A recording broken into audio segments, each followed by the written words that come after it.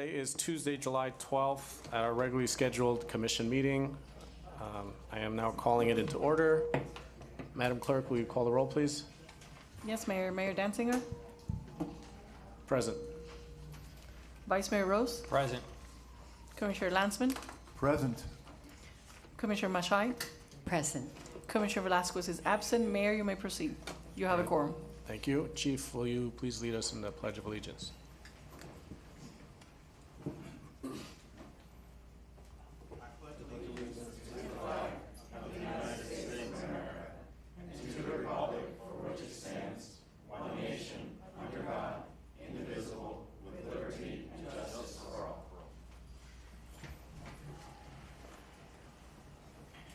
Thank you. We will move on to item 1D, which is Mayor and Commission remarks, opening remarks. First, I would like to welcome everybody to this meeting, members of the public, press. We love you so much. We will move on.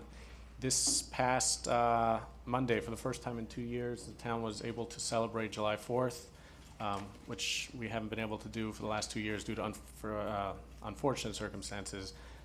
We'd like to thank Tim Millian, Adrian, and Marianella, and all the staff at Parks and Recreation for putting on an amazing event this week.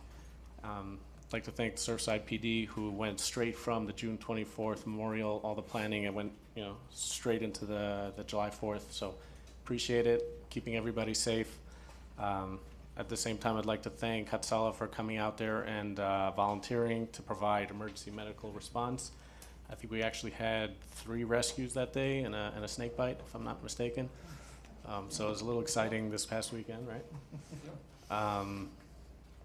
This past Friday was a Summer on the Beach party. It is from 4 p.m. to 7. For those that missed it, we will have another one in August 12th and September 2nd. And I'd like to thank the Tourist Board for pushing these programs through that we all get to enjoy here in the town. Additionally, I would like to congratulate Frank Chigores, who is not here right now, but he went from acting communications director to just regular communications director. So congratulations, Frank.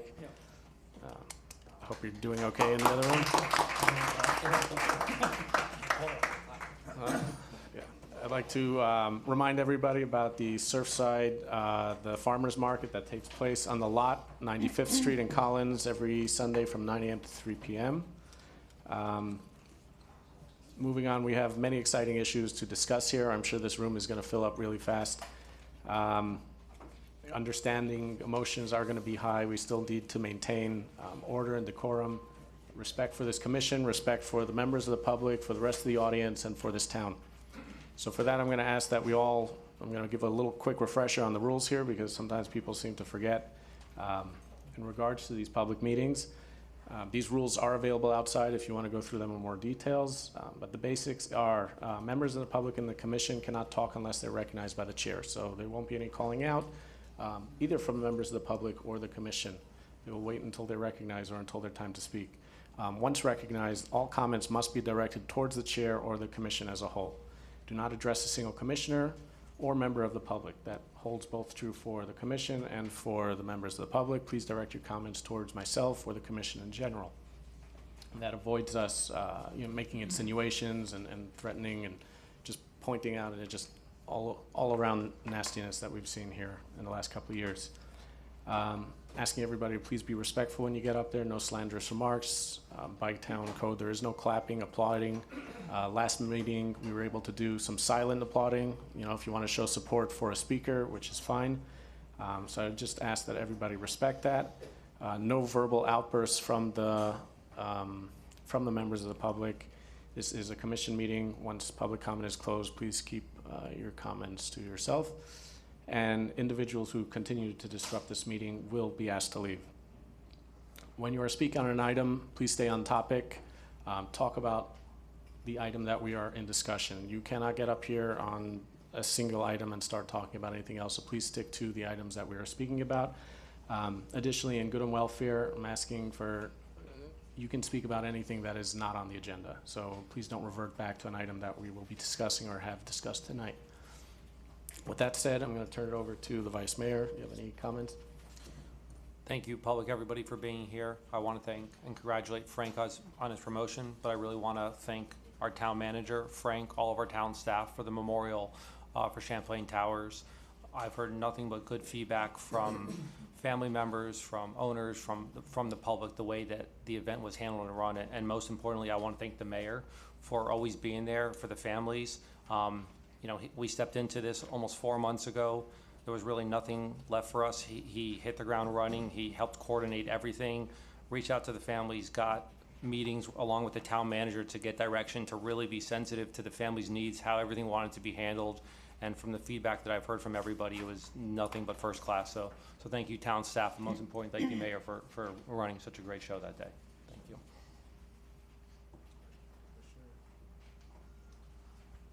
I will echo the sentiments from both the mayor and vice mayor. And yes, Mr. Mayor, you did a great job putting together an incredibly heartfelt anniversary event for those that we lost at CTS a year ago. So thank you for doing that. And to the public, welcome. Glad you're all here. Thank you. I echo also the remarks from the mayor, the vice mayor, and Commissioner Landsman. But I'd like to talk about disinformation. It is currently running rampant in Surfside, and in particular about the beach chairs. Most of the information, handouts, and chats are lies and misrepresentations. There are a few minor changes that need to be made, and that is the process that this commission is taking. The process is a series of actions the commission takes to make policy. An item is brought forward as a discussion item to see if there's interest to move it forward. It is voted on, and if passed, brought back to future meetings as a first reading ordinance. The public has the opportunity to comment, followed by discussion by the commission. The ordinance may move forward to second reading as written or modified. It is difficult to add to the second reading language, so this is why it is important that the first reading carries as much with it as necessary. Not everything will deserve to make a second reading. At the second reading, it becomes policy or it dies.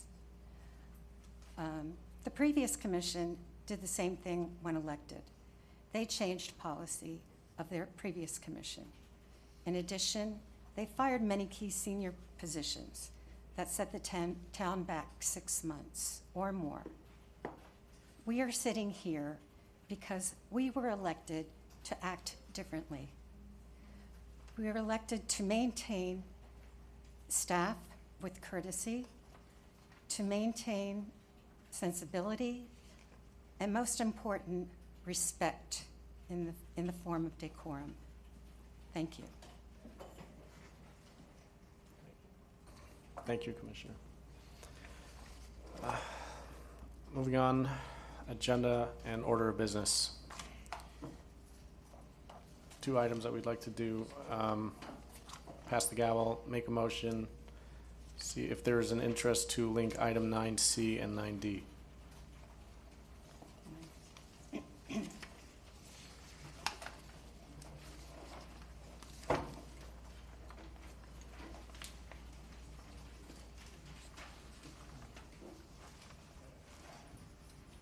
No interest? All right.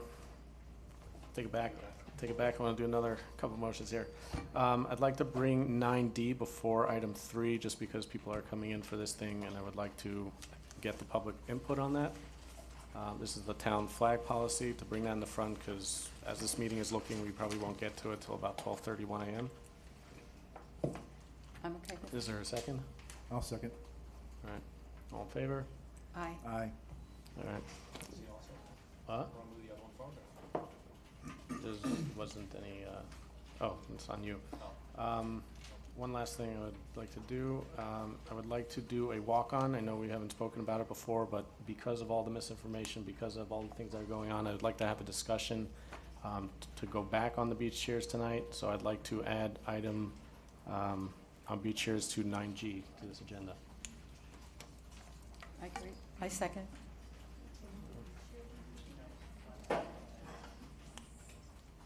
Can we call the roll?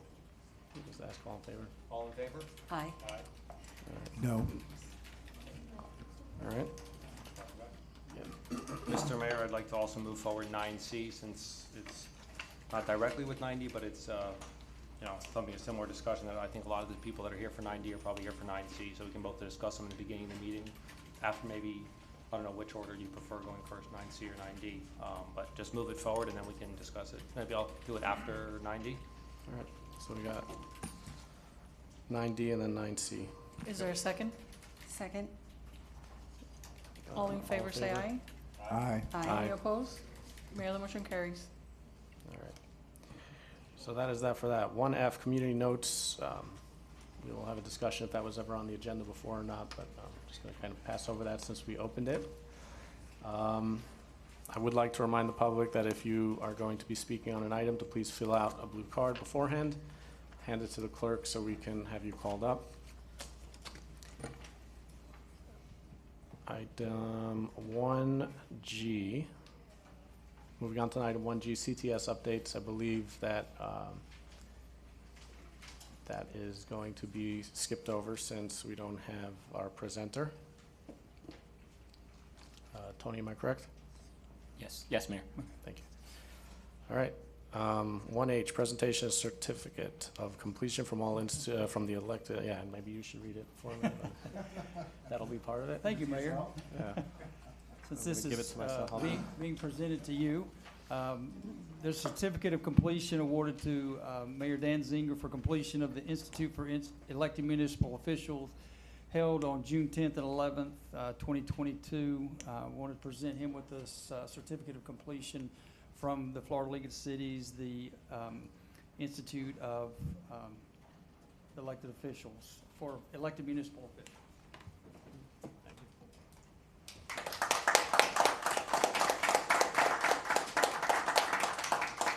Just hold there so we can take a picture really quick.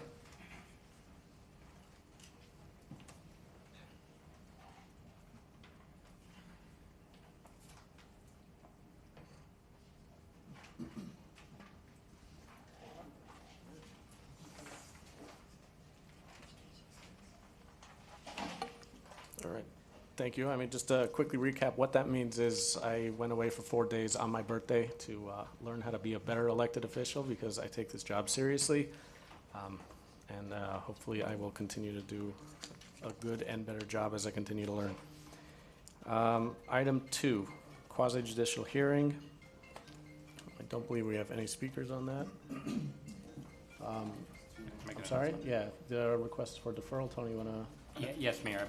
There was a request for deferral for this item, I believe, to a date certain, to the October meeting. The applicant said she was going to be out of town for some time and was unavailable.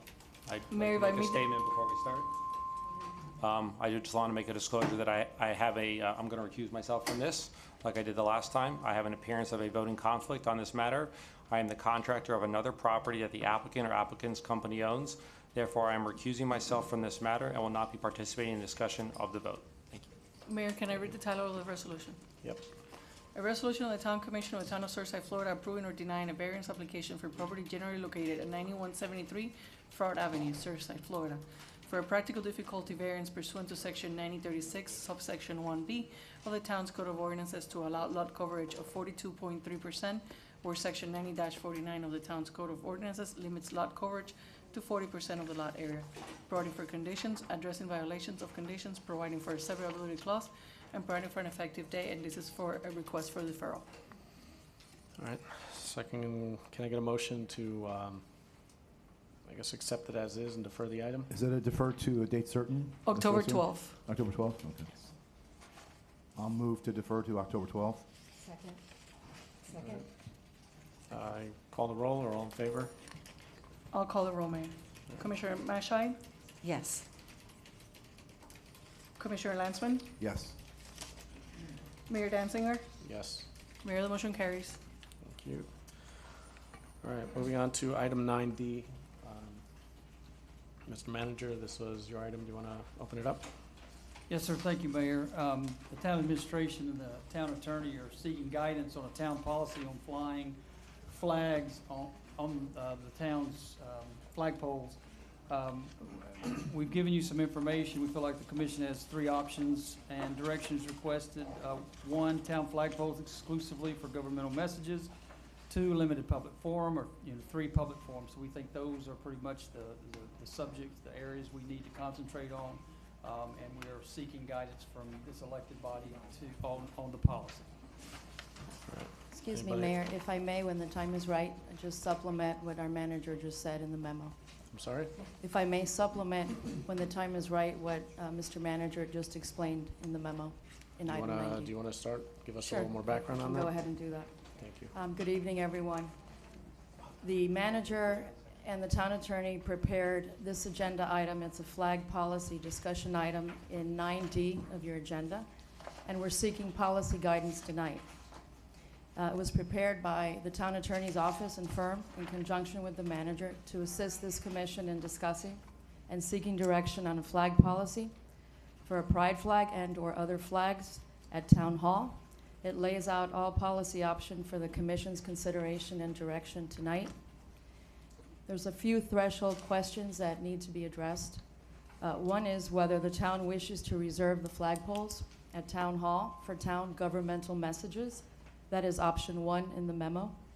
Or wishes to open one or more of the flagpoles up to allow private persons to display their flags and messaging. Options 2 and 3 in the memo. If the town commission wishes to continue only communicating its own messages on the flagpoles under option 1, it may choose only to display governmental flags, currently the federal, state, and town flag, or it may choose to allow other flags to be flown, such as the pride flag or any other flag it seems fit. There is no legal requirement for how this formal policy direction is directed by this commission, but given the level of community interest on this matter, it would be helpful to write up a policy and have something in writing with clear direction. Okay. If the town commission desires to allow private persons to display their own flags and messages, that's options 2 and 3. Additional questions will need to be answered so that we can come back to you with a draft or written policy. And that would establish a limited public forum under option 2 or an open public forum under option 3 for such private expression. Considerations may include messaging as the town decides, including, for example, flags from residents, countries, properties, flags related to Surfside culture and history, and those types of flags. That criteria will need to be both religious and secular in expression to meet the criteria for the forum, either 2 or 3 in that option. So it's all laid out in more detail in the memorandum, and we're happy to answer any questions. Thank you, Madam Attorney. Is there anybody that wants to start comments on this item? Oh, yes, thank you. Again, so I'm going to ask for people to make sure that you fill out the blue cards. This is item 9D. Please try to keep them separate if you want to talk on C as well. They will be handing them to me throughout the night. Let us open up to, let's see, 9D or 9C? We're going to start with a fan favorite, Eliana Salzauer.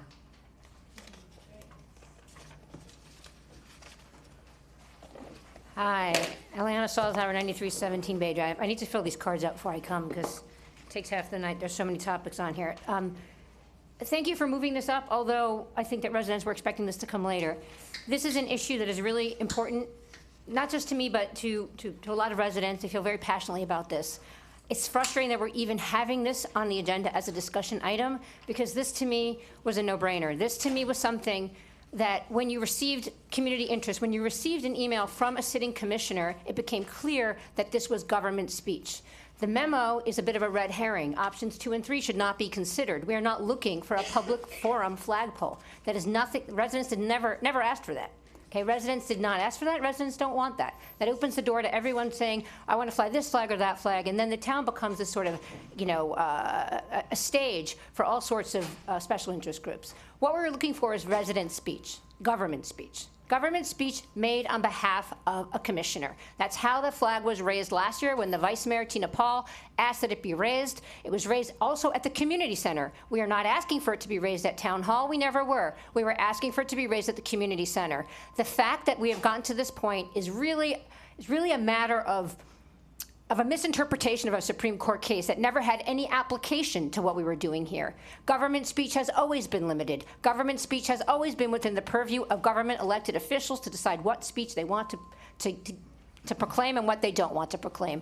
Raising the pride flag at the community center should be government speech. It was asked for specifically from one, I know Commissioner Maishan asked for it, I believe Commissioner Landsman may have asked for it, and I believe even Commissioner Jeff Rose, Vice Mayor Rose asked for that. I cannot understand why this became a problem other than the only explanation here is bigotry and bias, and I don't want to believe that that's what happened here. I want to believe that this was a misunderstanding. I thought after we had our rally that the very next day there would be a flag raising ceremony, that there would be a proclamation from the town. We're sorry for the confusion. Here's the flag. Be at the community center. It is, the anniversary of Stonewall. Let's all be there. It's 6 o'clock before the meeting. That's what I was expecting. I was not expecting anyone to dig their heels in and say, if we fly a pride flag, that opens the door to Nazi flags or any other terrible flag. That is not. That's a false equivalency, and it's really insulting. I would urge you to vote for option 1 here, which is that it be government speech and that you ask that the pride flag be flown for the month of June, which is, was it July? No, June, that it be flown for the month of June. We can't designate our own month, July or whatever. We're not going to do that. Although that is a nice idea, Commissioner Landsman. Let's just stick with June and let's codify it and make sure we don't have these problems going forward. It would be nice if there was also an apology issue to the community for the misunderstanding and for the egregious misinterpretation of the court case that then led to this. And I believe you've all read the letter that another resident has filed. Thank you very much for your time, and I really hope that this is not a debate. I hope this is not about the merits. I hope this is just about deciding that we have, hopefully, a unified decision here to raise the flag. Thank you. Thank you. Gerardo Bobastegui. So building on that, I actually wrote to the law firm that... Please state your name. Oh, yeah, Gerardo Valdastigi, 9148 Froud Avenue. I actually wrote to the law firm that the town attorney comes from, asking them that we not discuss this item tonight because it's based on such a deep misunderstanding of the issues that even having this discussion tonight is damaging to the town. This should never have happened. This should not be on the item. There's no reason why we need to have a flag policy for government speech. I've made a career sort of teaching constitutional law, and I usually have a lot more time to do it. But let me try to say something to the public here. When a flag flies on a government-owned flagpole, it can be one of two things. It can be individual speech that's in a government-created public forum, and that's what happened in the city of Boston. Or it can be the government speaking for itself. The Shurtleff versus Boston case, the town attorney emailed selected people in the town staff about on May 3rd, was entirely about the first thing. When Surfside raised the flag in 2021, it was entirely the second kind of thing. It was government speech. And I sent you an email with exhibits galore that prove that. This entire discussion item is a snow job. We never needed a policy of which flags to fly.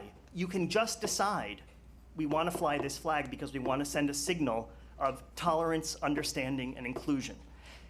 I encourage all of you to read the speech that Tina Paul gave last year at the flag flying event to remind us why it's important to have that symbol.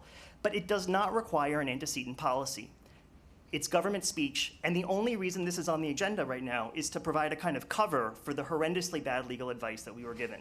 The advice was so bad that I have called for the resignation of Ms. Arango as town attorney because it has done damage to the town.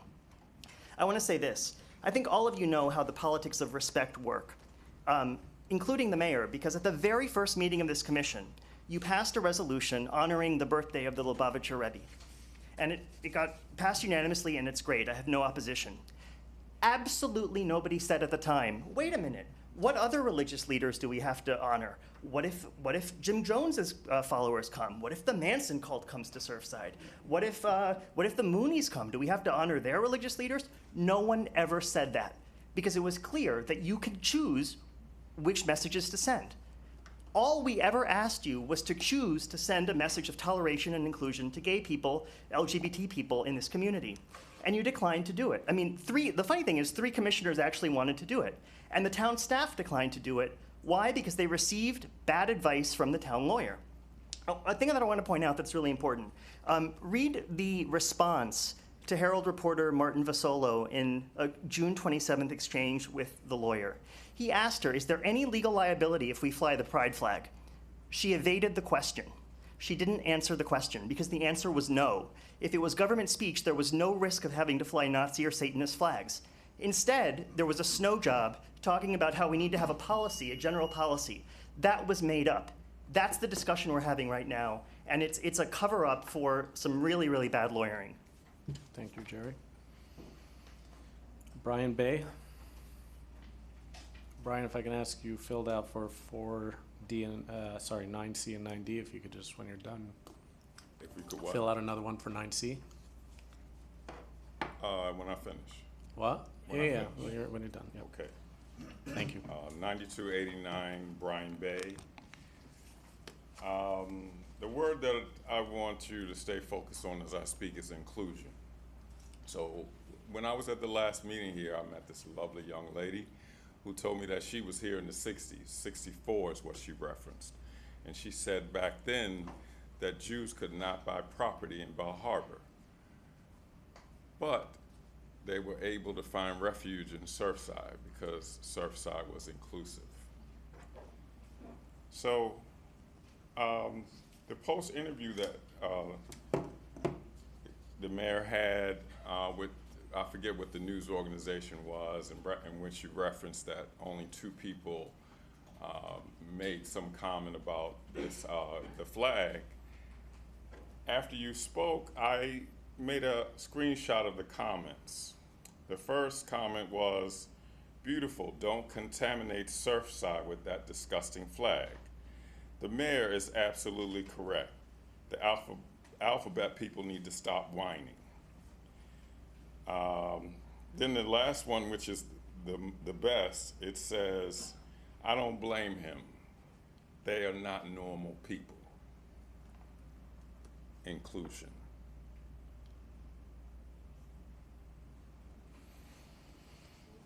Thank you, Brian. Ellie Ginsberg.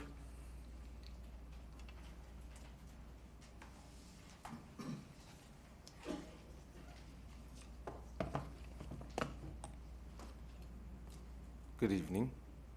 Ellie Ginsberg, 9424 Byron Avenue.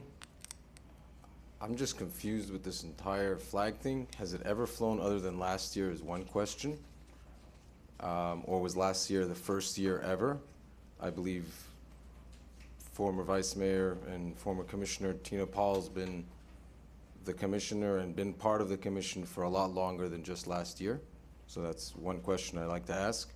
My next question is, what's the limit to what, with whichever option, and even if we go with option A and the town can choose, and this elected body official chooses to fly the flag or any flag for that matter, every commission that comes up, whoever gets voted can then choose a flag. So at what point, what flag does this government body all of a sudden, you know, have the liberty to fly? Can we fly the Israeli flag next year, May, for Israeli Independence Day, Yom Ha'atzmaut? Can we have Israel Day? Can we celebrate that as a town? That would be beautiful. Yom Yerushalayim, let's fly the Jerusalem flag. Let's fly Venezuela's flag on July 5th, Independence Day. Every country has something to celebrate, everything has something to celebrate, and apparently it goes back to the Bible times of the 12 tribes. Everybody had a flag. Everybody had a different flag for the tribes. It's nothing new. And everybody flew their own. And then there was the one that represented everybody.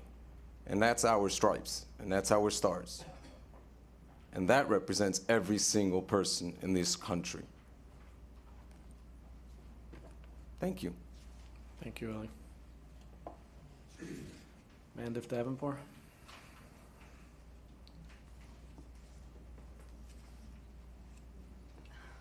Hi, Mandif Davenport, 694th Street.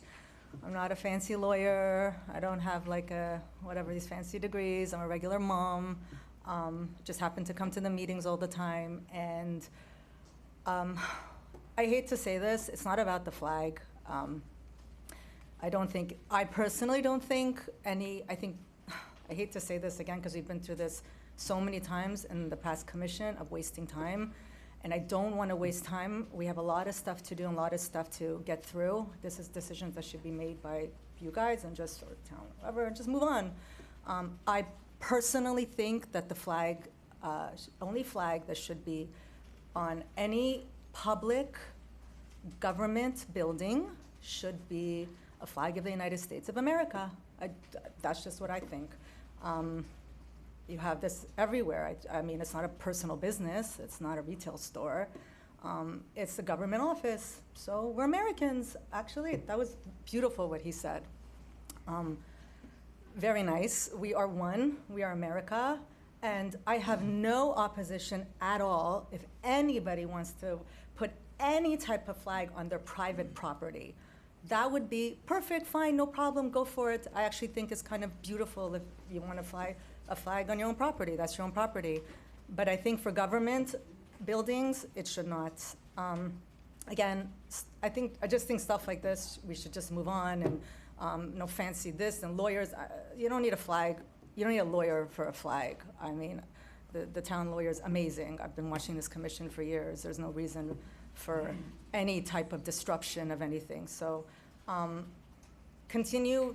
We need to do what we need to do to move this town forward with stuff that we need on a daily basis. Again, walkability, our park, what are the designs of the park, homelessness. I know I'm going off on tangent, but there's other stuff that we need to figure out and work on. Again, flag is very nice. Let's keep it, whoever wants to fly the flag of any country, all the countries are so beautiful and everything else, own property would be the best. Thank you. Thank you, Amanda. Yael Batesh.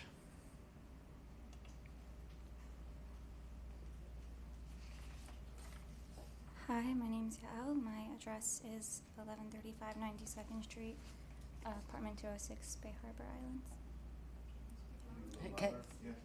Sure. My address is 1135 92nd Street, apartment 206.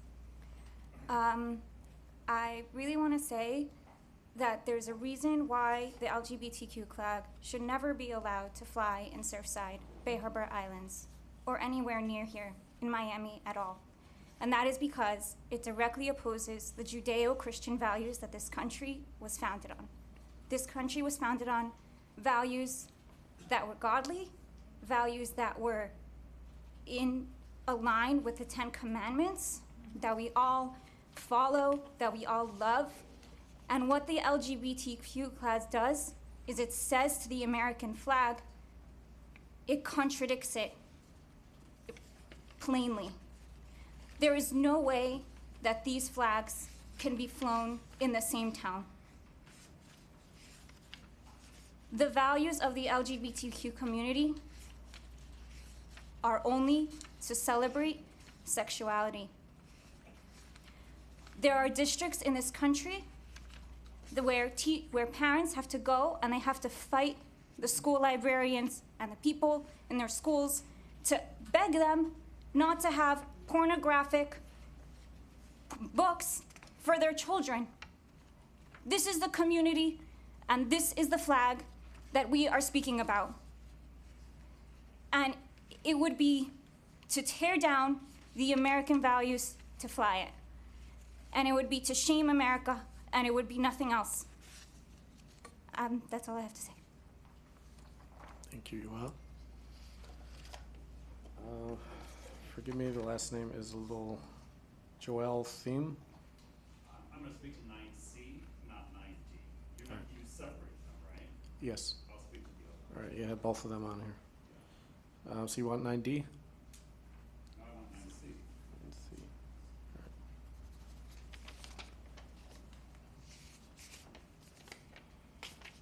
All right. Hannah Danziger.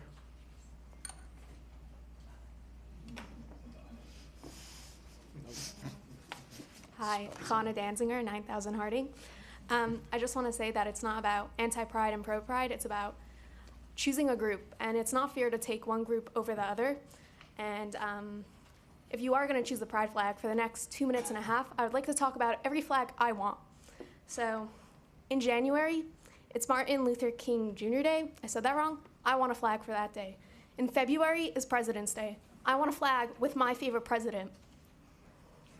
March is St. Patrick's Day. We should have a flag for that too. April is Israeli Independence Day. Holocaust Memorial Day and Yom HaZikaron for the fallen soldiers in the IDF. I have a brother in the IDF. I want a flag for the IDF. In June is the mayor's birthday. We should have a flag to honor that. July is Independence Day just for America. And I think in August, the woman got the right to vote. We should have a feminist flag too. September is Labor Day. October is Columbus Day. November is Thanksgiving. December is Kwanzaa. We should have a police flag to honor our police. And a Mashiach flag to honor the Lubavitch Rebbe. Thank you. Thank you, Chana. Ben Jacobson.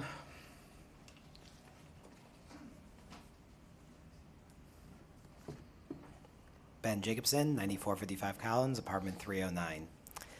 Unity and inclusion, it's a topic that we speak a lot about, but here we are in one of the most divisive topics, which shouldn't be. We had, I think in the last commission, an anti-hate comment, and that went on for 3 meetings about anti-hate. What does that mean? Who's really being hated? How much are they hated? Why are they hated? These are not things that we should be discussing about. We're an 8x8 town.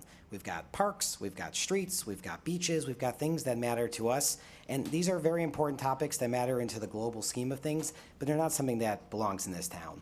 We have an American flag. We stand by it. It unites everyone. When we fought against the British, we stood behind it. When you go into battle, you carry it with you. There's a way to hold it. There's a way to fold it. There's a way to take it when you have a funeral. It is a great uniter of us, and there's no objecting to that flag, because if you object to the flag, you have no place in this country. The same with the town of Surfside. We are here. We choose to be here. You want to start a conversation of what the Surfside flag should be? That's a thing for the graphics folks. But we need to use this flag operation as a great uniter, not a divider. And the second we start bringing into whose flag and which which, they're talking about the pride flag right now. Well, there's 50 different types of pride flag.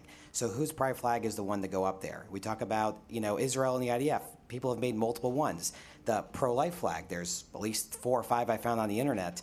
It goes on and on. We want the flag to be a uniter, to hold all of us together. We can all be neighbors. We can all be together. And that's the point of the flag, to unite.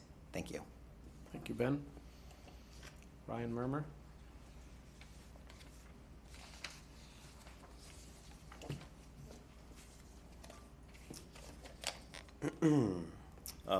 Ryan, 1880 South Treasure Drive, apartment 1A.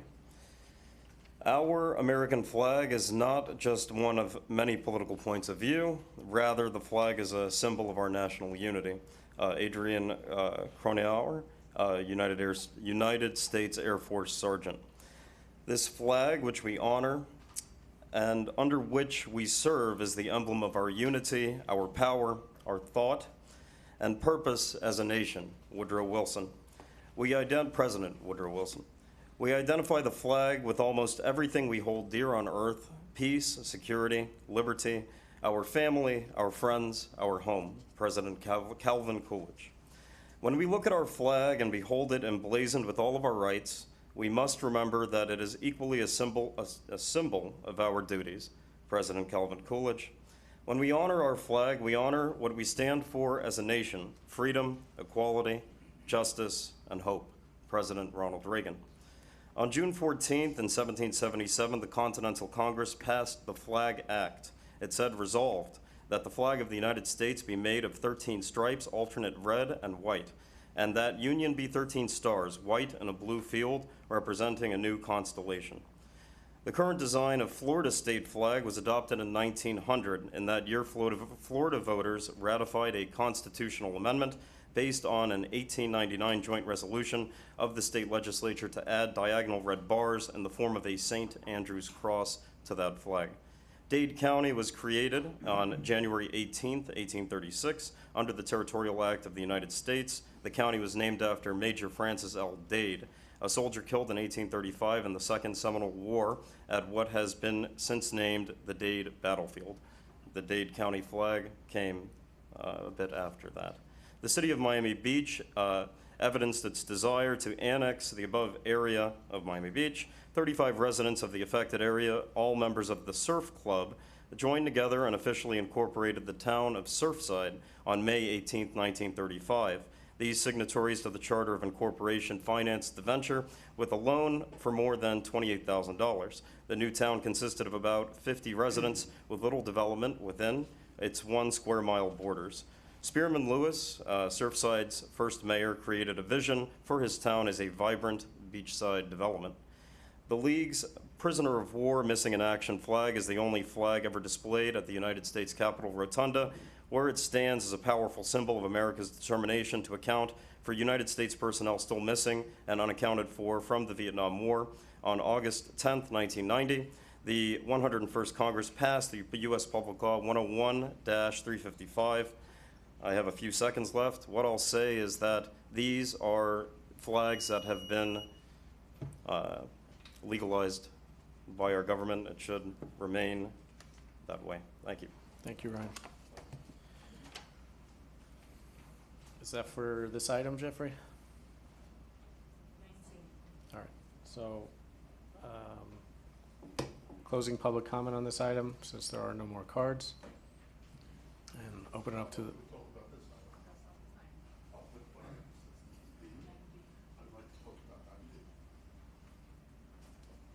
one more comment. Oh boy. Jeffrey Platt, 9225 Collins Avenue. I'm going to start off by saying I'm not gay. I don't have a personal interest in this. But what I just heard is the most bigoted statement by the Orthodox community I've ever heard in my life. I mean, it's well known that the Orthodox community finds homosexuality an aberration. I understand that. But to bring that into a government meeting, I think, is disgusting because it does not allow the church, the separation of church and state. What these people are saying is their religious views. They're not talking about their civil views or what's right or wrong. All they are doing is explaining their religious views on homosexuality, and they're trying to bring it into this forum, and I think that's disgusting. Thank you, Jeffrey. You're gonna have to. Rabbi, I can't just let that comment go. I'm so sorry. You're gonna have to fill out a speaker card. Sir, sir, give me 1 second. Yeah, but Mayor, you could allow him to speak and he could float out. All right. Name and address for the record. So, my name is Rabbi Menachem Katz, 9256 Harding Avenue. I have no problem with gay people. I have a lot of gay friends. I enjoy gay people. They're fun, exciting. I'm going to leave it as that. All right. However, the Orthodox community does not have a problem with gay people per se. But to say that the Orthodox communities, to say that it's garbage or whatever, what you're saying is that the Bible is garbage. Because the Bible, not just the Jewish Bible, but the Christian Bible, which billions of people follow, has very clear verses in the Bible. We're not going to quote the Bible here. But everyone is entitled to their religious doctrine and their religious life, and no one should be shamed into going against their beliefs. I just wanted to make that clear. And religious families living in this community should be able to choose what kind of messaging their young children see in the community. And I think that's a right of everyone in this community to be able to choose what kind of messaging their children should be open to, whatever, to see. So that's my thoughts. Thank you, Rabbi. Rabbi. Jordan?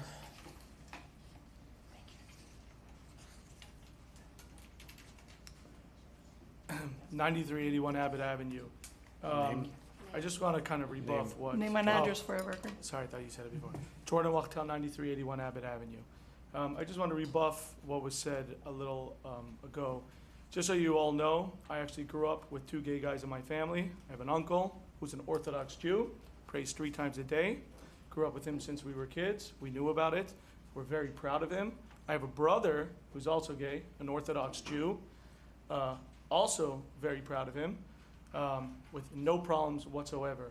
I didn't want to get involved in this whole flag thing because I do think it's a waste of time of the town. Not that you guys shouldn't be able to fly a flag or anybody shouldn't be able to fly a flag. My understanding is it opens up the door to allow other people that we can all agree we do not want to fly the flag. That's the one thing all of us can agree on. But just to negate what a lot of people have said here, there's obviously we all know the Bible, and the Bible does speak about it. It gets more in depth rather than just saying that all Jews are against it. Again, I have, and I'll repeat this, and I'm not ashamed, a gay uncle who prays 3 times a day, gives charity, is a religious Jew. My brother is the same way, prays 3 times a day, gives charity, does right things, and they don't negate each other. They do what they can, and they try to be good people. And, you know, I just want to say one last thing is that in 2020, I believe, the town used to cut the palm fronds for the Jewish holiday. Actually, they cut it for themselves, but rather than letting it go to waste, they used to leave it on the side of the road. The mayor at the time, Mayor Burkett, said you cannot put them together with the town, and with church and state have to be separated. I didn't see some of the elected officials, and or actually none of them, get up and say why. You know, this is for them, what's the big deal? No one stuck up for them. And they took these trees that we could have used, and we had to cut down our own trees after that, and just literally threw them in the garbage. So when anybody wants to stand up here and say inclusive, inclusive, inclusive, this is going back way 2-3 years ago. They took literally good trees and just tossed them in the garbage, not to mix the two together. I'm not here to say we should have the flag or shouldn't have the flag. That's not what I'm saying. All I wanted to get out there is that when you guys are hearing about the religious community and it's all Jews, it's so not true, it's so not right. And the fact that you want to fly a flag and then you come up with comments like that, that's really not fair. Thank you very much. Thank you, Jordan. Any other surprise cards on this? Nope. All right, so with that, we are officially closing public comment, and we will open up for commission discussion. Commissioner, yes. Through the mayor, and I'll try to keep my comments as brief as possible. This item is about flag policy for the community. So there's this 9C will be the next discussion, which is about the pride flag, specifically in the month of June. But obviously they're very much intermixed. They're combined, one precipitated the other conversation, and here we are. And yes, we didn't discuss this as a community, as a commission in May or previous. I don't think it was the realization necessarily that it was something we needed to do or should do, because again, last year was the first year ever, and it was I believe a town manager action based on the request of the vice mayor. Having said that, I sincerely appreciate all of the comments. I think we all do. Appreciate your passion, certainly, on either side, which I don't want to say, I would rather there not be sides to this discussion. I would rather be all of us, because we are a community that's very diverse across all the different metrics that are utilized. We're a small Commissioner, if I town. may, please, we're speaking to each other now. We're not directing comments to the public at this point. It's to all of the above. The folks It here. seems very directed outside of the dais, so we're here now as a commission to discuss this with each other. We've heard the public. I'm sure we've answered emails over the last few weeks to them. Now we're trying to discuss the item internally. I tend to prefer my comments verbal than email, but having said that, I will reel myself back in. I apologize. Appreciate it. I will give you my opinions about the particular legislation we want to pass here, but yes, we are not suggesting that we're not going to fly the U.S. flag or the flag of the state of Florida. Those are behind us. They are at every commission meeting. They're on top of our building and our community center. They're going to stay. We all are U.S. citizens. We're actually all mostly residents of Florida. Again, flag policy. There's 3 options here that we should discuss. I would support option 1, which gives us as the municipality the option, the power, the ability to decide, and we'll have to come up with a mechanism. So, Madam Attorney, please help us determine the mechanism so that we can initiate an approval process so that we don't have to do this at will. We need to understand, you know, how requests come in, if they are from the community, for example, and then how we vote to make sure that they can happen. But I'm supportive of, again, representing groups that will help us show more inclusivity, as the gentleman used earlier today, that word. So I would opt for option 1. Commissioner? Thank you. I understand your comments also, and I agree. I also did a lot of research, talking to residents and also searching through staff what the neighboring communities do, such as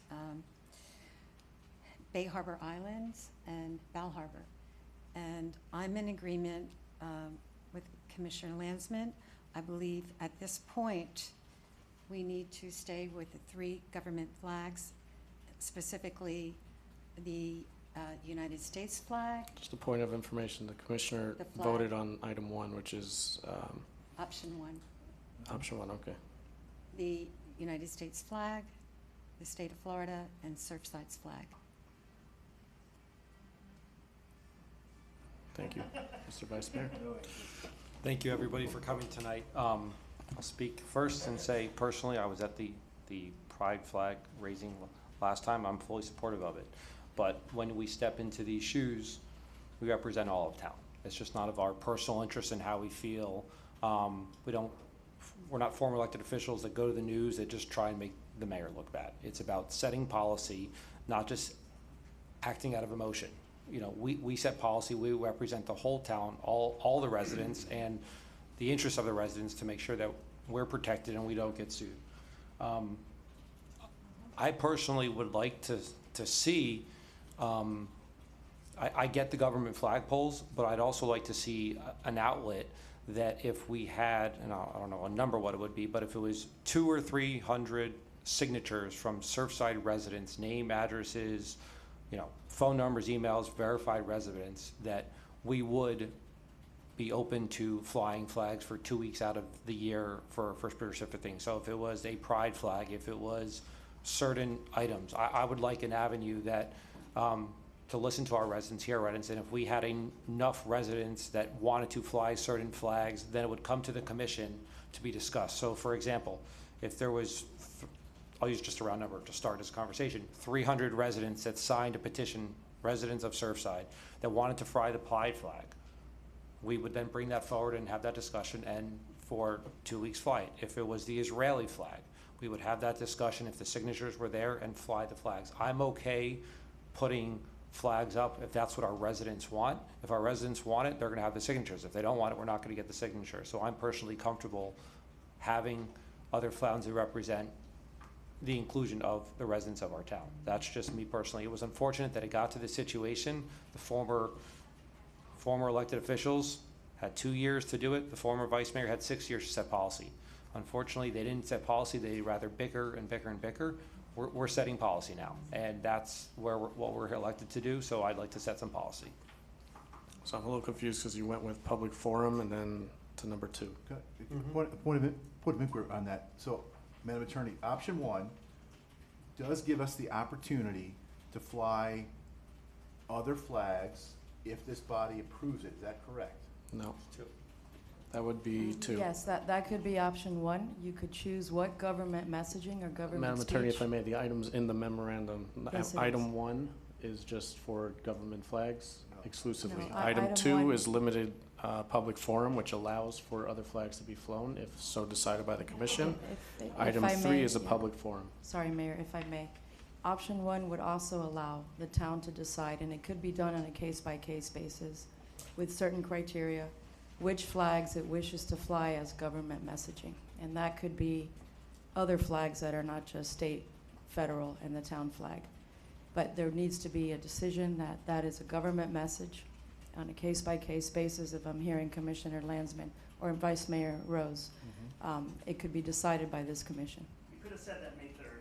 Okay, again, I'm going to ask the public, please, not to call out. So again, to the members of the commission, that's why I think option 1 is the correct option, because it does give us the opportunity to fly in June the pride flag and others if we agree as a body.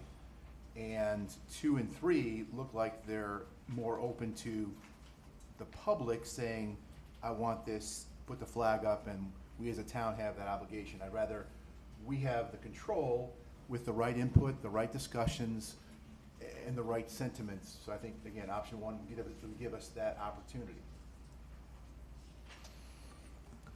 So if I may, I'd like to...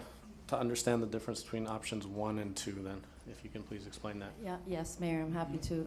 Option 1 is government messaging, government speech.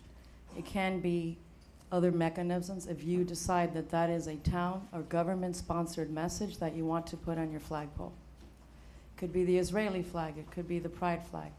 My point in the memo, or our point, was to make sure that this very sensitive and important issue for the town is made by this commission, the elected body.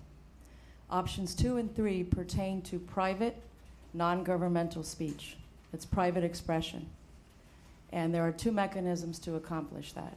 It's either the limited forum in option 2 or the open forum in option 3. Point of inquiry?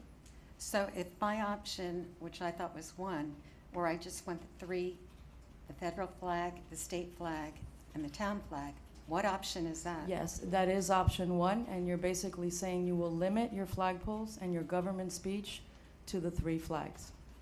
That is my option. But it is the commission's choice. But again, you just said that also includes opening it up to government messaging. So I'm not getting the distinction between item 1 and 2. I don't want to open it up to... Right, you can limit, under option 1, your flagpoles to the government traditional flags, the 3 flags. Or you can say, we choose to sponsor a particular flag as government town speech and fly it in that fashion. And option 2? Option 2 is a recognition or a mechanism to allow private. Now you're saying this is not government speech. This is private viewpoints, private expressions on the flag. Option 2 lets you create certain restrictions and parameters. That's why it's a limited forum. And option 3 is pretty much open to any private viewpoints or expressions on the flags. Without an approval process. Number 2 could have an approval process and some parameters and scope. That's why it's a limited forum. Number 3 is basically just time and manner restrictions and a queue. Who gets to go first? You know, what is the order of the flags being put up on the poles? All right. So why are we here, right? We were approached by, again, 1 resident that had asked for this.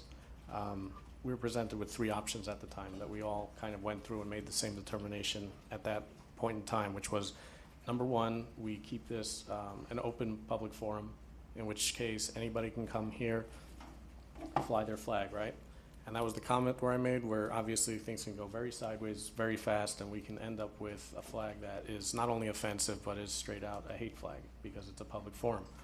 Option 2 is where we start making, and I guess it's option 1 and 2, which is start limiting who we're putting up there, making determinations, and that becomes very tricky. Who do we approve to put up there? What are the parameters we're putting in place that we decide as a government to stand by that message? We can see obviously how this affects the community. Any message you're going to put up there is going to be divisive unless we stick to the government flags.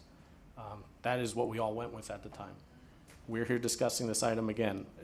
I mean, it's important for this commission to understand the same people screaming about this. We're on a commission for 6 years, never brought it forward. People have lived in town for 15 years, never flown a flag in front of the house until 2 weeks ago when this became an issue. Everybody here supports everybody's right to live the way they want. That is what this country stands for. I think for the town to start promulgating one message, as I said, to start putting one flag over another. You know, today it's the pride flag, tomorrow it's the Israeli flag, the day after is Venezuelan. If I may, do you mind pulling up the... What's wrong with Venezuela? Oh, I'm sorry. I wasn't talking to you, sorry. I wasn't talking to you either, sorry. So, you know, things were taken out of context initially in the article that came out, which was if we fly one, and exactly as I said, we can end up with a flag that is controversial or hateful, maybe even a swastika. And then the reporter kept pushing and asking, what are the chances of such a thing? And I said, that's pretty high, considering this town is in the news every day, it's on Twitter. I said, there happens to be a satanic cult that goes from city to city, requesting and demanding evocations if they give it. And the chances are pretty high that they'll end up here. Well, 2 weeks ago, we got an email from, what's his name, Pastor Chaz, from the gay Satanic Church of Mars, requesting for his flag to come up. He is going to be leading an invocation at a football game. He's going to be leading an invocation nearby in Lake Worth. He's North Lauderdale suspended their invocations because of that. There is a movement that goes looking for these openings to create chaos, and that's what we were trying to keep away. We've had over 40 requests in the last 3 weeks for these 4 flags, all right? We've had a ruling by the Supreme Court. They want pro-life flag. We have the Israeli flag. We've had the Israeli team come here in June and July looking for our residents that were buried under rubble. People want to honor them by flying their flag, flying the Tzahal flag. We've had the Second Amendment ruling recently by the Supreme Court. There's so many things. I'm holding here a letter from...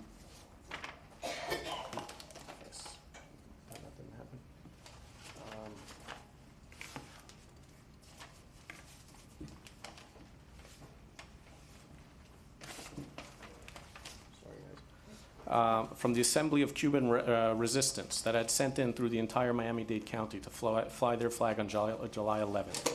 So while many of these items are, are very worthy causes to stand behind as individuals if you want to, it starts getting tricky when you're in government to try to stand behind one without offending some of your residents. We live in a time where everything is controversial now, everything creates an argument. And it was my opinion, and I think it's some of the others, for this commission, at least when it comes to the government flagpole, to leave it the government flags the way it has been here for decades and just continue on with that.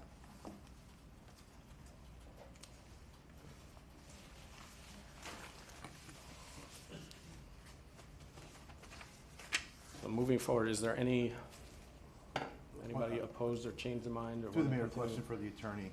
If we choose option 1, I guess we could, in theory, amend it to say 3 flags, existing, no others. That's an option for us, correct?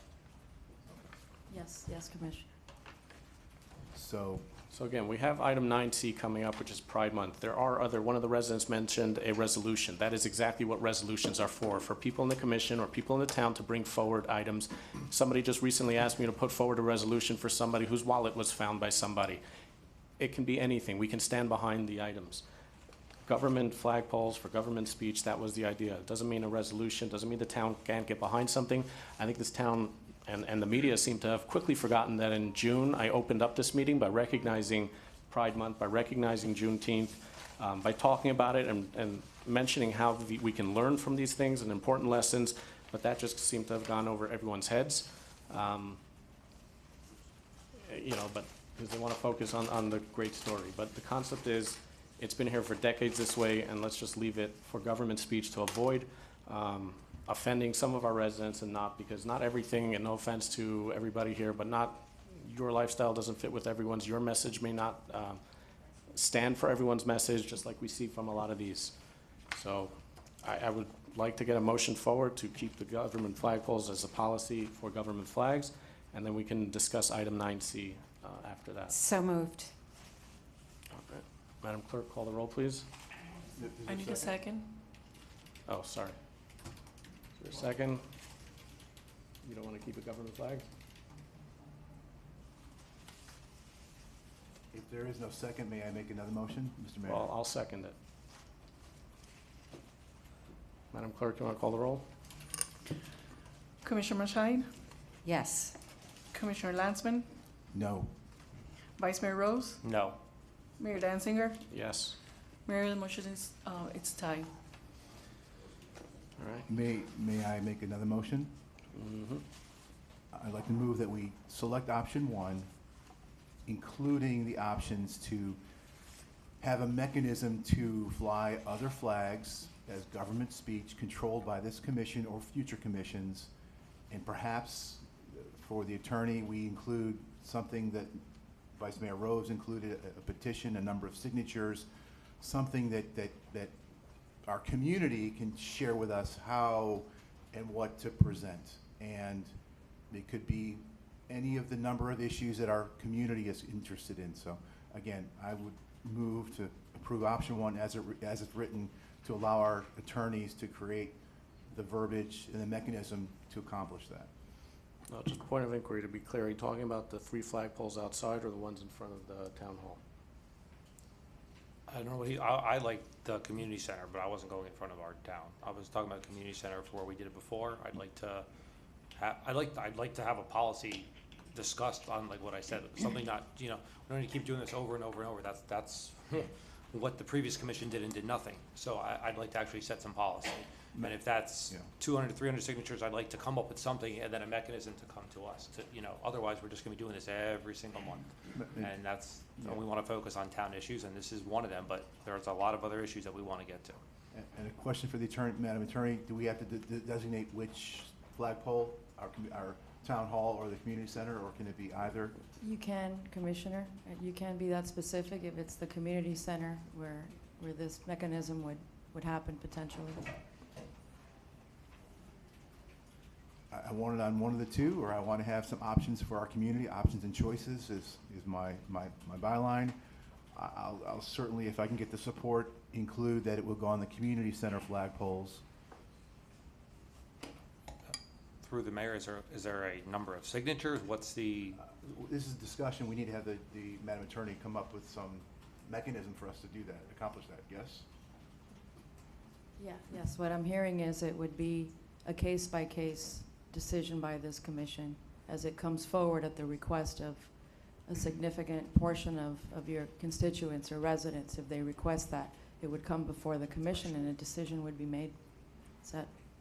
That I believe that's a manageable solution.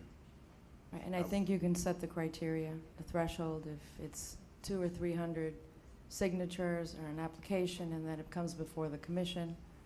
I think it can be done that way. Again, to modify the motion, I'm not sure how many signatures is appropriate. It's the first time we've had this discussion, so can the attorney, Madam Attorney, or Mr., can you come back with a recommendation? I don't know what the right number needs to be. I don't want to, I think that's for the commission to decide. So if you wanted to discuss a policy moving forward, essentially kicking the can down the road again, because that's what we're here doing tonight, to come up with a policy. I want a policy that makes sense, that works. I'll make a motion for 300 signatures from residents of the town of Surfside, name, Still have an address. open motion, he's gonna have to. There's a motion on the table. Yeah, I will, for the sake of moving this forward, I will agree. Option one, with a mechanism that if we get an application and certified 300+ residents that support this issue, it can come before the commission. We will then have a chance to vote. If it's the will of the commission, I'm going beyond the motion, I apologize. If it's the will of the commission, though, it can be voted down for a particular purpose. But let's leave it at 300 signatures, and it can come to the commission for approval at the community center. I'll second that.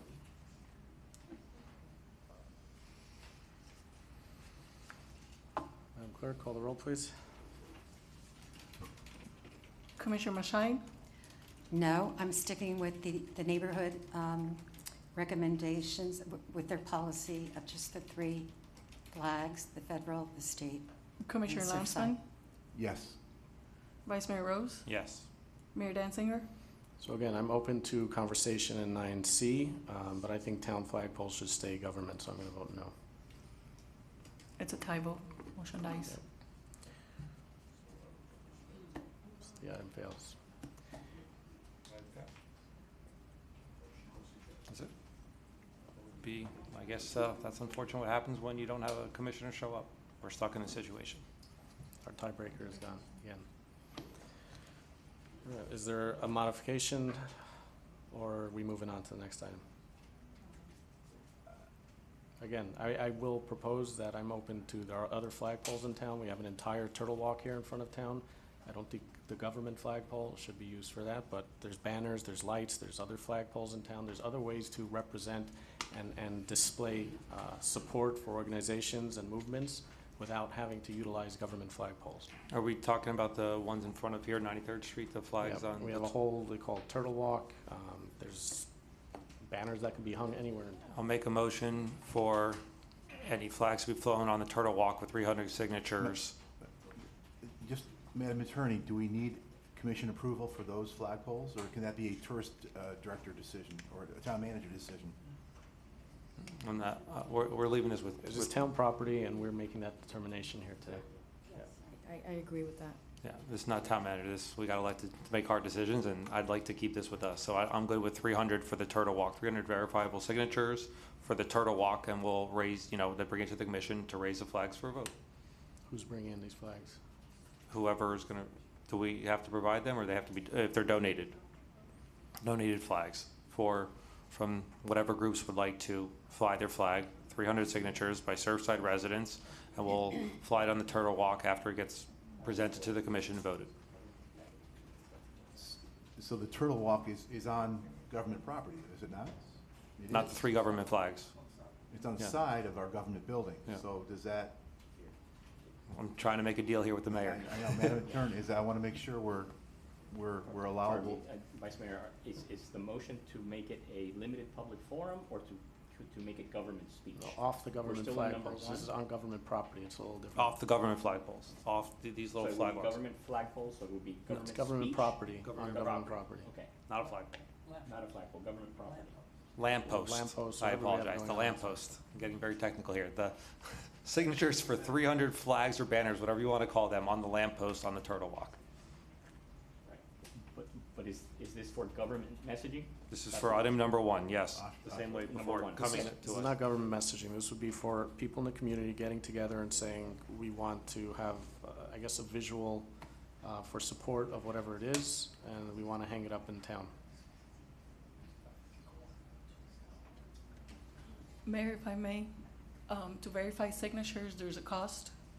Who will be in charge of that, paying for that cost? And the people that want The to hang applicant. the flags, the applicant.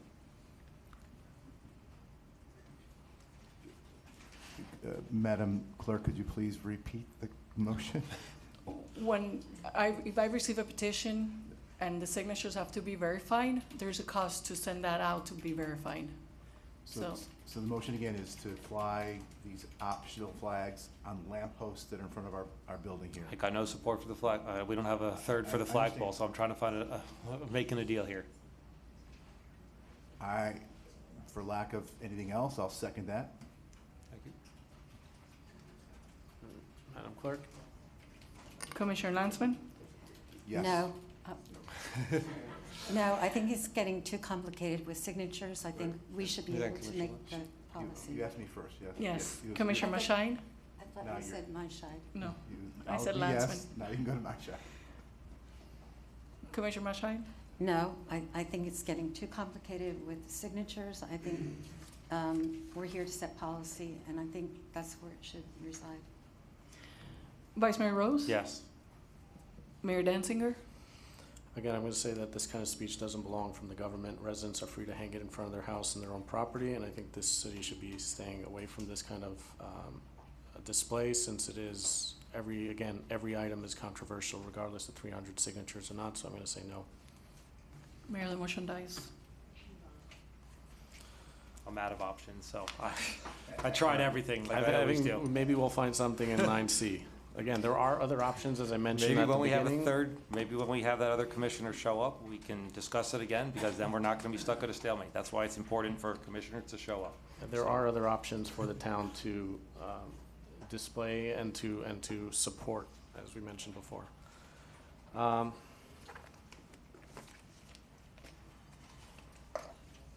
All right, 9C, I believe we're on. Vice Mayor, I believe that's your item, if you want to present it. I will present it. So, dating back to last year, the pride flag flew for the first and only time in the town of Surfside. I was there. I'm fully supportive of it. I would like to still see it there, but I understand, as you've seen, we don't have the votes to make policy, to have a flag policy right now, or even on the Turtle Walk. So the thing I want to come up with, because it was never done in the last 2 years, 6 years, 10 years, or ever, from my knowledge, is to acknowledge that June, as it is acknowledged throughout, the country here, it is Pride Month. So I would like to see, for this commission to pass a resolution in honoring Pride Month. And first, step one I'll go with is pass the resolution.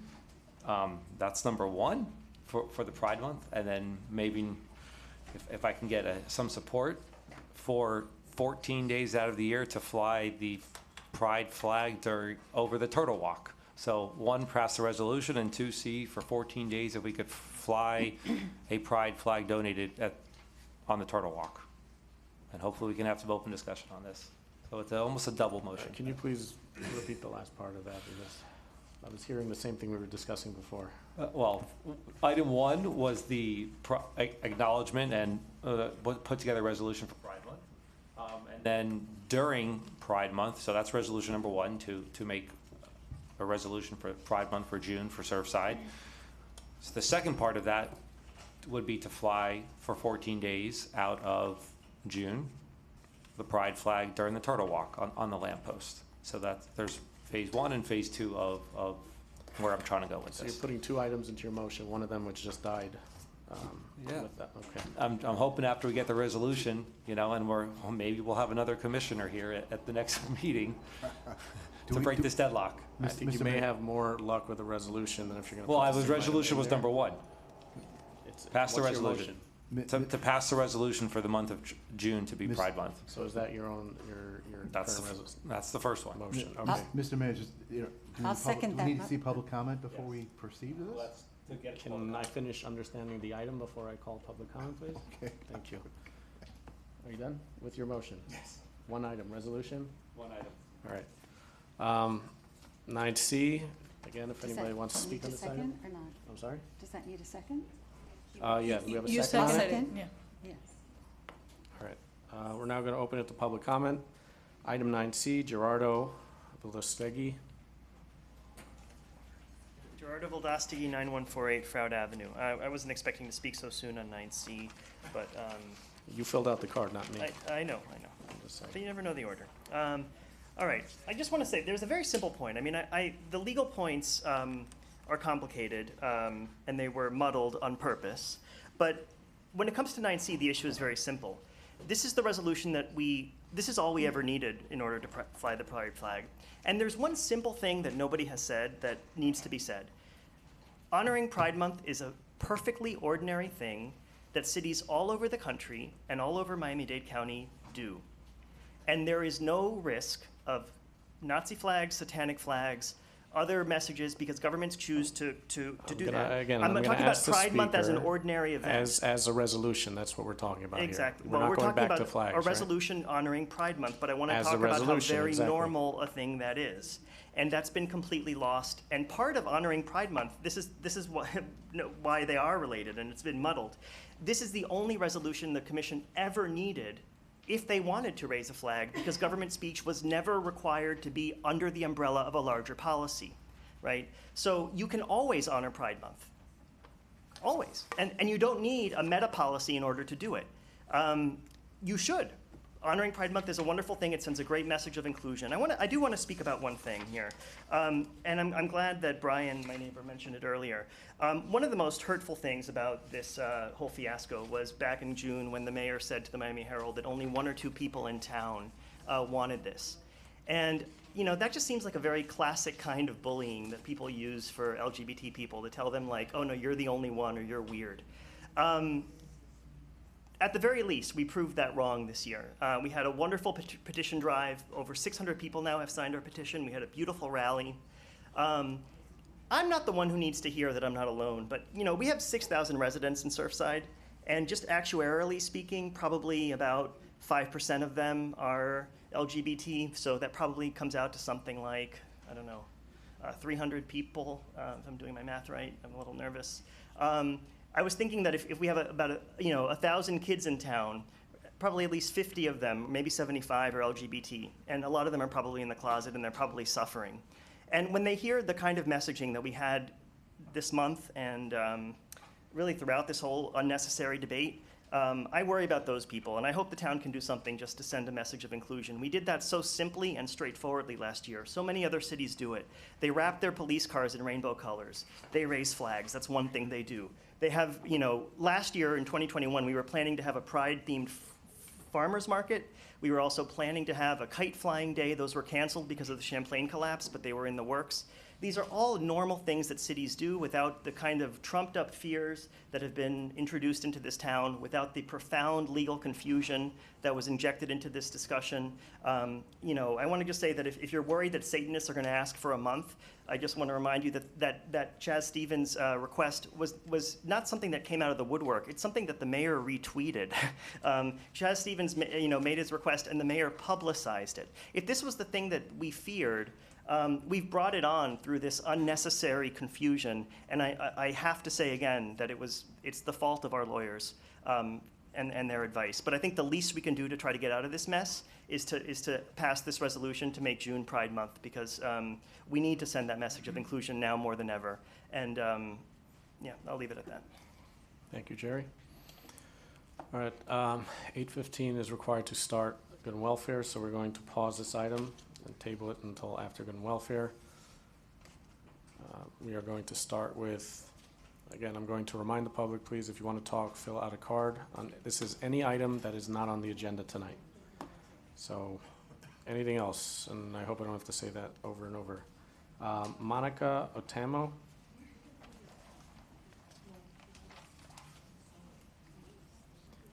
And Monica, I see that we wrote beach chairs, but that is on the agenda for tonight. We are having a discussion, so. We are not having a discussion on that? We are going to, that was put onto the agenda for tonight. So if you can stay for that item, or you could speak about any other things but that, because that's now an item. Okay, so, okay, I'm confused, but I'll No. get back here. What? Okay.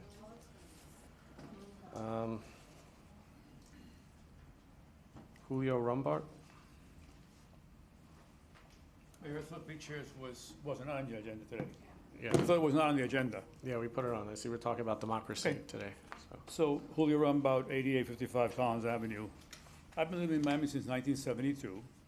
I've had the good fortune of living on Key Biscayne, Palm Island, Sunset Island, Old Cutler Road, some really privileged places. I was born in Cuba, raised in New York in a predominantly Jewish neighborhood of Forest Hills. I studied at Rutgers, UM, and Harvard Business School. And I love Surfside. You can see why. My combination of upbringing and where I was born is very reflective of Surfside. But I feel in general this new commission is making some clear mistakes. I think you are coming up with some very ill-conceived ideas, and you're negotiating with voters to get those ideas through. And I won't be specific because some items are on the menu, but on the agenda. But I think the impression that you're giving to the voters is that it's going in one ear and out the other. And the voters aren't going away. They're here. They have the ultimate power. And I don't think you see that. I think you're looking at a town that's very unique, and you're not seeing towns like Santa Barbara, California, the iconic coastal towns of California, Sausalito, Carmel, Monterey, that have a small town feel, have great tourist traffic, but a certain kind of tourist. I think when you open up with parking garages and without mentioning beaches in a certain way, you open yourself to what's happening in South Beach, a very unsafe environment. And you can go to Mid Beach and see the same thing. You can go to North Beach and see the same thing. So my parents brought me here from Cuba to have a democracy. Your great-grandparents, your grandparents, probably from Eastern Europe or other places, the same thing. It seems to me that this commission, and I won't mention specific names, but doesn't have quite the democratic feel that it should. At Harvard, we studied at the Kennedy School a phrase that I keep hearing over and over again. Plurality does not a majority make. You were not elected by a majority, by plurality, by a part of the vote. Keep that in mind. Thank you. Thank you, Julio. Jeffrey Platt.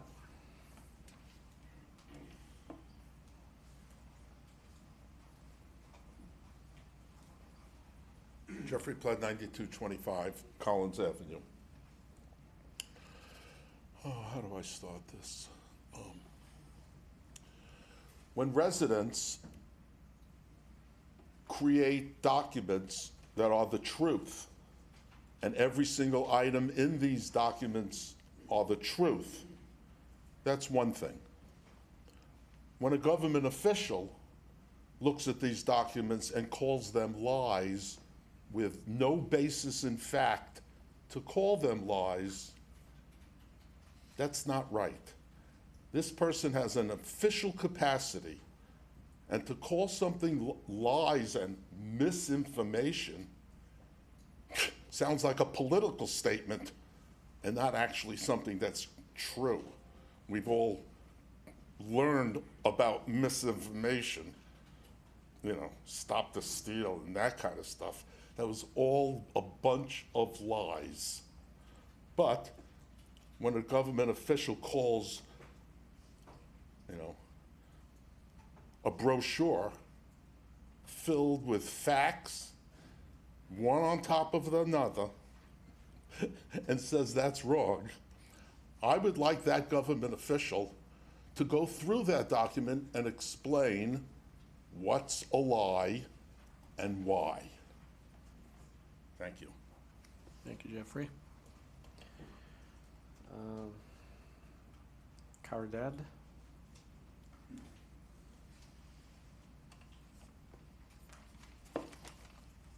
Caridad Izquierdo, 9141 Carlisle Avenue. So just to be clear, because I was going to talk about the beach, but it's not, what item is it now in the agenda? Because that was not supposed to be in today's agenda. Yeah, so it's on the agenda right now. It was walked on as an item. I paused Okay. your time, by the way. Excuse me? I said I paused your clock. by Okay, the thank way, you, I so- appreciate that. So what item is it now? Because I'd like to speak to that too, and I wanted my name it's added to that. 9G. 9G, okay, thank Yep, you. you're All right, aside from that, I have other items I'd like to talk about. So I've been a Surfside resident for the past 25 years, and what I'm hearing here today is appalling. My sentiments with Jeff and, I'm sorry, your name? Julio, I agree 100%. You know, I've had the pleasure of living here and enjoying the community center for many years. Once again, this year I took my family for the 4th of July weekend on a Saturday, and the concession stand was closed. Why? Because it's kosher, right? I asked for a burger on 4th of July weekend, asked for cheese. No, I'm sorry, it's kosher. So we need to talk about diversity and inclusion. This is not this is the community center.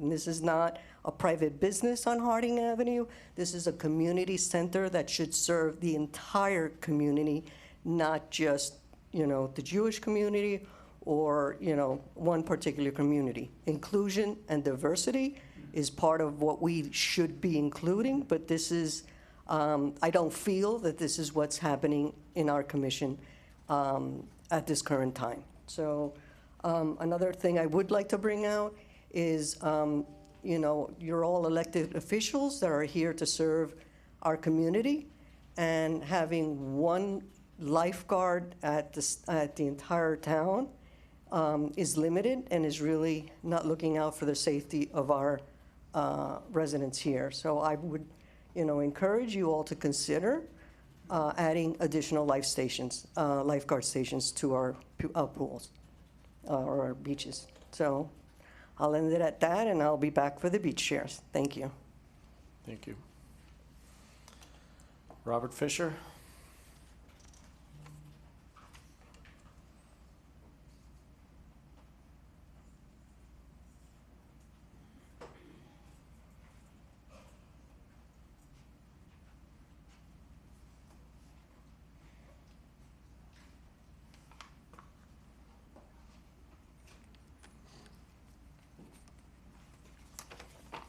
Robert Fisher, 9200 Carlisle. I strictly talk about infrastructure, that's it. So 94th Street in Carlisle, on the corner house, as I talked about last month, was completely demolished with the mango tree completely gone and Rosa Calusa completely gone. Okay, this is a flat top. I don't know why this is, but every time this builder builds an obelisk house, everything's demolished. Last Wednesday night, from 7:30 to 7:45, 5 cement trucks passed by my house. It had my house looking like I-95 with all the big trucks passing by. And I found out when they passed by, they're building a new structure called the Taj Mahal. So just to let you know. Density. I keep pushing this and no one's paying attention to it. When you build these big houses, there's an average of 8 people, I've counted them, per house. We have 50 of them in Surfside. That's 400 extra bodies in the home section of Surfside. That means if you do the salt water, as I say, like plague, people, cars, so forth, you get the drift. So we also have to look into this in a more stringent manner of how you're building these homes. Lastly, most important, I'm tired of hearing about the complaining and back and forth with politicians and everything. It has nothing to do with you guys. Okay, so, and it is about the schools, private schools, religious schools, Bay Harbor, all these schools need to start protecting themselves against the shooters and killers. So I have some suggestions real quick. Okay, 1, you intruder, put on the alarm saying intruder alert. 2, every class should have a breakout glass with a chute like they do on planes and get the kids, escape the kids from, so they can get going. 3, able to break away and get to the time as quickly as possible. Alarms, sprinklers, and the police, instead of saying halt, shoot to kill. Okay, there's a lot more, but this is just an idea, getting the kids out quickly and saving lives. Thank you. Oh, how's this being paid? Real quick, from the lottery system and a lot of tax that us business people pay on monthly bills. Thank you for your time. Thank you, Robert.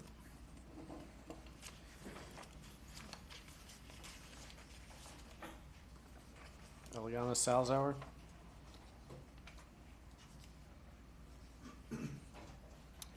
Eliana Salzhauer, 9317 Bay Drive. I want to first of all say that it's upsetting that something's not on the agenda. Residents prepare for that. They prepare their week around this. They make babysitting plans. They're scheduled to be here to talk about something that they care about. So when items are not put on the agenda, when they're walked on, that's dishonest. It's something that former Commissioner Gilchinsky used to do all the time, so things were not addressed till 1 in the morning. If you want to have an open and fair relationship with your residents, you need to communicate effectively. And communicating effectively and publicly means the publication of an agenda in advance so people can plan to be here. I'm not going to talk about the beach chairs now. I'll talk about it for item 9G, which will likely be at 1 a.m., but I will be here for that. I want to talk about commercialization. I want to talk about privatization of public space and the commercialization of public space. I understand that space is limited and land is valuable. I also understand that we've apparently run out of private space to develop, and so now people are going after our public spaces. This is what happened with the P 3 years ago. It's what's happening right now with our beaches. It's what's happening with our waterways. And it's depressing to watch. It's really sad. And it's sad because this community is so special. When I first moved to this community, it reminded me of a kibbutz. It reminded me of an amazing community, okay? And since then, what I've seen happen here is I've seen one group try to stomp out another group, fighting over another group, and then what I've seen happen is people find that things are valuable. Same thing that happened, I grew up in Israel every summer, and when I first went there, it was amazing. Every time you were on a bus, it stopped at a falafel stand, right? Then a couple years later, an American came there and said, you know what would make money here? A kosher Burger King or McDonald's or a Cinnabon. And now when you go there, it's literally like being at the mall in Miami, but being in Israel. And I feel like that's horrible. What's happened is a bit of the culture has died, a bit of the flavor, a bit of what makes it unique has died. And that's what's happening here in Surfside.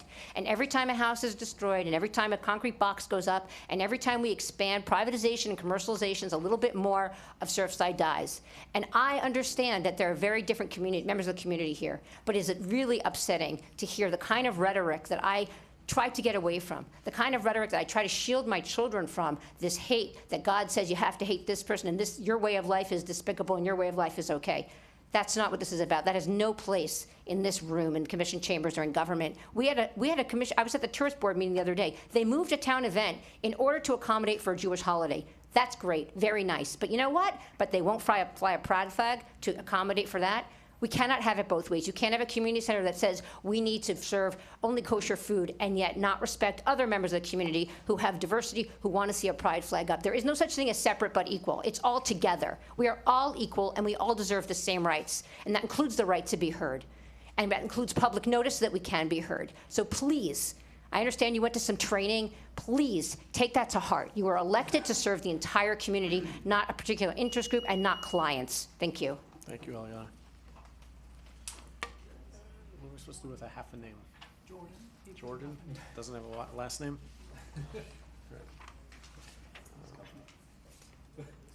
Jordan without the last name.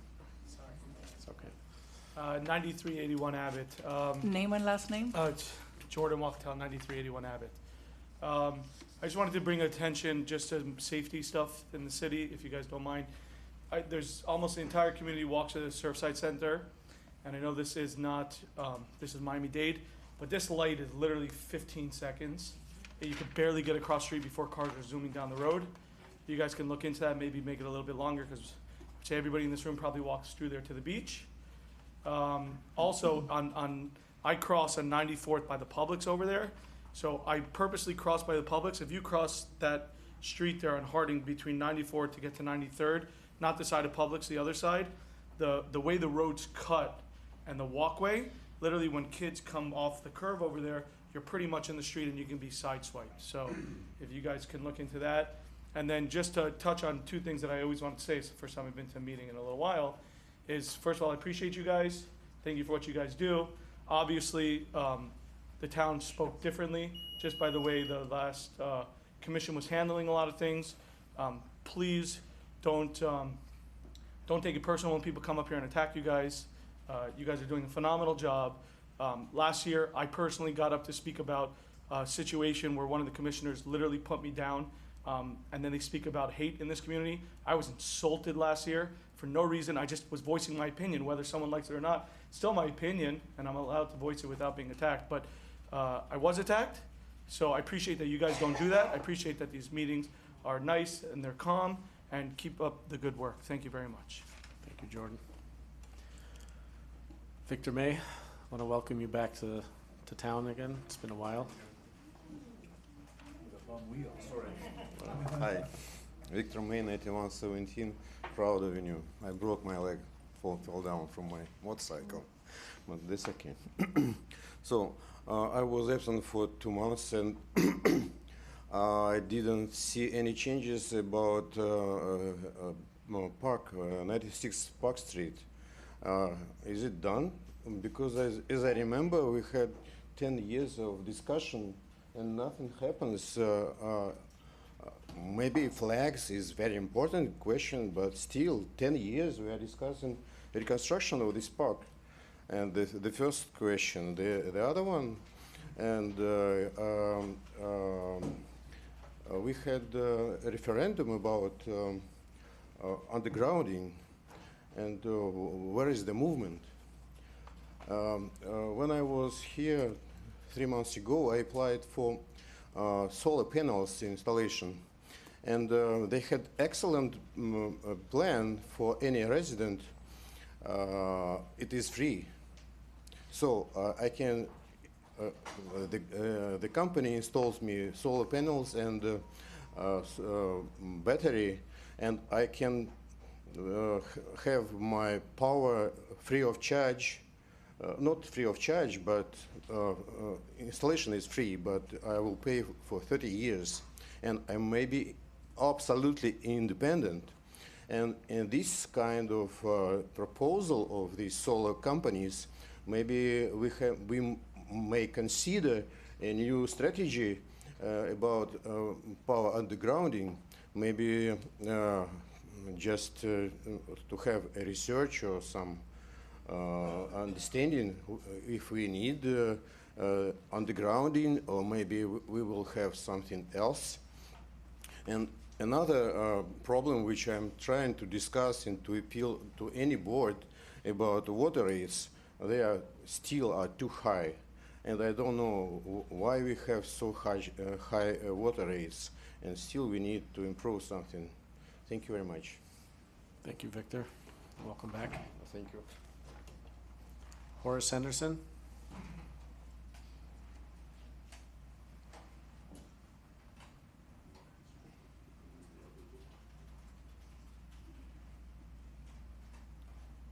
I won't destroy your mic this time. Sorry. I tried not to. Horace Henderson, 9195 Collins Ave. My wife told me that I didn't need to come tonight because the beach chairs were not on the agenda. I'm glad I came. The pedestrian walkway on the 92nd Street, it's too long for the cars to stop. It just needs to be changed to shorter so that people can cross the street more often.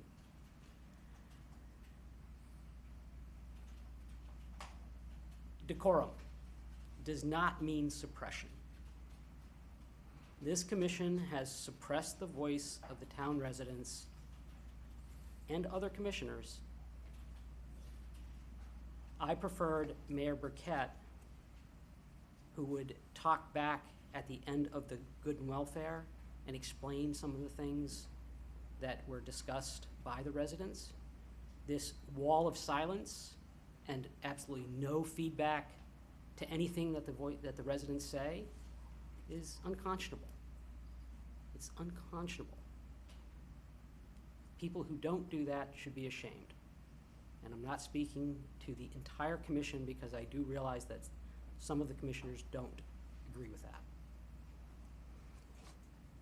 I will be back for the beach chairs. Thank you, Horace. Joel?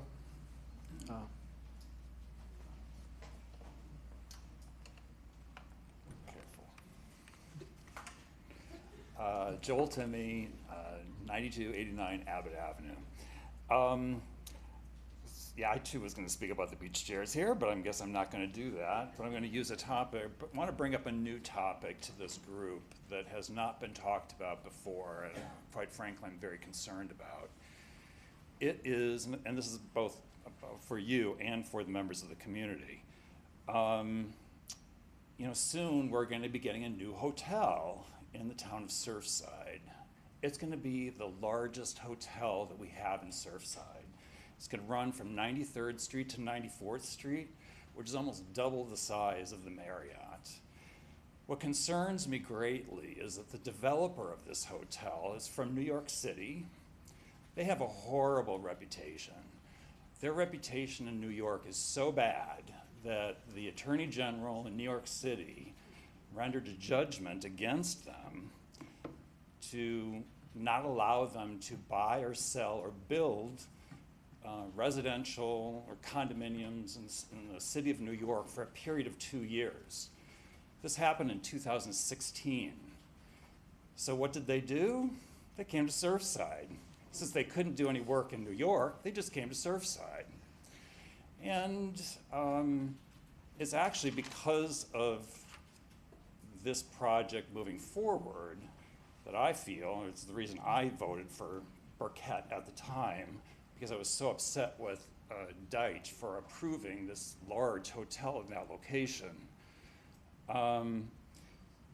So, you know, it's happening now. I don't know why it took them 2 years now to get financial backing to build this hotel, but about a month ago they received financial backing to start construction. Why that took them 2 years, I don't know. Maybe it's because they're not exactly the most reputable company around. So I really just bring this to your attention because I want you to really keep an eye on this. Listen, it's been approved, it's gonna go in. As much as I hate it, it's gonna be there for all of us to enjoy forever. I don't know, I mean, when it was proposed several years ago in front of this committee, there were so many facts that were just left out, that were not talked about at the time, such as they're gonna have multiple swimming pools, some for men and some for women. If you can run a business of that size and accomplish that, good for you. Quite frankly, I don't think that is a very good business model, and I'm afraid that hotel is going to turn into a Days Inn one day, just because it's, you know, a better business model that they can support that many rooms. But anyway, just keep an eye on it. And to the members of town, this is a big hotel, coming soon, get ready. Thank you, Joel. Mandef, Davenport. Hi, everyone. Mandif Davenport, 694th Street. So I just want to thank you all. This is not easy. Thank you for not yelling at anybody, not yelling at each other. There's a lot going on, a lot of hot topics, debates and things like that. So let's just get through all of this, with civility. And yeah, thank you for not jumping at all of us. Again, we might not all have the same opinions, but whatever, we can make it all work, and we could agree. We're 10 blocks, lots of different types of cultures and religions here, and we could live happily. With that being said, let's get down to why I left my family to come here, go to welfare, our little 10 blocks, safety. So homelessness, I know that's come up, and I'm gonna bring it up again. I personally, in the past 6 months, have had issues with 3 homeless guys. I've had that, number one. Number two, on the street ends, 94th Street, maybe some more police cars. There's some shady stuff going on with people that do not live in this town. I don't know how we could go around to figure that out. Maybe some more police patrol there. What else? Maybe some green lines on the streets. I know this came up. A lot of kids in town. Demographics are changing. It's growth. Anywhere you go in this world, there's growth. People are growing. There's children, there's middle age, there's upper age, there's baby boomers. We're growing, everybody's growing. So maybe some more like the green lines, maybe not white. Miami Beach just is something very nice. I could take a picture and send it to you guys. I don't know if you guys saw. They just put like a bunch of green paint out. And on some spots by Lincoln Road, they have these little pretty white things in the cement so that cars can't go in. If it goes in, I guess it makes a sound. I don't know, something to look into. So I have a lot of friends that can't come to these meetings. A lot just moved here. A lot of new people. One of the things that brought up in the residence area are raccoons. A lot of people have raccoons in their backyard. Somebody asked if the town, maybe we could do something about it, maybe have them relocated, picked up, and I don't want to hear people come up and start going, oh, they live with us or whatever. This is just reality. We need to figure stuff out. Maybe there could be some type of like something to do to get rid of them, to relocate them, I don't know. What else do we have to discuss? I like what you guys did on the corners with the garbage pail. Did I mention that last time? I don't remember. Garbage pails, it's nice that we have some garbage pails. Some walkabilities, a couple of people mentioned with the lights. One more second. A lot of the times when you turn left and right, like on Collins, Harding, on Collins, when you're walking, like we're from Big Daddy's, that's that area, a lot of the times the cars are turning left, going south. Am I right? Oh, too much? Yeah. Okay. Sorry. Okay, thank you. Bye. Thank you, Amanda. Brian Bay? Beach chairs, all right. Gerardo, you have on this and that? I want to state at the outset, this is not about topics 9C and 9D, though it is about Gay Pride Month in 2022. Those other topics, I take them to be prospective matters of policy for the future. But I feel like I want to talk about what happened this year in the past, and I want to ask the Commission not to let go some of the very irregular things that happened in 2022. My point is historical. I sympathize with my neighbor here who talked about feeling discriminated against in the past. I moved to this town for the first time when I was 1 year old. I've never felt disrespected or discriminated against until May and June 2022. And I believe that the reason why this happened is because the town attorney and possibly the town manager and the mayor were doing everything they could to keep the pride flag from flying. There needs to be a reckoning of what happened. Please don't let it go. I've submitted to all of you a copy of a detailed 12-page memorandum with 46 pages of exhibits explaining what I take to be professional misconduct by the town attorney on this topic. Don't let that go away. This is not about the future, it's about what happened. And it's about whether we can trust Lillian Arango and the firm of Weiss Serota to represent the interests of this town. And I think that's an important question that you need to confront. I'm asking you to do it. Also, in June, I'm really not sure what happened. It was kind of a joyous time for a little while. We had a petition going. We got so many signatures from people who live in the town, people who grew up here and moved away, to raise the pride flag. We presented that to the commission. We did all the stuff about democracy that you see in the movies, where you write to people and you organize and you have a rally, and it's great. And it felt like we did it. We got 3 commissioners to tell the town manager that we wanted to raise the pride flag. In addition, I'm told that Commissioner Landsman asked for that item to be on the agenda for June 28th, a super significant day. It's the anniversary of the Stonewall riots. Somehow that item didn't make it onto the agenda, and then we weren't allowed to talk about it at the meeting because of, decorum. In addition, when I asked the town manager why we weren't flying the flag, he refused to answer. If you look at Exhibit J in the letter I sent you, I had a bizarre correspondence with the town manager just asking him to explain the decision-making process in June 22 after 3 commissioners had already signaled their support for flying the flag. He refused to meet with me, and he said we'd talk about it at the meeting. But obviously, meetings are not a place for fact-finding, and I still haven't gotten the meeting that I requested July 1st. So, we can talk about prospective policies, you can deadlock on what it ought to be for the future. But what happened in May and June 2022 was extremely irregular, and I think it was an attempt to circumvent the democratic process. I think, as I've been saying, it was an act of incredibly bad lawyering. It's a reason why Ms. Arango should resign as town attorney. I've made that call several times now, and I hope over the years my comments have been measured and thoughtful, and I hope I have a reputation for that. And when I make that recommendation, I make it wholeheartedly and with a great amount of thought.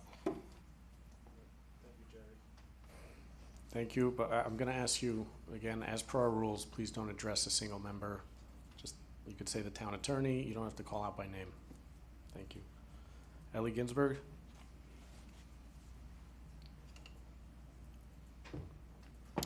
Ellie Ginsberg, 9424 Byron Avenue.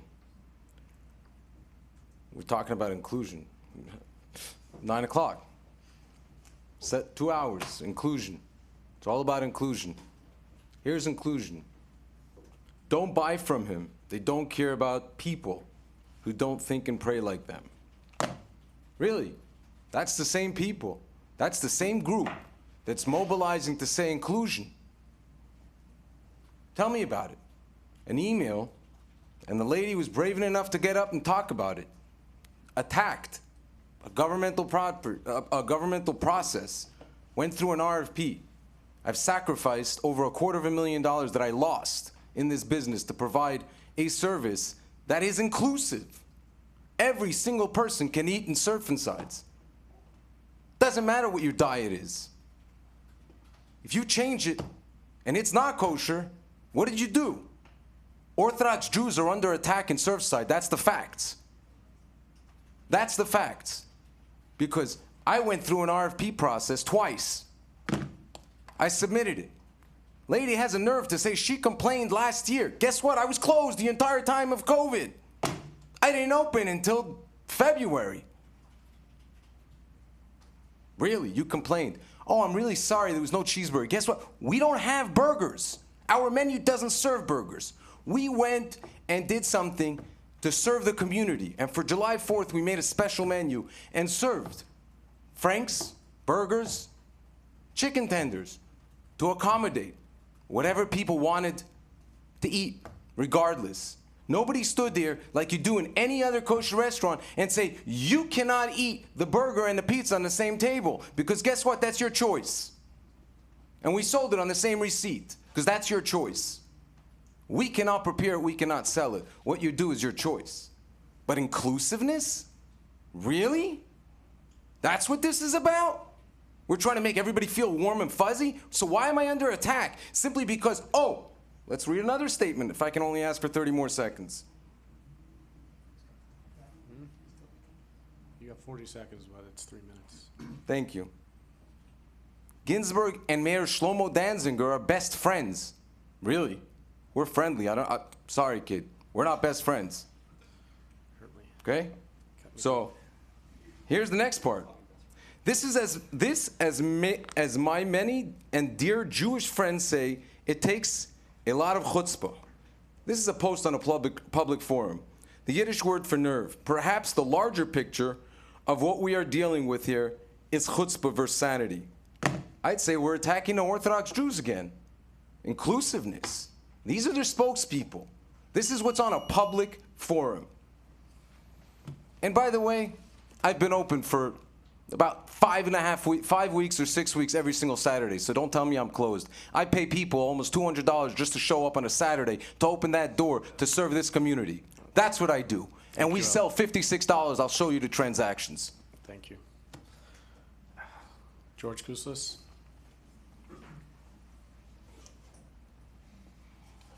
George Kouslas, 9225 Collins Avenue. First, I want to address a brochure. If it's the same brochure I've seen, it's about 1/3 true, 1/3 misleading, and 1/3 false. So I'm not sure that the commissioner's allegations are flat out wrong. They're probably on target. But remember, I said 1/3 true as well. Ochlokratia, it's a Greek word, literally. I'll leave you in suspense to the end. I want to speak about how we arrive at decisions. You're a legislative body under a Republican form of government. We're not a direct democracy. Keep that in mind. People are always surprised when they hear that, but we're not. We're a Republican form of government, not the party. You legislate, you make laws. Hopefully your decisions are informed. But informed by what? Most of what you hear is a preference and not a presentation of evidence. And I have to put parentheses here. Tonight has been an exception to the rule. I think tonight you've heard a lot of good commentary on both sides on the issues you've heard.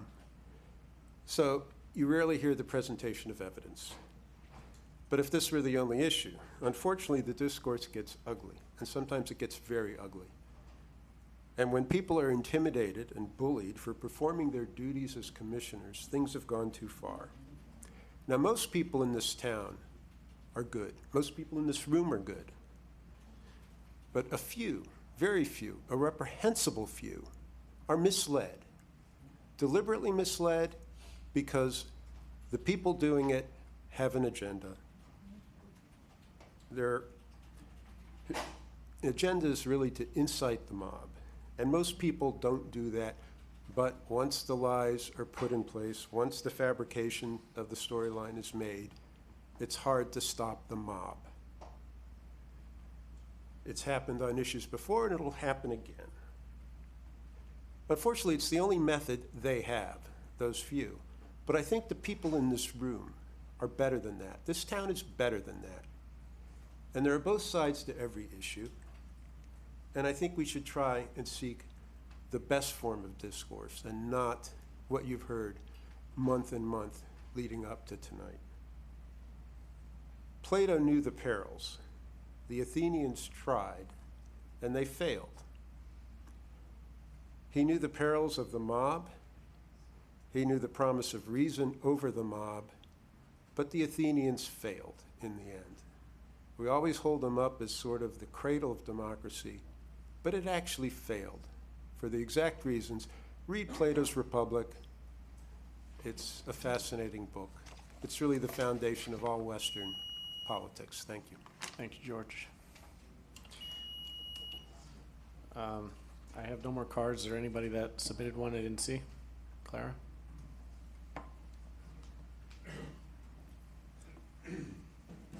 Good evening, 425 95th Street, Clara Diaz Leal. So I think we're more alike than we are different. My house is a perfect example. My husband and I are two different religions. I have a mezuzah, and I have all the things that make him happy, and I respect him, and he respects me. That's what I would like to see for our town. My grandkids my kids went to Catholic school, but everybody knows about every Jewish holiday, and I make awesome Jewish food. And I think that works for us. But that has to work in our community too. We're different, but not so different that we don't want the same things. We want great streets for our kids. We want walkability. We want beautiful homes. We want prices to go up. We want safety. We want a beautiful beach. We're more alike than we are different. And I think what is getting, and I'm not part of any mob, and I stand for my own words. I do like some of the things you've done with understory. I do like putting kayaks at every street, and I do like some of the awesome things that you guys are talking about. So I want you to keep in mind that we're not all groups. We have different decision-making skills. But we want to be brought under the tent with you. And sometimes we feel like your minds are made up. And you have conversations with a lot of folks, so have it with all of us. Make it your mission to connect with all of us and get our thoughts so that you know how we're feeling. Because just not arguing doesn't mean it's a healthy marriage. I mean, some stuff is like underlying, and you want to have a conversation. You want to have good discourse. It's not disrespectful to have differences of opinion. It's disrespectful to be disrespectful. So I caution you. For example, there are things that might come up, like that are important. Bring everyone in. Have a great conversation. We should not be afraid of having that discourse. If it's important enough to pass, if it's important enough for all of Surfside, let's do it together. If it's gotta be hidden a little bit before it comes to the front, you're probably got it in your gut and you know it's wrong. So let's not do that. This is a great opportunity for you to do something good, but we can't be left out in the fringes thinking that they're groups. Let's get to work on Surfside. For instance, Mandif talked about safety. If we can't fix this for all of us, like I always talk about Byron because it's an I-95, and we talked about construction trucks and all this stuff, then maybe we need a gate. You know, we need to think about things that are solutions for all of us. Thank you, Clara. Anybody else put in a card that I didn't call up? All right. So we're going to close public comment at this time. Go back to 9C. Oh, yes, sorry. Apologize. Mr. Mayor? Yes, so at this point, we're all going to have 3 minutes to respond, starting with the alphabet. So we're going to go with Commissioner Maishine, and then work our way up. LM. Dang it, I was trying to skip you, but all right. I just have a few thoughts. Just to remind everybody that it is 3 minutes, so I'm going to time it. I'd love to have us go on forever and ever, but it's a big agenda, so. I promise not to take 3 minutes, Mr. Mayor. Couple of thoughts in response, yes. And it's difficult to do it for all of the above. Many of you came up with your thoughts, your comments, your ambitions, your desires. We appreciate that. I do listen. We do listen. I know perhaps sometimes it doesn't seem like we listen. We try to. I try to listen. Whether it's here, whether it's people that email me, call me. I tend not to email back and forth because I don't think it's a good way to communicate, because you have too many options and too many ways to be misinterpreted. So, but I do listen and sincerely appreciate people coming here and sharing their thoughts. But the other piece is, not everyone comes here to share their thoughts. There are other people in our community that are not at our meetings for whatever reason. They have opinions and thoughts as well. So we want to listen to those people, and I do listen. To Mr. May, the 96th Street Park, groundbreaking, from what I understand from our wonderful Mr. Manager over here, will be this fall. This fall, we'll break ground on that 10-year project, and it will be completed, if construction goes to plan, perhaps a year later or less. That's going to happen, and I can't wait for it to happen as well. We are, as a commission, working on many, many issues. So yes, bear with us. This is only our 4th regularly scheduled meeting. We've had I don't know how many special meetings. We are putting in the time, the effort to get through many different issues that affect our town, our community, and broader issues that include things like flags, et cetera. So bear with us. And one thing to also understand is we're not a monolith. To Clara's comment, sorry to pick her out, but you as a community are not a monolith. There isn't the residents, because there are many different types and different opinions of our residents. Same with our commissioners and our mayor, vice mayor. We are not a monolith. We have different opinions. As you saw today, 2-2, nothing passed. 2-2, nothing passed. But we were conscientious, we were respectful, we were thoughtful in our discussions, and we live to fight another day and work on these issues. So thank you. Have patience with us and understand that we are doing everything we can to represent our wonderful town of Surfside. Thank you, Commissioner. By the way, just so everybody knows I'm not crazy, we usually start at the bottom of the ABC and work our way up. So it usually starts with Commissioner Velasquez and goes through you. So I got you. you had me guessing for myself for a second. I lost my mind. But no, okay. Commissioner Maischad? I just have a few comments, and I do take notes on everyone that speaks, and I do recognize everyone's concerns. A couple of things that we are working on is walkability. I live around the 92nd Street pedestrian walkway, so I do think that we could look into this to see if it's too short, if it needs more timing. Also, the at 95th Street, on Harding, making that left-hand turn, we are looking into that as well. A lot of these things are behind the scenes, and you don't necessarily know we're working on them, because the town manager and staff is truly on top of a lot of things that we don't need to bring here as issues. And safety and homelessness, I think, are one of my top priorities as well. And I think that the appropriate people are aware of that as well. So thank you. If you have any comments, email me. Thank you. Thank you, Commissioner. Thank you. I'm gonna try and address as many things as possible. Garages, we've never talked about garages. We did talk about during our budget meeting how there's a new 6-story garage going on in Bal Harbor, which hopefully some people that visit this town will start using, so maybe it'll open up some of our parking lots. A resident talked about the lifeguard stands. There was actually supposed to be a lifeguard stand in 90th Street. The previous commissioner in this room voted that and got rid of it. So that was actually disbanded. It was supposed to move forward, and it got kicked to the can and got thrown away. The park was 10 years in the process. It's finally getting going. We're not looking to slow walk things. I'll talk about that a little bit more. The Eden Hotel, it's an approved project. A previous commission had danced around the idea of banning hotels, even though things were approved. If you followed the zoning workshops, which I went to every single one, there was talk of that. We don't pass legislation out of emotion and lead to lawsuits that will lead us to lawsuits. We respect town's money. You know, the philosophy used to be, so sue us. We don't care what rules we make. We don't follow that motto. Raccoons, I've heard the same thing. We'll have Public Works take a look into that.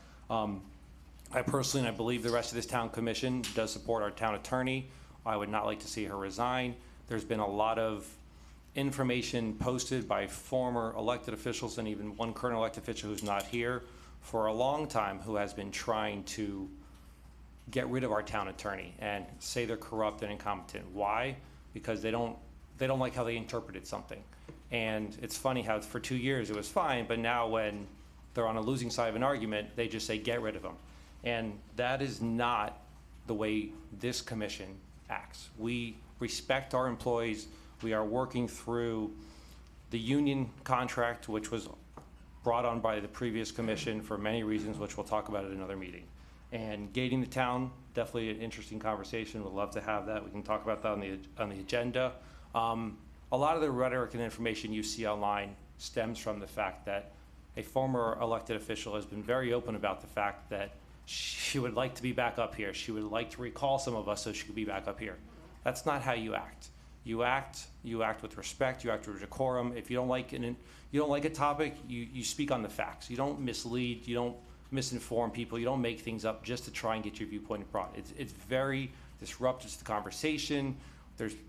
You don't go on the news to make up information. There's a lot of good things that we talk about, a lot of good points that we cared about, and the misinformation is leading to the division in this town. And lastly, the food at the community center. Kosher food serves everybody. I am Jewish, but I am not religious. I am not kosher. Anybody can eat kosher, whether you're religious, you're Muslim, anybody can eat kosher food. That is the core of inclusiveness in this town. It's understanding that we are a diverse community and it is trying to serve everybody. And that's my last 2 cents. Thank you, Vice Mayor. I'll try to make this fast because there's a lot to go through.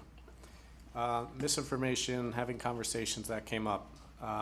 Unfortunately, we get, for the rest of us up here on the dais who actually went to our classes, we're not able to go on to Nextdoor. We're not able to go on to social media and have conversations in the public because of the risk of the Sunshine Law. If any of us are to speak about an item that is coming for discussion or is currently in discussion, and somebody happens to respond on the same platform, we are both now in violation. So for, I think, everybody here, we stay off of these. We would love to communicate with you. We respond to emails. I get on average 300 a day. I try to respond to as many as I could. Phone calls, in-person meetings, these are going on every day here in Town Hall. So I'll continue to have these conversations with the residents. Unfortunately, Nextdoor is not a place we can get back on and argue our points because we understand that that can cause a problem. Surfside becoming South Beach, not gonna happen. We all live here, none of us want that. Food, the Food and Beverage Center, I just wanna say I was on that committee years ago. There was only one applicant. It was open twice and only one applicant came in each time. So it's not as if somebody picked one over the other. He's the only one that stepped up to serve this community and we appreciate everything he does. Lifeguard stands, again, that has come up, was killed by the last commission. Something you'd be interested in, what I would recommend is going to the Parks and Rec Commission meetings. Recommend that, hopefully that committee will bring that back to this committee for discussion. That is the process to get these things done. Parks, RFPs, undergrounding. Victor, welcome back. Love to have a more detailed conversation with you and go through where we're holding. Horace, no feedback. This is what we're doing now. We're having feedback, but again, we are limited in the platforms we can do that. So email, phone call, in person. That's about where we can go. Kosher Hotel, again, approved years ago. Can't do much about that without causing a lawsuit. That's all I'll say on that item. Street issues, again, many residents came here with some of these issues. I would recommend emailing the town manager, Public Works, the commission, so we can see that this is an issue. A lot of them are FDOT, and it's not our problem. But if there's a push by the residents, hopefully we can, push that on our end. Homelessness is an issue here that there's other items that are causing problems. It's a discussion right now that I'm having in the back end with our police department, trying to come up with some solutions to bring forward to this commission to address. Raccoons, again, same thing, bring to the town if it's an issue that we see multiple residents. I know that our town manager will take care of that.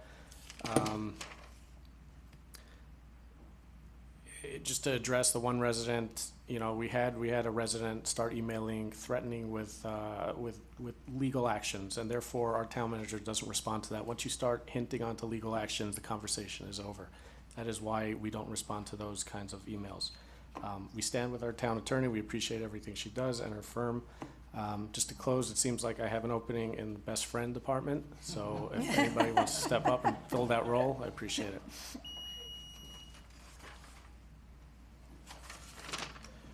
All right.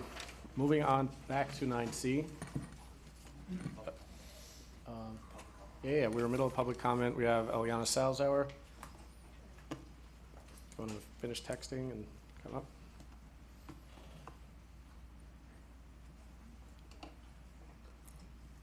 Sorry, my kid wanted to say goodnight.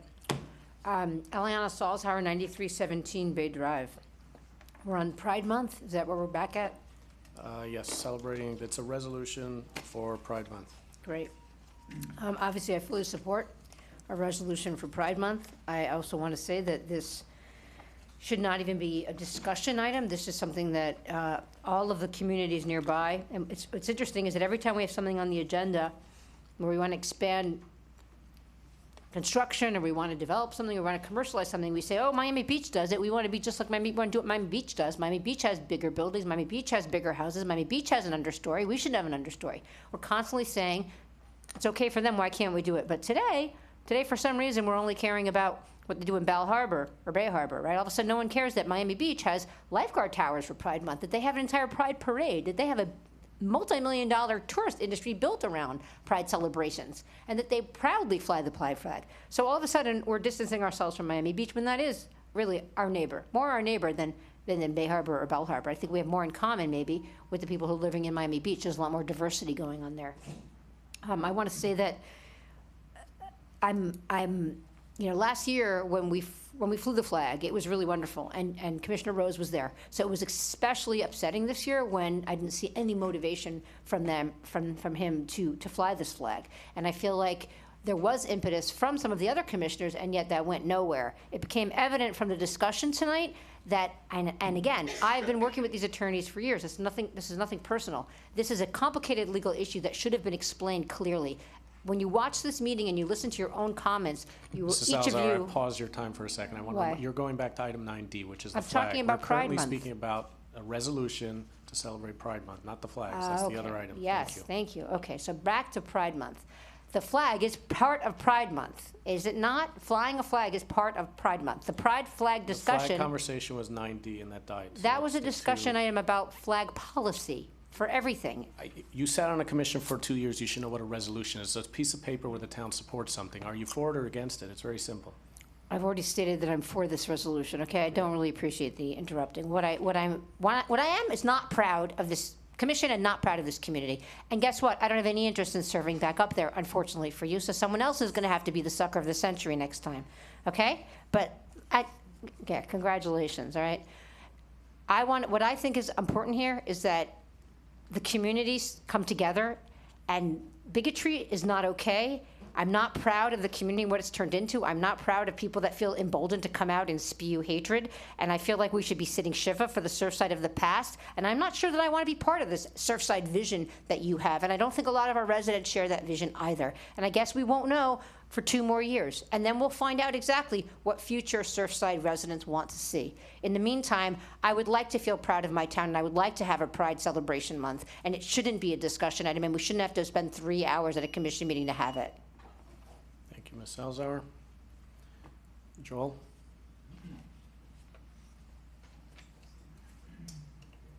Hello again, Joel Timmy, 9289 Abbott Avenue. First of all, forgive me if I mix in the flag with the gay pride celebration, because the two really do, the flag represents pride, so that they kind of go together. So if I mix them up, I apologize to begin with. At the end of May, I started to wonder what was happening with Pride Month, because I hadn't heard anything and was looking forward to it this year. Then one night while watching the local news, I saw the Surfside mayor on the news telling all of South Florida that we wouldn't be celebrating Pride in Surfside because of information provided from the town attorney about raising the flag. To say that I was hurt by this action would be a great understatement. When I started to think about it, I realized there were a lot of similarities to the last time me or my partner spoke at a commission meeting. 2 years ago, Brian addressed to this commission. The issue at the time was an agenda item to recognize Black Lives Matter. The discussion on the topic turned into, why are we doing this? We don't have a Black Lives issue in Surfside. Why are we going to bring attention to it?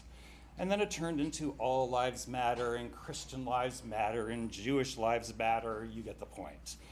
Brian spoke to the commission and went on to explain how he had been stopped by the Surfside police 7 times on our property, each time being asked who he was and what he was doing there.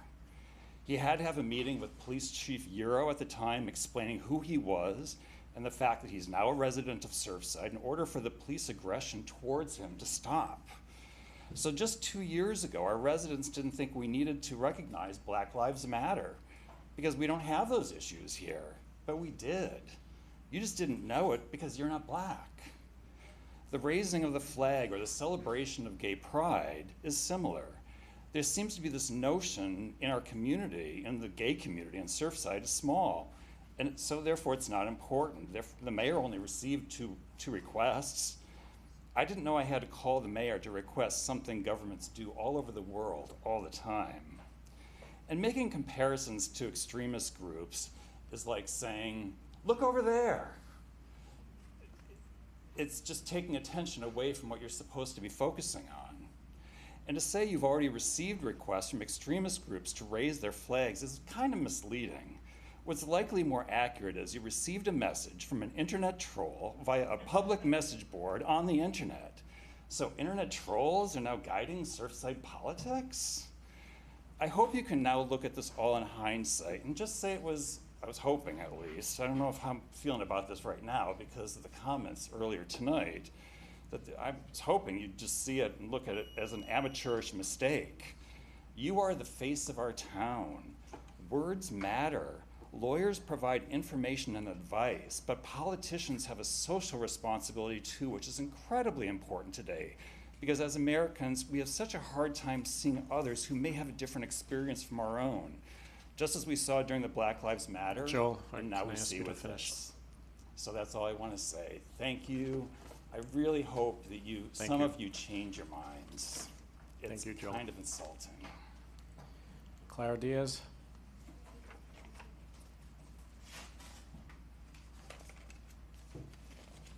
Clara Diaz-Leal, 425 95th Street. I fully support this resolution. The resolution talks about inclusiveness, not divisiveness. It doesn't speak to religion, it doesn't speak to nationality, it doesn't speak to color, it doesn't speak to anything divisive. You can be as restrictive as you like, no hate, only things that empower, only things that create unity in your community. It's up to you to create that verbiage. Not to do that seems dismissive of the folks that are here who are saying this feels wrong for them. It feels wrong because I think there's been, since Stonewall, right? So this goes way back. I am proud that my brother is gay. He is a happy, accomplished police officer who's retired and ran Gay Pride in Miami Beach. That makes him no less an incredible part of the community. And we should know that we have many of our friends and neighbors who are just the same. By not flying that flag, you're throwing down sort of a gauntlet. Why would we do that? Again, it is not a religious flag. It is not a hate flag or any recognition in your ordinance. Let's not talk about the flag, although they are connected, because it's a sign thereof. To lump it all together is dismissive. All of our country celebrates it.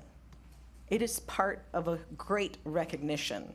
Why Surfside would want to be singled out as a place that doesn't want to recognize, that's beyond me. Why would we? Why would we want to be on the wrong side of this? It doesn't mean you're gay. Doesn't mean you have to be like, I agree. Just like we could be different on NRA, we could be different on abortion rights. We can be different on so many levels. Your job is to make it inclusive for all of us.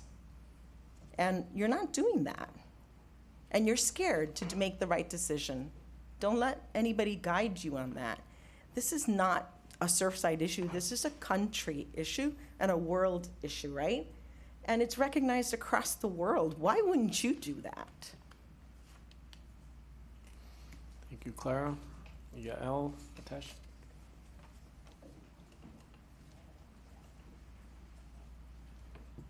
Hi, thank you for allowing me to speak.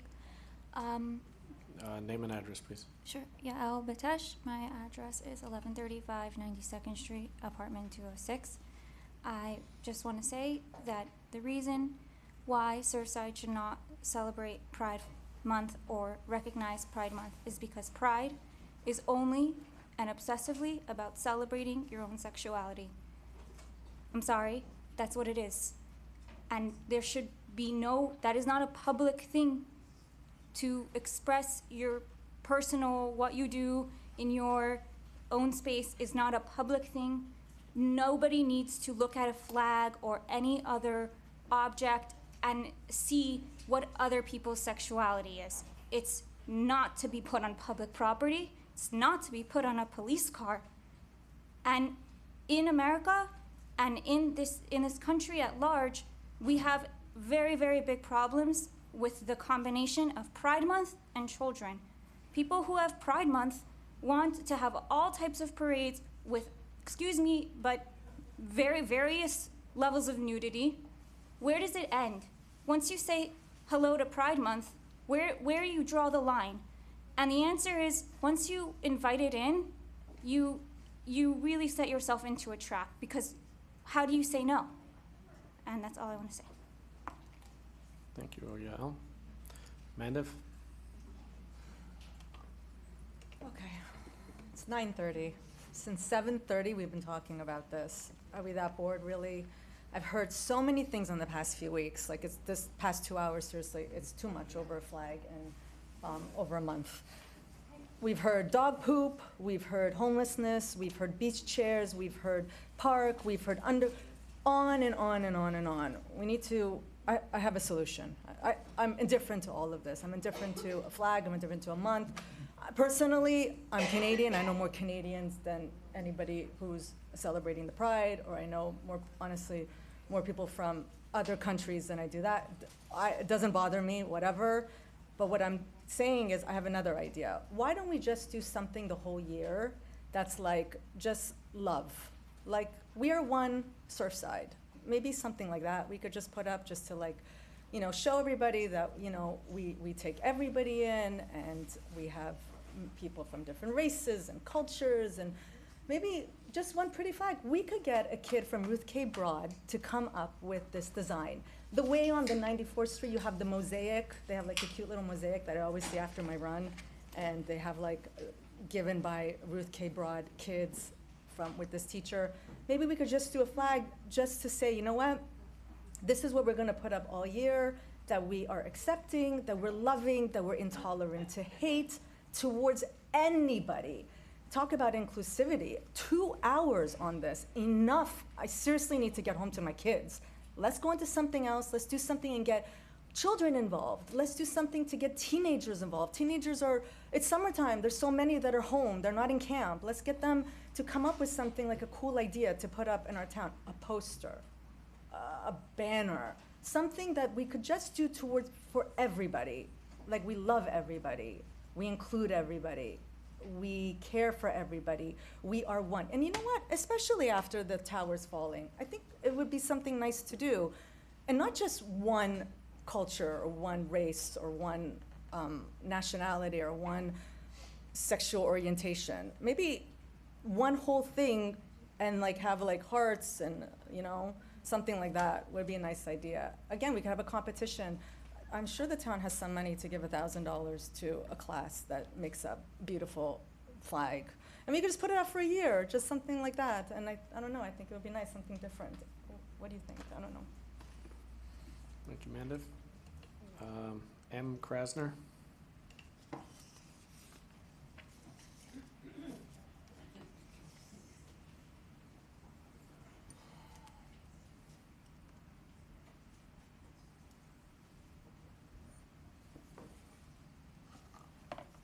How are you, everyone?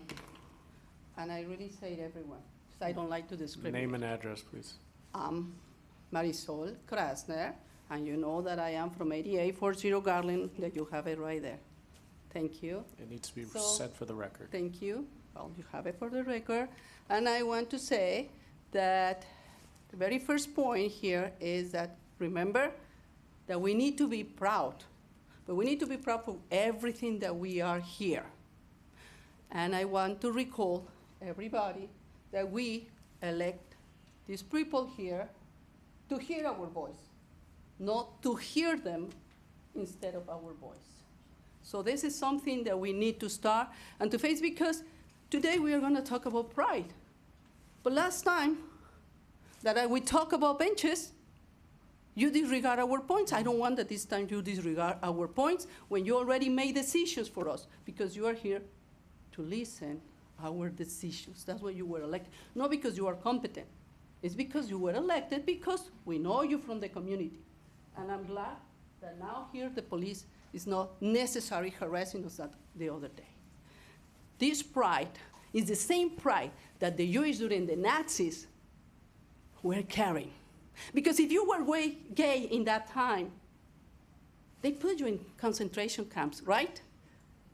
Now here, if you were gay, they put you also in concentration camps. If somebody said incorrect, Okay, excuse me, they please need to direct your read. comments to the chair and the commission. I You don't am get to doing the chair, the commission, and my talk. community. We're sitting here. Please direct your comments this way. Okay, Thank you. please, give me my chance. This is my chance. These are the You are rules there. that, and again, they're printed outside. They've been said over and over again. Perfect, thank you. So then you don't interrupt me.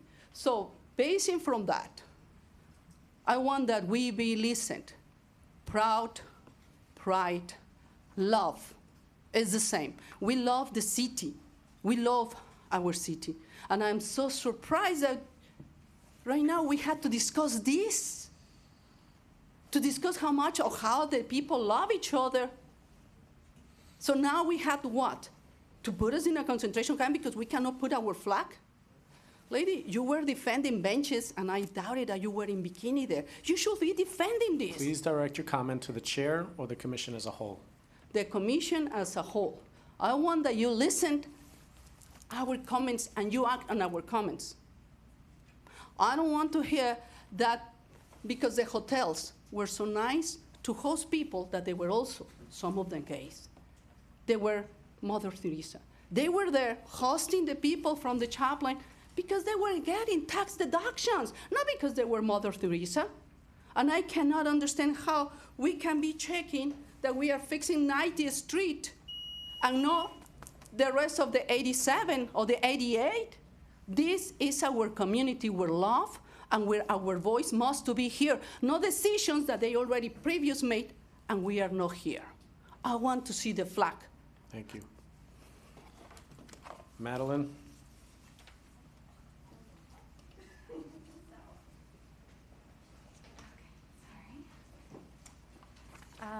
Madeline Noble, 9149 Carlisle Avenue. So the issue is, the discussion item is month of June is to be declared a Pride Month. The fact that this is even a discussion is really sad, really ridiculous. It is Pride Month. So you want me to say that whether I agree with this? Yes, it should be. And I'll keep it simple as that. Because anything other than that, if I need to justify that to you all or even to some of our members here, I don't need to be associated with that, with those kind of people. We should be inclusive. So we should declare that this is Pride Month because it is everywhere else. Thank you. Thank you. Mariana?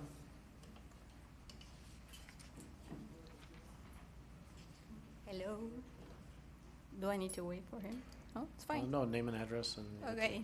Mariana Ferola, 9140 Carlisle Avenue. Excuse me, please don't speak. You had your turn, and that's it. Thank you. I just want to recall that you said that this is for all, and he's. Are you going to keep speaking? I'm going to have to ask you to leave if you're going to keep interrupting the meeting. Thank you. So I didn't plan to speak today, tonight, but the thing is that discussing this topic is like crazy. I can't believe that we are discussing this now. We are in the 21st century. So it's like we get back to 100 years ago. So I'm just speaking because I can't believe that we are talking about this. We are spending so much time talking about this. So that's it. Thank you. Thank you. Ellie Ginsberg? Ali Ginsberg, 9424 Byron Avenue. Tonight is the Hebrew anniversary of the Surfside collapse.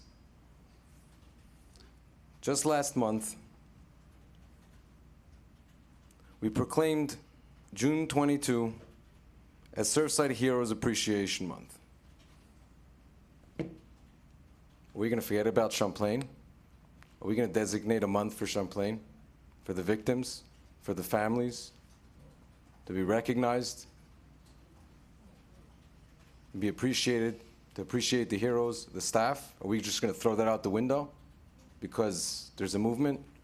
I don't know whether it's Pride Month, whether it's recognized or not. My cousin's gay, and I'm really proud of him. He went through a lot, and I understand exactly what it means to be suppressed and to feel uncomfortable and to not be able to express yourself. It's traumatizing, it's painful. Do we have a straight month? That's a simple question.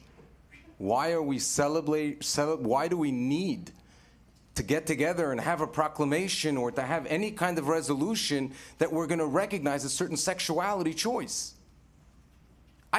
Everyone's entitled. I respect anybody. I don't have an issue with it. It's your choice. So I don't understand item 9C and why it becomes a discussion item, why this became a big issue. Everyone is entitled to be who they want to be. It's not for government to get into the middle of it as to how you want to express anything in your personal life, so long as it's not affecting others. I'd like to see a resolution or a whatever it's called to recognize permanently June as Surfside Heroes Appreciation Month, or recognize it for the lights of light or of whatever the actual thing was. I don't care about the name. And guess what? Everybody was in that building. It didn't matter whether you were gay, straight, lesbian, or whatever the other letters. I'm sorry if I don't know all of them. It made no difference. Everybody was here united as a community to help each other. Over 1,500 volunteers from all over the place came together, just that I know of. There were people on that mountain task force from nobody cared who the rescuers or whether they were gay or not. And I'm sorry if I'm just generalizing it, or whether they were Jewish or Orthodox nobody cared what the victims were or who they were. It's Unity Month, at the very least. Let's not stick it to something specific that actually is against people and offends people. That was the whole thing, inclusiveness. Let's not offend people. We're a community. Thank you, Willie. George Kouslis. George Kouslis, 9225 Collins Avenue. Of course you should pass this resolution. I wish you didn't have to, that the recognition wasn't necessary, but it is, even though this is the 21st century, so you should pass it. But the other thing that's astonishing is a lot of the commentary is, well, why are you even discussing it? Are you guys living in the 19th century? The commission speaks through its resolutions. If you don't do this, it's as if you didn't care or didn't acknowledge the importance of this resolution. It was just a year ago, or after George Floyd, that Juneteenth was enacted by the federal government as a national holiday. It seems kind of crazy that you have to do that, say, 40 years after the Civil Rights Act, but you did. It had to happen. You know, there were reasons why it was important to everyone in the country, and certainly to the community that it most directly affects. So yeah, pass this resolution, and I'm shocked that you guys can't seem to do a damn thing right in this room. I don't know why. This is a simple resolution with a simple answer. Thank you. Thank you, George. Anybody else put in any comments that I didn't get to? All right, for closing public comment on this item, opening up for commission discussion, starting from the lowest ABC, not the lowest commissioner at all. Commissioner Landsman, you want to? Actually, I apologize. Being that it was brought forth by the vice mayor, usually they get to start the conversation first. Thank you, everybody, for all your comments and all your sides. This commission does listen. We just may not always agree with everybody here. So we are listening. We just don't always agree with everything you have to say. And just because we don't agree with you doesn't mean we're not listening. June, the Pride Month it's a celebration. This isn't about sexuality or sex or anything. This is just a celebrating Pride Month. So step number one, I'm going to keep it simple. As George said, let's keep it easy. Let's pass a resolution for the town of Surfside declaring the month of June Pride Month. We second it. I'm just going to keep it very simple. I'd just like to, for this one, just pass the resolution acknowledging June as Pride Month. That's my whole statement.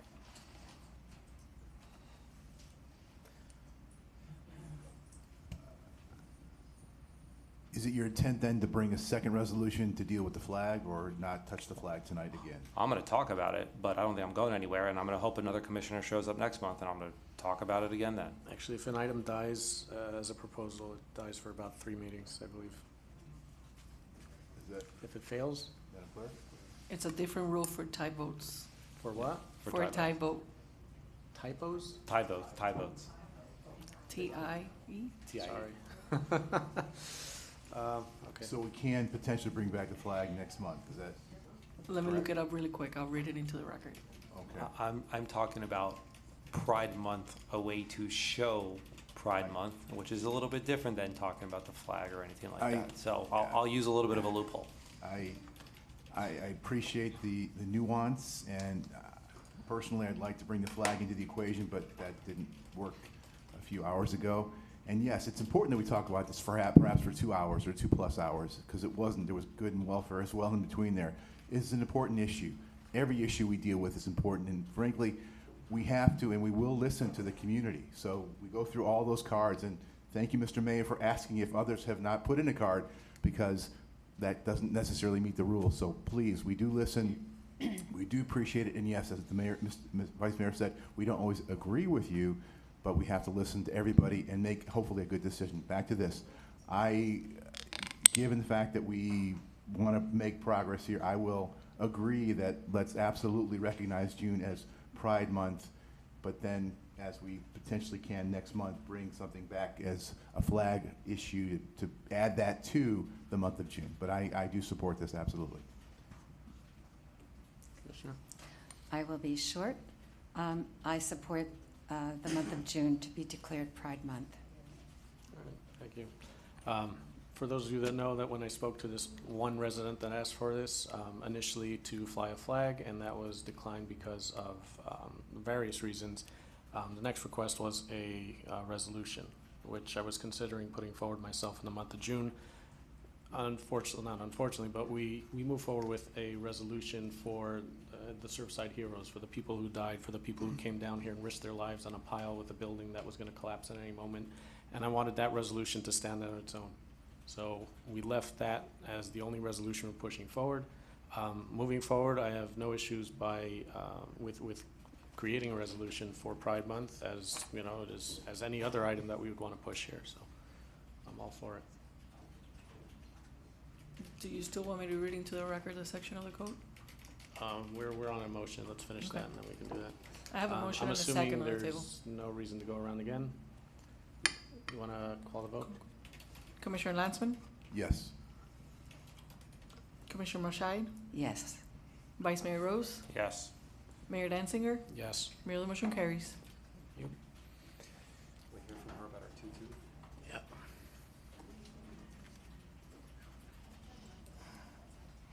No, we wanted to hear from about the 2-2 situation. Oh, that's what I asked. Yeah, I said after the vote. Oh, okay, so- sorry, I didn't hear. So section 2-207 of the Rules of Debates, subsection I, tie votes. Whenever action cannot be taken because the votes of the town commissioners has resulted in a tie, the status quo shall continue in effect, and the proposed ordinance, resolution, or a motion that produced the tie vote shall be removed from the agenda without prejudice to its reintroduction on a de novo basis at a later day. So someone could bring it back. So if I ask now, excuse me. So if I ask right now to have the flags for 2 weeks and we end up at a tie vote, we can still bring it back next month? Someone could put it on the agenda next We month. just had the discussion of the flags. I'm gonna make a quick motion to, since we just passed the resolution for Pride Month, to raise the pride flags for 2 weeks on the Turtle Walk. You already for had June. this motion, and it Was- failed. No, we passed. I don't know if you changed your mind after we passed the resolution. If not, I'll talk about it next month, but I You gotta can't give bring it up until next month. It's pulled off the agenda, she just said, until next month. it, even though it's tied, okay. All right. Can we go on to the next wonderful item? Consent agenda. There are no public comments for the consent agenda. Madam Clerk, if you'll read them through. Just a motion and a second to approve the consent agenda is fine. I'll move to approve consent. Second. All right. Do you want to read through now or just call the vote? Commissioner Marshide? Yes. Commissioner Lansman? Yes. Vice Mayor Rose? Yes. Mayor Danziger? Yes. Mayor, the motion carries. Thank you. Item 4, ordinances. As I've mentioned many, many times in the meetings, when we have items for discussion purposes to see if we as a commission want to move forward, we kind of group those comments so we can move forward with this agenda as we can see what time it is and we haven't even started. When these items come back as an actual ordinance for discussion, everybody gets to speak on them individually. So moving forward, we are going to start with item 4A1. Madam Clerk, if you will read it in, please. Yes, Mayor. An ordinance of the Town Commission of the Town of Surfside, Florida, amending the Town of Surfside Code of Ordinances by amending Section 9057 Marine Structures to amend regulations for construction of docks, piers, and mooring and waterfront lots to modify allowable docks projections into waterways, providing for severability, providing for inclusion in the code, providing for conflicts, and providing for an effective date. Item 481. All right, this, who wants to, Fred, this is your, sorry, Commissioner, this is your item if you want to introduce it. What?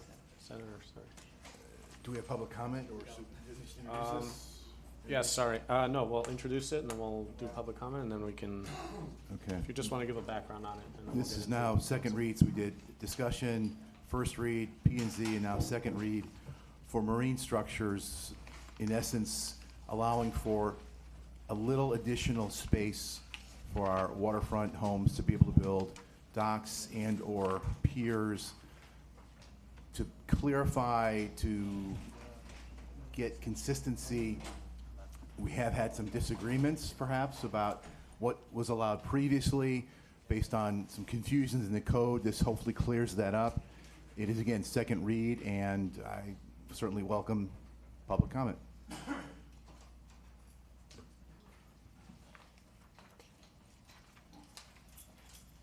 All right, thank you, Commissioner. Opening up public comment, we have Gerardo. All right, these are some things I've said before, but I feel compelled to state for the record. So I just want to recap the structure of an argument that I made about this when it appeared earlier as a first reading and as a discussion item. Something valuable that is in the public trust is being given away if this resolution is passed. There was some doubt about that from Commissioner Landsman in an earlier conversation. He seemed to think there's still plenty of room for everybody else. It's not that big a deal. It's a little addition, he said tonight. But it's something that's in the public realm. There are spaces right now 25 feet away from a home where I can go, and if this passes, I won't be able to go there. And only people who live there will be able to go there, even though they don't own that property. That's a loss to the public. I asked, what public good are we getting when we give away public space like this? There was never really an answer given. At one point, the mayor suggested that, well, because the people who live in these houses are a member of the public, that's a public good. But if you accept that definition, then there is no distinction between the public and the private. There is no such thing as corruption, and that can't be right. The only other theory we heard was from my neighbor, Mr. Kousoulis, who talked about riparian rights, and I think that involves what philosophers call a category mistake.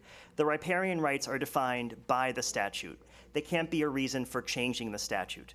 Unless you thought that, for the past 90 years or so, people who've lived in these houses have never had any riparian rights, those common law rights do not give you a reason to change the statutory law. The statutory law trumps the common law.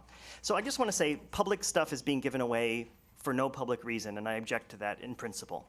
I also want to say I made a proposal that nobody took seriously except Commissioner Velasquez, and I think it's worth stating. If you want to give something away to these waterfront homeowners, you should ask for something back. You can ask for an easement. If they build a dock more than 15 feet or something, then everybody in the town gets to use it and gets access to it. That's reasonable. That gives them the riparian rights that they might want, but it preserves something for the public. And nobody really took that proposal seriously because, it's so much easier just to give away the public stuff. But considering your role as guardians of public property, I ask you, if you're going to give it away, at least give us a way to get back there. And having easements on these properties is actually not so unreasonable. I know the homeowners probably wouldn't agree to that, but they're getting something for free here that belongs to all of us, and that's not right.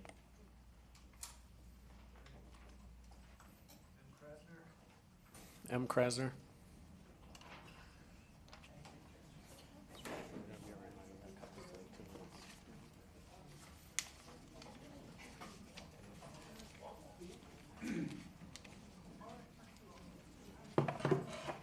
Madison Krasner, 8840 Garland Avenue. I had to repeat it, right? I want to say that this ordinance doesn't have, or this point does not have any sense for me when we are here to listen the community. And I have to remind everybody here present is that we are a residential community, not a touristic community. Our priority is residential community. If the finance of the city were low, were poor, so, well, you are here to help us to put it back in shape with no corruption. If you are expecting to get any benefit once that we have these ports and then this other commercialization and these other things, once that your administration finishes, it will be very sad.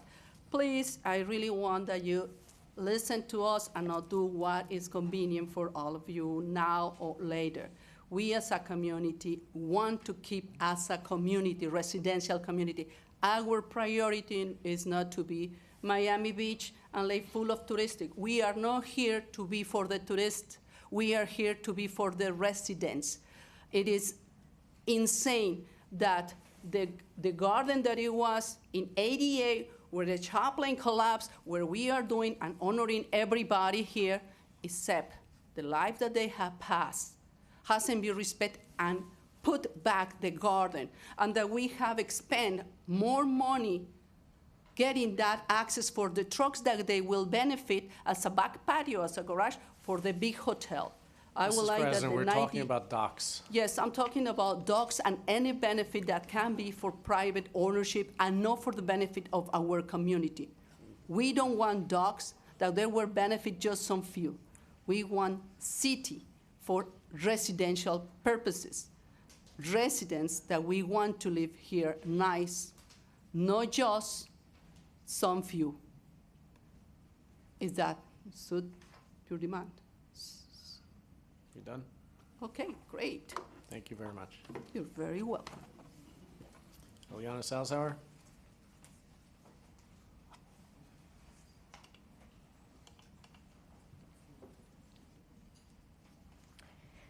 Eliana Salzhauer, 9317 Bay Drive. Some of you may have already gotten the email that I filed today. It was sent to all of you. It was also sent to the Ethics Department for Miami-Dade County. It was also sent to the media. What's happening tonight is not okay. What's happening tonight is that special favors are being delivered to particular residents. And because they can't be delivered specifically to a resident in the form of a variance, because many of you would have to recuse themselves, we're changing the whole rule for the entire town to accommodate two people that are normally sitting here and watching to make sure that this goes through. I think one of them's on vacation right now. Someone who's a client of one of the sitting commissioners up here. Someone who, that commissioner should be recusing themselves from this discussion altogether, because that conflict of interest is insurmountable, and that conflict of interest affects the outcome of this. That conflict of interest is the reason why we get to a second reading, because it shouldn't have passed at the first reading. And I don't want to address a particular commissioner, but I'm heartbroken that this has come from a commissioner who I thought shared the same values as the rest of the residents, which is that public space is sacred and the public waterways should be for all residents to enjoy. When the residents of Point Lake had an issue with someone else building a dock that was going to bother them, they came in here en masse and they pleaded to the commission, and the commission stopped everything and helped to accommodate that and set regulations in place so that the people that live on Point Lake can't now have 35-foot docks. They can't have whatever they want, even though they're supposedly entitled to it under the same rationale. You're saying treat the Point Lake people special. Their water is special, but yet the water on Bay Drive is not special. And so the public can get, that can be taken away from us. That I have a right to that water, you have a right to that water, the person who owns that home does not have more of a right. And it's not a small adjustment. Going from a 10 or 15-foot dock to 35 feet or 45 feet is a tripling of what is allowed. So to say that it is small, just own what you're doing. What you're doing is changing Surfside forever. My children will look back and tell their children, there used to be small, reasonable docks here, but for Commissioner Landsman's ordinance and the support that he had from the other commissioners that have transformed this into another cluttered waterway. Please do the right thing. The public is more important. The public's right to use that waterway, the water keepers, all of the people that use our waterway, not just the Surfside residents, okay? It's also the greater Miami community. It's also tourists that come down here. That's their water too. And a private person can't build a floating dock 25, this ordinance has a 25-foot out from the seawall. You can build a 15 by 10-foot platform out there in the middle of the water like it's your own island. The things that are written in here were specifically written to accommodate requests from particular residents, one of whom's on the P&Z board that also influenced the decision on that and should have recused herself over the period of the past year. This decision is rife with ethical problems, and I've raised these problems with the county ethics, and hopefully they will investigate and weigh in. I'm urging you to not go further down the road of a mistake. Thank you, Ms. Salzauer. Horace Henderson.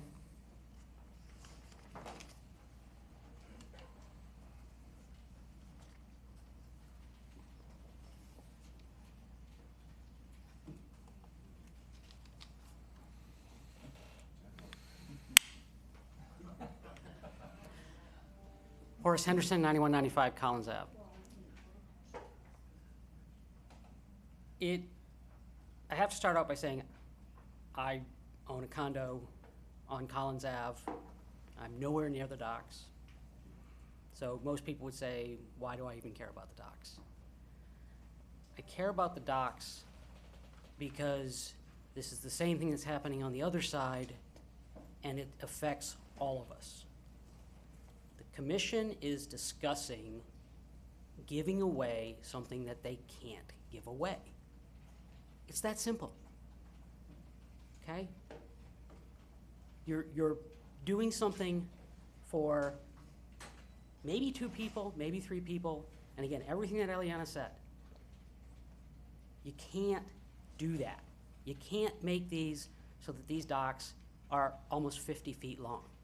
You can't do it. It's not right, just like the piece we're going to talk about later is not right. You don't have the right to do it. Clear and simple. Thank you, Horace. Ben Jacobson.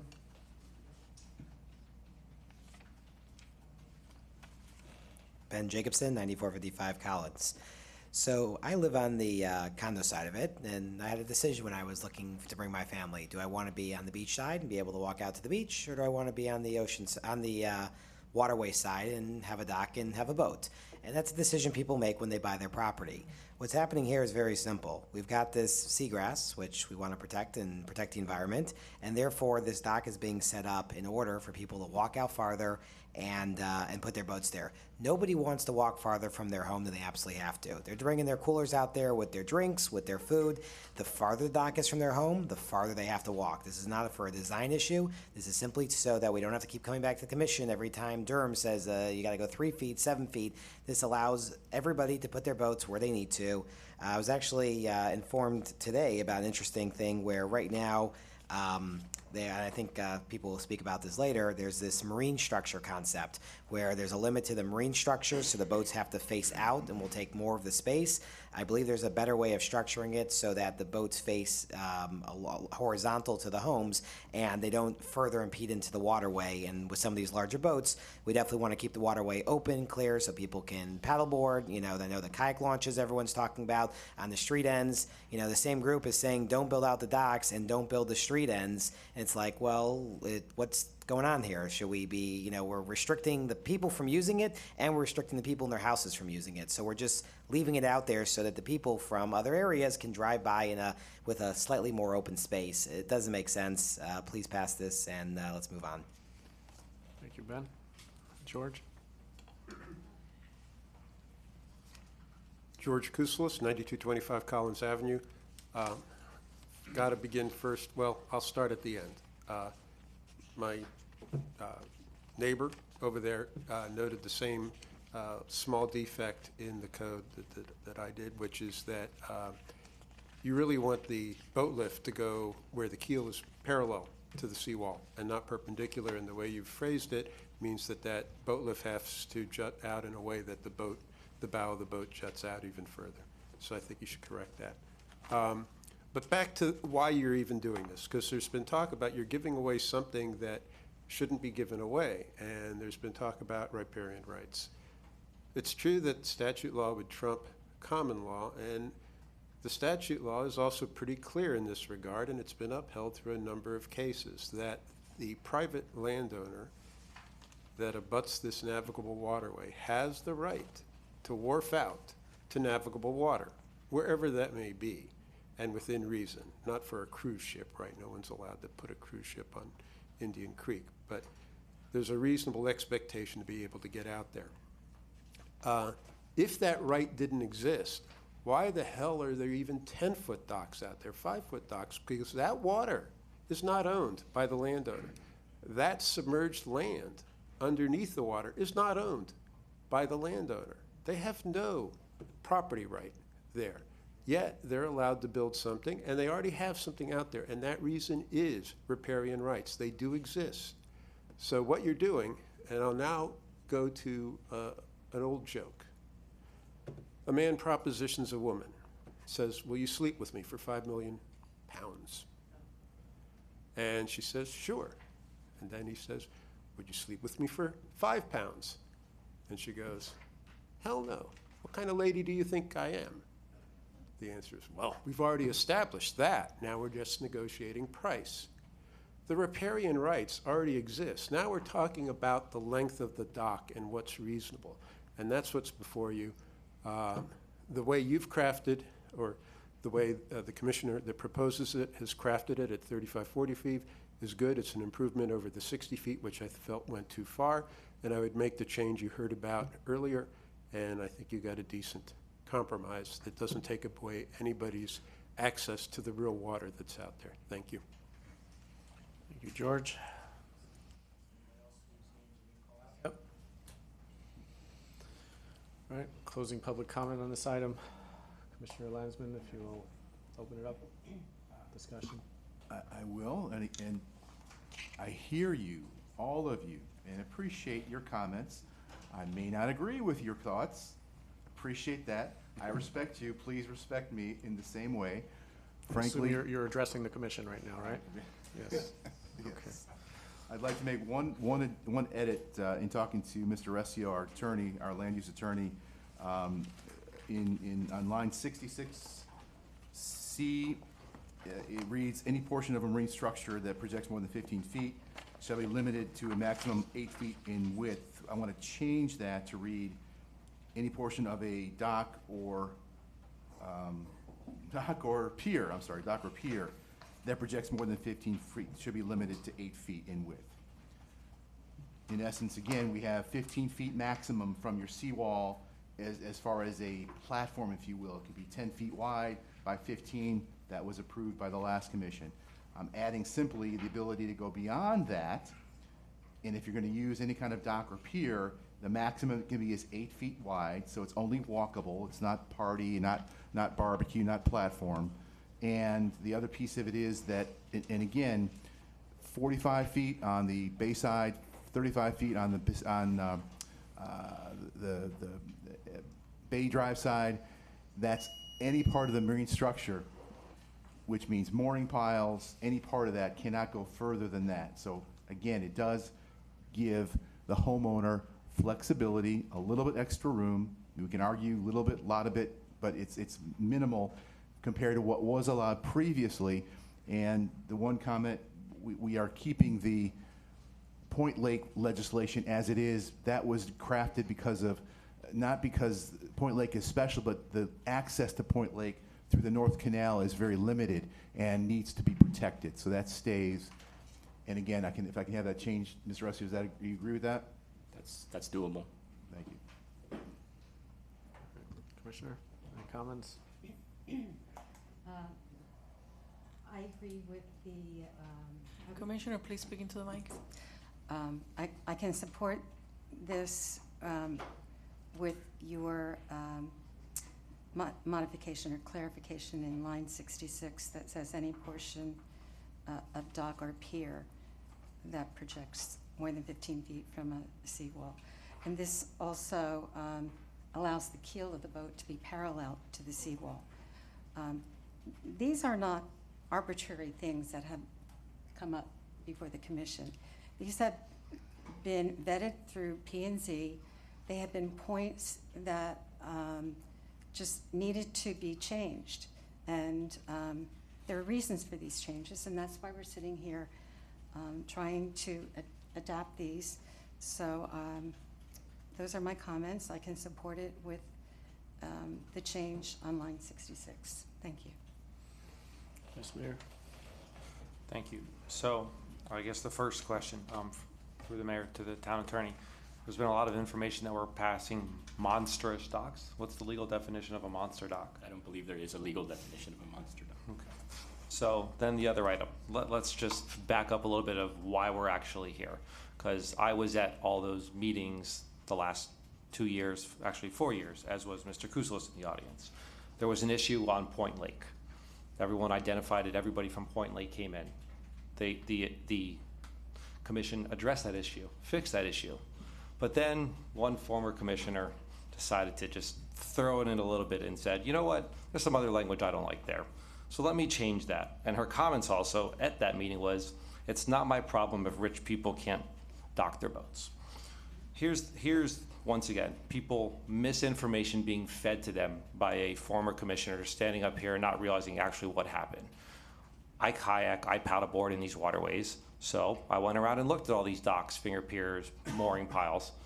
And I said, okay, that's interesting. Let me knock on some of these people's doors and see if they'll let me go measure their docks. On 88th Street, you have 60-foot docks existing that were previously allowed, which is 10% of the waterway. That was taken away by the previous commission. I still thought it should be at 60 feet at 10% of the waterway because that's what Durham and Army Corps of Engineers had it, and that's how we should have kept it. But you know what? The previous commission, they took that away and they said, if you can't put a boat 15 feet out, you got seagrass, too bad, not a problem. We are correcting a mistake, once again, that was caused by the previous commission. We are just giving back what was taken away. We are not giving back any public waterway. I went on to Bay Drive, looked at mooring piles, knocked on people's doors. Mooring piles are about 30 feet out. Same thing, you look at Indian Creek over there. Why are they sticking out so far? 10% of the waterway. That is all you're allowed to go out, which leaves 80% open to the public. At no point are we giving anything extra to anybody. This commission is literally undoing and giving back what was taken away by mistake, by, maybe it was a mistake. I'll give them the benefit of the doubt it was by mistake.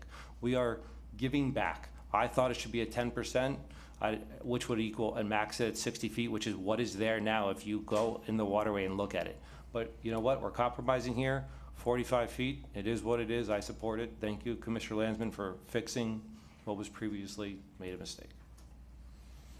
All right, again, I don't think I could say it better than the Vice Mayor. I do want to thank Commissioner Landsman for bringing this forward and fixing the item that was messed up a couple years ago. We're putting back, again, what was taken. It's always been that way, and they're welcome to look through the history of our town. Guys ready to vote? Madam Clerk?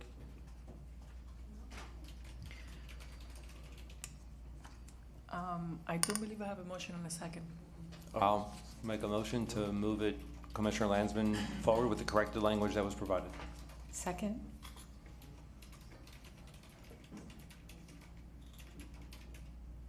Commissioner Landsman? Yes. Commissioner Mashai? Yes. Vice Mayor Rose? Yes. Mayor Danziger? Yes. Mayor, the motion carries. All right. Can I get a motion for a 5-minute recess? Yes. Motion for 5-minute recess? We had a second. We'll adjourn at 10:20. So motion by Commissioner Mashai, second by Commissioner Landsman. All in favor say aye. Aye. Any opposed? The motion carries. Thank you.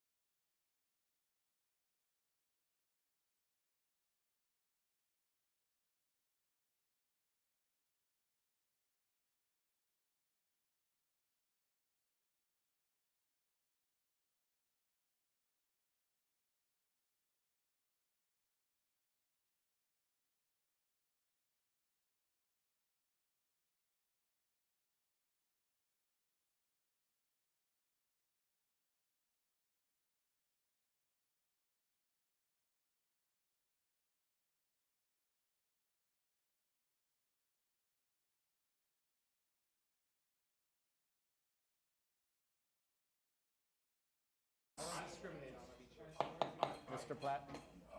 The vice mayor asked me No, no, something, I at least should be after our- not rude, and I should be able to answer. I don't want somebody After putting meeting. chairs behind my building that doesn't belong.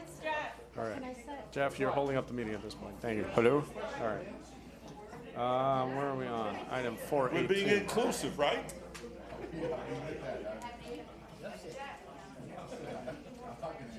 All right, we're back. All right, ladies and gentlemen, we are back in session 5 minutes later as promised. We are on item 4A2. Mayor, can I call a roll?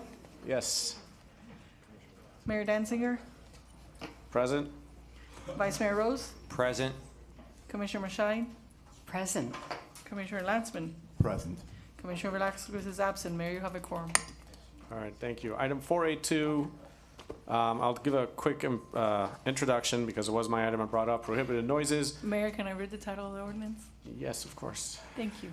An ordinance of the Town Commission of the Town of Surfside, Florida, amending the Town of Surfside Code of Ordinances by amending Section 5478, prohibited noises relating to permitted hours of operation for personal residential landscaping equipment and other noise-producing mechanical devices, providing for severability, providing for inclusion in the code, providing for conflict, and providing for an effective date. Item 482. Okay, thank you. So actually, since this is what, a second reading, first reading, where are we holding on this? Second reading, I don't have to give the introduction to our commissioners because we're all familiar with it. We'll start with public comment and then we'll have a quick discussion. Yes, we'll start with a motion to approve the item. I'll make a motion to approve the item. Is there a second? I'll second. All right, thank you. We'll start with public comment. Eliana Salzauer, item 42A.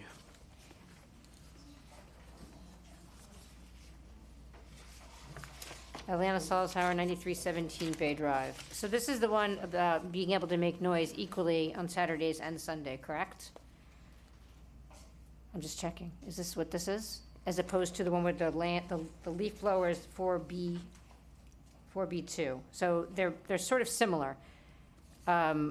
This is the reason why we use that, you guys use that as an opportunity to add in leaf blowers, which is the only problem I have with this. I think that people should not be making noise on Saturdays or Sundays. I think that's the right move. I would have rather have seen that go in that direction.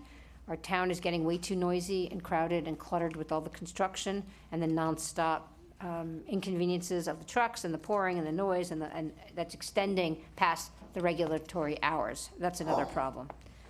So I would advise, it would be my preference to not have noise on Saturday or Sunday. I understand that you want to give equal rights to people who make noise on Saturday and Sunday so that everyone's weekend is ruined on both days. I would prefer that the hours start later, not as early as this is currently allowing. That would be more respectful of the neighbors. Thanks. Thank you.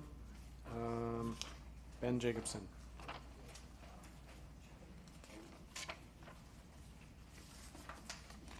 Ben Jacobson, 9455 Collins.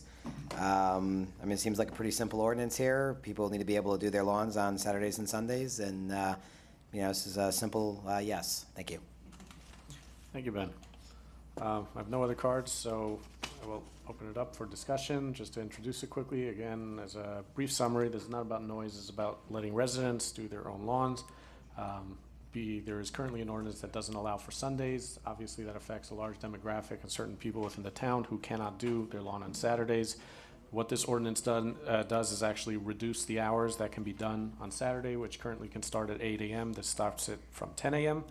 And this does not allow for a commercial to be done over weekends and holidays. So this actually reduces noise. Maybe we can keep it that way. Again, it's second reading. Is there anybody that wants to change the ordinance as written, or can we move forward with a vote? Good, just thank you for pointing out once again the misinformation, because you did move the time back from 8 to 10 on the weekends. Thank you. All right, Madam Clerk, can you call the roll, please? Yes, Mayor. Commissioner Landsman? Yes. Commissioner Mashine? Yes. Vice Mayor Rose? Yes. Mayor Danziger? Yes. Mayor, the motion carries. Thank you. Item 4A3, 24 and setback. Madam Clerk, I know you like to read them in. Yes, Mayor. An ordinance of the Town Commission of the Town of Surfside, Florida, amending the Town of Surfside Code of Ordinances by amending Section 9047 yards generally allowable projections, to clarify allowance for projections into required setbacks, providing for severability, providing for inclusion in the code, providing for conflicts, and providing for an effective date, item 4A3. All right, Vice Mayor, this is your item if you want to give an introduction. I'd like to make a motion to fix the 24-inch setback encroachment zoning clarification, ambiguous language. All right, we have public comment. We have Eliana Salzauer. Is there a second? Oh, Second. I'm sorry. Second, all right. Eliana. Eliana Salzar, 9317 Bay Drive. Generally, when the person is introducing an ordinance, they have to explain what it is. So just reading what's written on the agenda is not sufficient. You should explain what is this accomplishing and why you're doing it. I don't think anyone at home watching this understands what this is. I understand what this is because we looked at this Can I ask issue. you to please stick to the item on the agenda, not policy? We are. or This is procedure. this 24 setback encroachment, correct? Exactly, and you're talking about policies and procedure within the town, the way the meeting is run, so please stick to the item on I'm the agenda. talking about the fact that that the residents don't even know what you're voting on because no one's explained it. It just says, I'm clearing up 24-inch setback encroachment. So that wasn't helpful for residents. I'll explain what this is. There's a rule that there's the encroachment, the space between buildings, whether it's apartments or whether it's houses, is called setbacks. The setbacks is the free space, the empty space on the canvas of this town. Those setbacks are supposed to be protected. Those are meant to be open area spaces between the concrete that is everywhere in this town. Anytime you encroach on that, it means you're putting something back into the white space, into the setback. We should have minimal encroachments. The more encroachments we have, the less space we have. What this is now doing is allowing for double dipping on encroachments. Specifically for the condo buildings, they were allowed, for example, balconies go right back into the setback. There was a conflicting statement elsewhere that allowed for 24-inch decorative features on these buildings. They were not meant to be able to be double dipping and being used together. The previous commission, our commission, was intending to clarify that by getting rid of the double dipping and only allowing one thing to encroach. What this commission has done is allowed for double dipping, and so there is the encroachment of the balcony in addition to an encroachment of an additional 2 feet. That is leaving less space between buildings, and the same situation with space between homes. So I want to be clear that what you're voting on here is going to leave less space between homes, less space between condo buildings. So that's clear. Thank you. Thank you, Ms. Salzauer. Horace Henderson.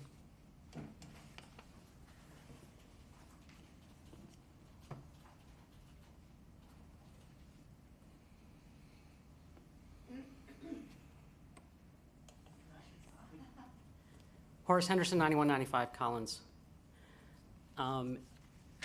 When I sat on the P&Z board, we discussed this issue. And then after I left the P&Z board, the board had further discussions where the board at one point voted not to allow these additional, as Eliana called it, double dipping into the free space. Eventually that worked its way to the commission, back and forth, and it was allowed. And this is what you're talking about, is continuing to allow it, okay? Again, Eliana put it very simply, well, not as simply as it should be, but it's simply saying that the code shouldn't allow for people to put things in this space because there's only supposed to be air. And what this ordinance is doing, or what this change is doing, is allowing people, because they spent a lot of money and they're gonna give taxes to the town, to put more items into the place where there's not supposed to be items. It's that simple. You're giving, the rich people are getting richer and the poor people are getting poorer. Thank you. Thank you, Horace. George Kouzlis. George Kouzlis, 9225 Collins Avenue. So this amendment, this ordinance, does a couple of important things. It clears up an ambiguity that existed, and the previous planning board, as you just heard, recommended going in the direction that this ordinance takes it. It was, I think, a priority for the planning board chair back then, and the current planning board chair, who's, I think, quite knowledgeable in these things and could recognize the benefit very clearly. Things are allowed in setbacks. That's what the whole meaning of an encroachment is. It's, the setback doesn't mean it's just air there and nothing else. There's encroachments for certain things, and they're defined. They can be balconies, they can be whatever. And sometimes you're not allowed to put balconies. In single-family zone, you can't put balconies into a setback. You heard that this will increase the congestion or the amount of stuff that's going between homes. It doesn't. The only thing allowed to project 24 inches in a home, between two homes, is the roof eave, other than an 8-inch projection for minor cornices and decorative features, but that's limited at 8 inches.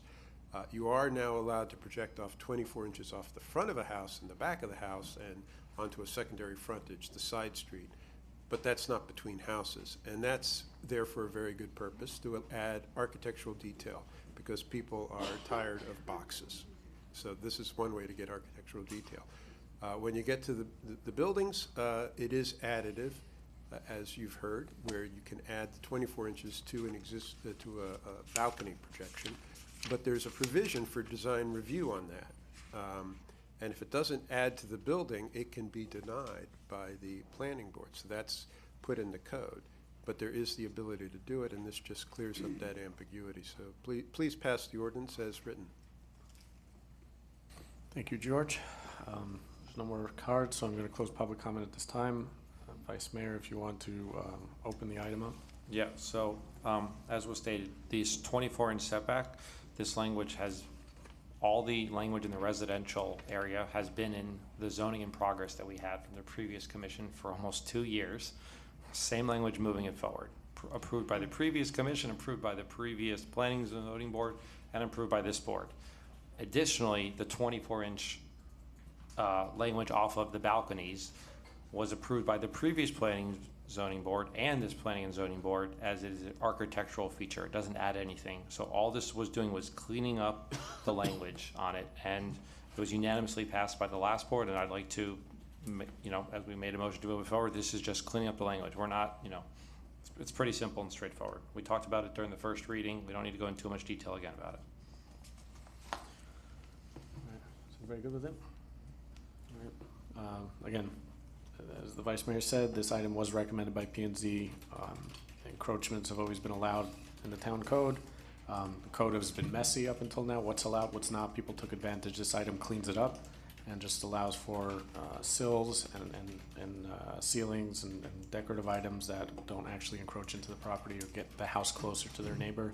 So this is something, again, we appreciate bringing forward. I'm sure there's nobody up here on the dais that knows more and more loopholes than the Vice Mayor, so I appreciate him bringing it forward. Madam Clerk, you want to call the roll? Yes, Mayor. Commissioner Mashai? Yes. Commissioner Lansman? Yes. Vice Mayor Rose? Yes. Mayor Danziger? Yes. Mayor, the motion carries. Thank you.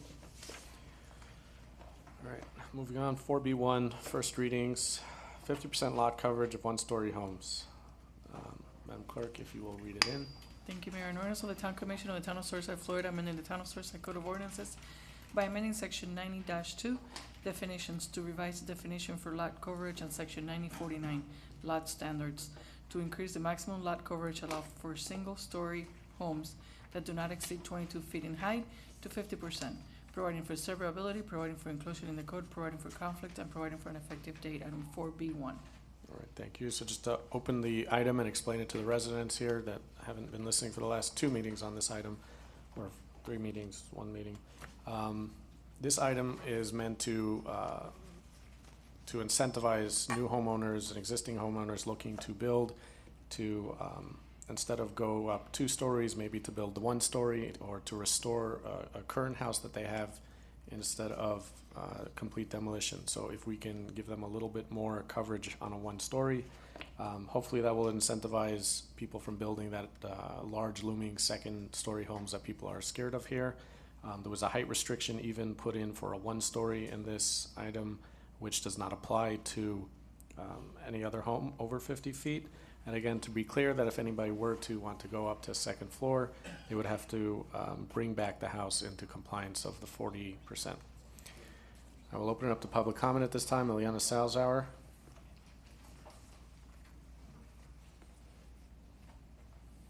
Eliana Salzauer, 9317 Bay Drive. This is a great idea that unfortunately I can see turning into a loophole that gets exploited. Right now, in this revision, it allows the 50% and it has a height limitation. 3 votes is all it takes to change any of those things. Again, 3 votes is all it takes to take off the limitation that if you put a second story on, you have to get rid of the part that exceeds 40%. So what this does when we tweak the code like this is it just opens the door. And mark my words, I don't know if I'll still be here, but 5 years from now, we'll be having this discussion where I'll be up here, if I'm still here, arguing, come on, guys, we agreed that you were gonna have to get rid of the of the 40%, of the 50%, if you're gonna make second story, right? This is how the line gets moved.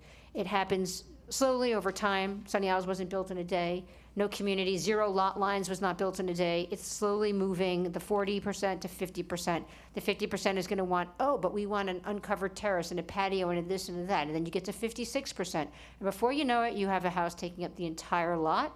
And then there's another item in the agenda later we're gonna get to about where the noisy equipment can be. And then it's right on top of you. And then there's things that go into the setbacks. You know, I would love to see someone take advantage of this and actually not abuse this. I'm just fearful of the consequences. I'm fearful that there are loopholes in here that we're not seeing and that are going to be exploited. So while this sounds like, oh, this will incentivize people to keep a 1-story home, unfortunately, I'm too jaded to believe that that's the truth. Thanks. Thank you, Ms. Salzauer. Horace Henderson.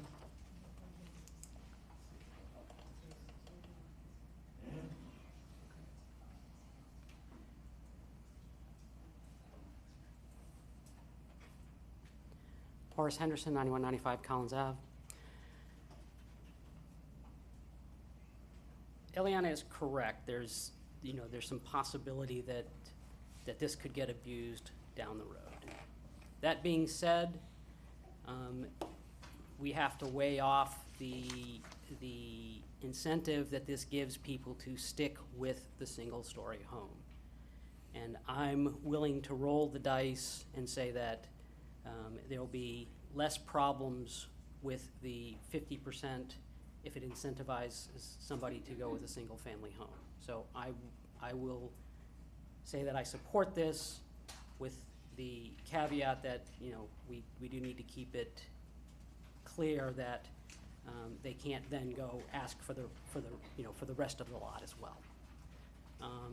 That being said, I would appreciate it if the same resident doesn't always get the last word on these things, because that's just a little unfair. Thank you.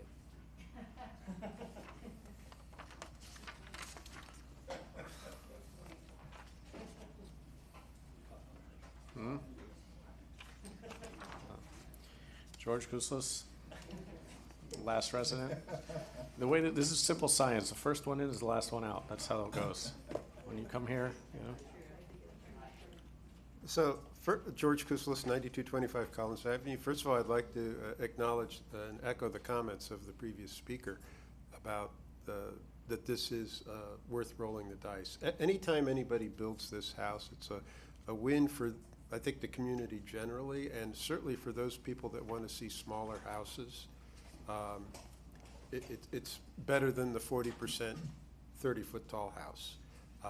Last time around, we cranked in the height limit, which I think is very important. It's always important to scrutinize these ordinances very thoroughly and see where the loopholes. The speaker before, Mr. Henderson, always brought up that there's a certain fear that the worst will happen. Well, if you didn't approve this, there's nothing to guarantee that a future commission doesn't just approve a 50% 30-foot tall house, right? You just never know. So I rather would go with the immediately previous speaker's notion of just proceeding with this. I think it'll turn out well. It's a very nice alternative to what's going on, and it actually yields a house with enough generous room that somebody might be inclined to do it. But only if 1 out of 10 do it, it's still a win for the community. Anytime anybody does this instead of the 30-foot tall house, it's a win. Thank you. Mayor, if I may, do I need a motion to extend the meeting? Motion to extend for 30 minutes. I'll second that. All in favor, say aye. Aye. Any opposed? The motion carries. So this Can I might, make one comment on this issue? I'm sorry? Can I speak on this issue? Did you not speak on it? I did not. Okay. Weren't you paying attention? I'm sorry, did you fill out a card? I didn't. Okay, so there are rules. I know, I forgot that card, I'm sorry. You can Gerardo fill it out. Voldostigi, 9148 Froud Avenue. I just wanted to make a very quick point. It only occurred to me just now. Like my neighbor, Mr. Henderson, I think rolling the dice on this may make sense. I'm also wary of the sort of creep of bigger houses that my neighbor, Ms. Salzhauer, mentioned. One thing I just want to mention, if we roll the dice this way, of course you can't bind yourselves in the future, but we need to not then fall back on that zoning argument that says that zoning is kind of a one-way ratchet, that you can only increase people's rights, and if you take it away, then suddenly that's unacceptable. I mean, if we're really talking about this as an experiment and as a rolling the dice, we have to be willing to undo it, and that could mean then, downzoning in some way as well. My only hesitation is that so often when people talk about zoning, they view as whatever they're given right now is their God-given right, and it can never be taken backwards. So I hope that we're open to the idea in the future of downzoning. I thought I had to say that for the record. Thank you, Jerry. All right, again, the reason why we fill out these cards beforehand is so if I end up with 60 cards, I know that maybe we have to cut the speaking time down from 3 minutes to 2 minutes, or not here till 6 in the morning. There are, again, reasons for these procedures, so I'd appreciate if anybody wants to speak on an item to try to fill out a card beforehand. Thank you. Item B, 4B1, 50% lot coverage again. We heard from one of the speakers here that we're always 3 votes away. Well, we're always, again, 3 votes away from anything here. I don't think fear is a reason not to shy away from progress, from improvements in this town, because something may happen down the line.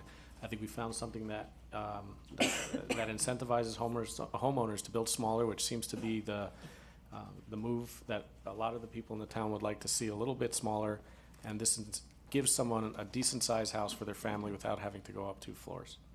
I think we were okay with that. Open up the discussion with the commission. Is there anything that anybody wants to change on this?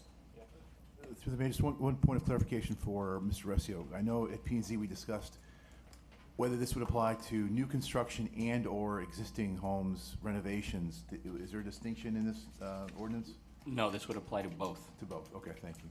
Mayor, if I may, can we have a motion in a second for this item? All right.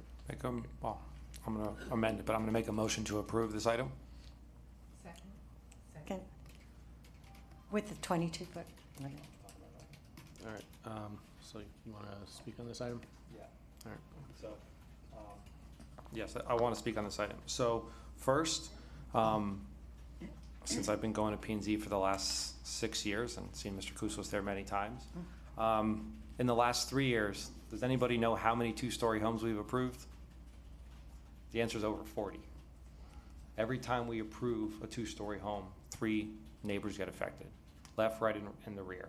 So options and choices, I don't know if it's going to happen, but this is for 2 reasons. One, for new 2-story, if we got somebody to do this, if we did it 10% of the time, we just would have protected 12 neighbors there on giving them it. The other thing is, Mr. Greenis, we can talk about this at another time, but once on the existing homes, when you do a 1-story addition, it gets a little bit tight at the 40%. You start going to 2-story addition, you hit the FEMA 50% rule, and you're tearing it down, you're building new, and you're back to a 2-story house. This is giving people that potential option, one, for additions to be able to keep it, because they'll be able to stay in the 50% rule most likely. In regards to the new construction, I thought 22 feet sounded good, but I thought it should have been capped a little bit differently. What I was going to say is, and I'll explain the reasoning after, 20 feet for a non-understory and 25 feet for an understory house. And the reason I came up with that is, it's getting a little technical here. Right now the code allows 46% coverage. So somebody could do a one-story house 30 feet in the air and it's gonna cover it 46%. And I don't think, you know, for that extra 4%, 200 square feet, how many people would give up 8 feet? So you're trying to dangle the carrot here to get people to do it. I thought it should be separated between an understory and a non-understory, because I wouldn't want to see a non-understory house at 22 feet in the air, because that would be bringing in a lot more fill and then have really high ceilings versus the understory house. So I thought it should have been separated, 20-foot non-understory, 25-foot for an understory. And that was just my opinion. If I'm not super strong on that, I'm okay with the 22 feet. It just made sense from a perspective trying to get people to do it, because I don't know otherwise how you're going to try and incentivize people to do it. So you want to make a, well, we have the motion on the table, right? That's if the seconder is comfortable with it or not. Otherwise, I'll stick with it. You know, I don't know if there's any support. You made it. I made the first, you made the second. So you're modifying it? If she's open to it, yeah. I attended these meetings, but also I see the reasoning behind 22 feet, so. Maybe P&Z will discuss it. Yeah, I'm good, like I said. Yeah. Let's hear their feedback. Yeah, this is a first reading. It's going to go off to P&Z again. Yeah, I'm comfortable with that. I just wanted to give my 2 cents why I felt that way. And maybe P&Z agrees or they disagree. I would just, you know, we'll hear from them. We'll see their comments. And I know the town attorney has one more thing. Yeah. Through the mayor, there is one thing that I just noticed in reading this again. If you look on lines 53 and 54, even though just above that, there's the lot coverage is increased to 50% for single-story homes. That line 53 and 54, which is the old language, limits the lot coverage plus any porches and all that to 46%. So it would basically act as a hard cap at 46%. I don't think that's what you're trying to do. So what I would suggest for you to consider is in 53, something like, in no instance may the sum of the lot coverage and all exemptions listed in 1 through 3 exceed 50% for single-story homes and 46% of the lot area for 2-story homes. And that would basically create a hard cap of 50% all in with porches and all that. Okay, and currently what is it? It's 40% plus another 66%? Correct, for a total of 46%. That's the current limitation. So this would just extend it for 1-story homes to be in line with the 50% that you guys are approving, or you guys are considering, sorry.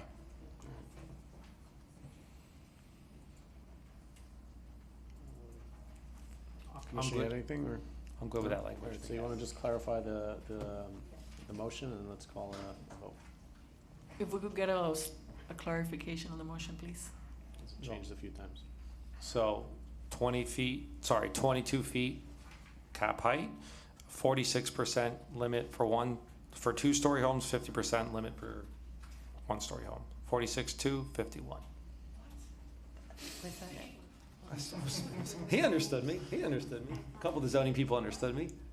So for a 2-story home, 46% lot coverage cap. For a 1-story home, 50% lot Just so we're coverage clear, we're cap. not, we're still at the 40%, but with porches and things. Correct, uncovered patios, porches, as it patios. is currently. Correct. We're not expanding 50, keeping two-story that as homes. It's not 50% plus the 6. No goodies. It's 50% cap. Nope, 50% all in, on a 1-story. So essentially, it's 4 more extra feet we're giving them. 4 more percent Yeah. on a standard lot, 225 feet. All right, is there a second? I'll second that, yeah. All right, Madam Clerk?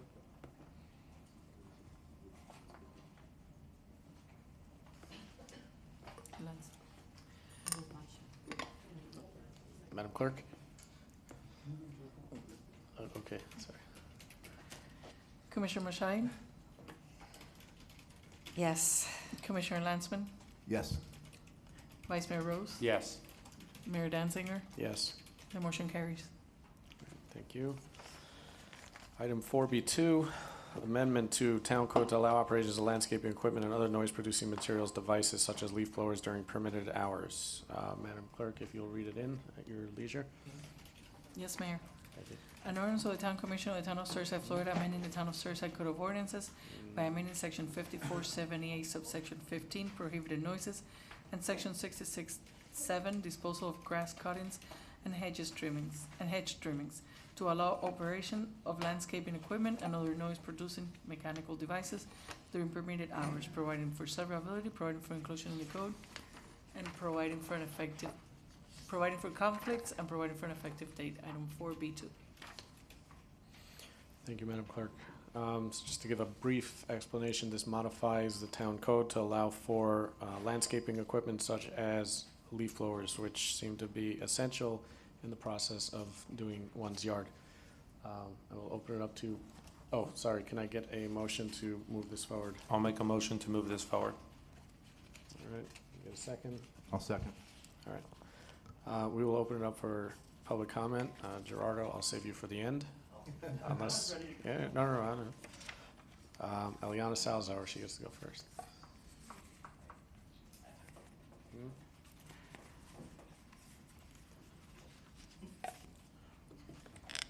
Eliana Salzhauer, 9317 Bay Drive.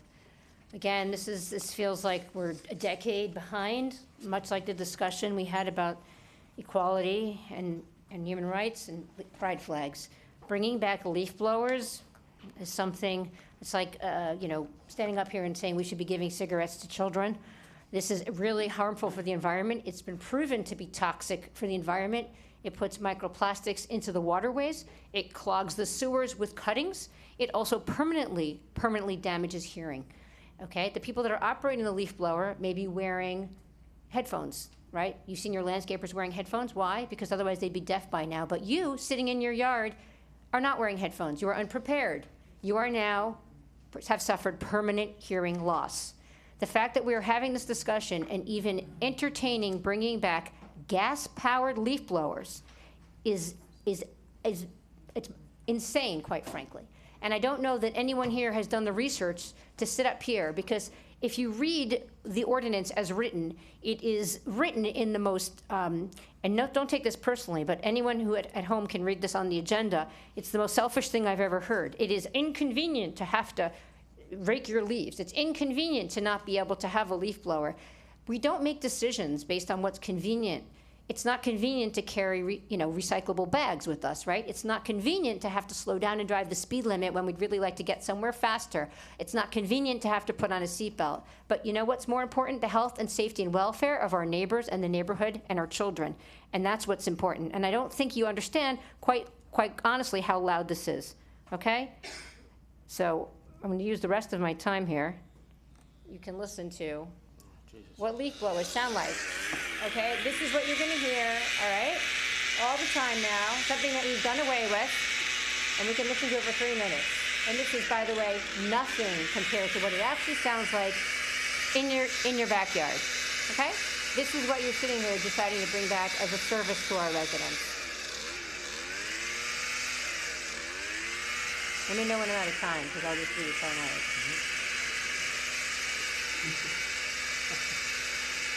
This is actually a pretty nice sounding one. There were worse ones.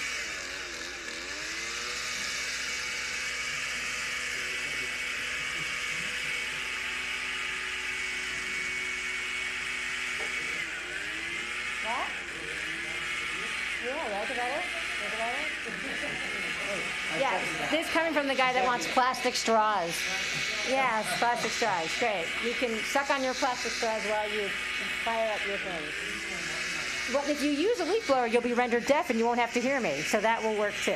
It's a win-win. It's a win-win. Oh, don't worry, the hotels are going to use these too. Am I out of time now? You are out of time. Oh, tragically. Thank you very much. All right.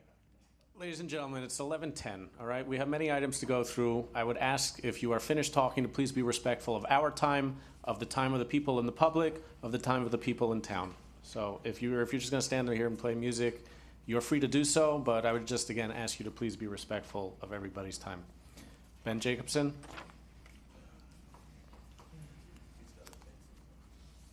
I yield my time. Thank you for being respectful. Gerardo? So, Gerardo Voldastegui, 9148 Froud Avenue. I think, I oppose this ordinance, not surprisingly, but I think it's also half-baked, and I want to try to speak to the commission as a whole, and including the mayor who proposed it. First of all, I just want to make the important point that when you're talking about leaf blowers, there's a really crucial distinction that's completely not mentioned here between gas-powered leaf blowers and electrical ones. Electrical ones are much, much better, and they get you all the benefits you need about avoiding raking with electrical leaf blowers. Gas-powered leaf blowers are among the most noxious devices for the environment that are out there. They're like the low-hanging fruit of environmentalism. That's why people get so upset about this kind of ordinance, because gas-powered leaf blowers are like so uniquely bad. They are internal combustion engines like the kind you have in cars, but they're called two-stroke engines. And what that means is they release massive quantities of hydrocarbons like benzene and formaldehyde that cause cancer in people. They are much, much worse at this than cars are.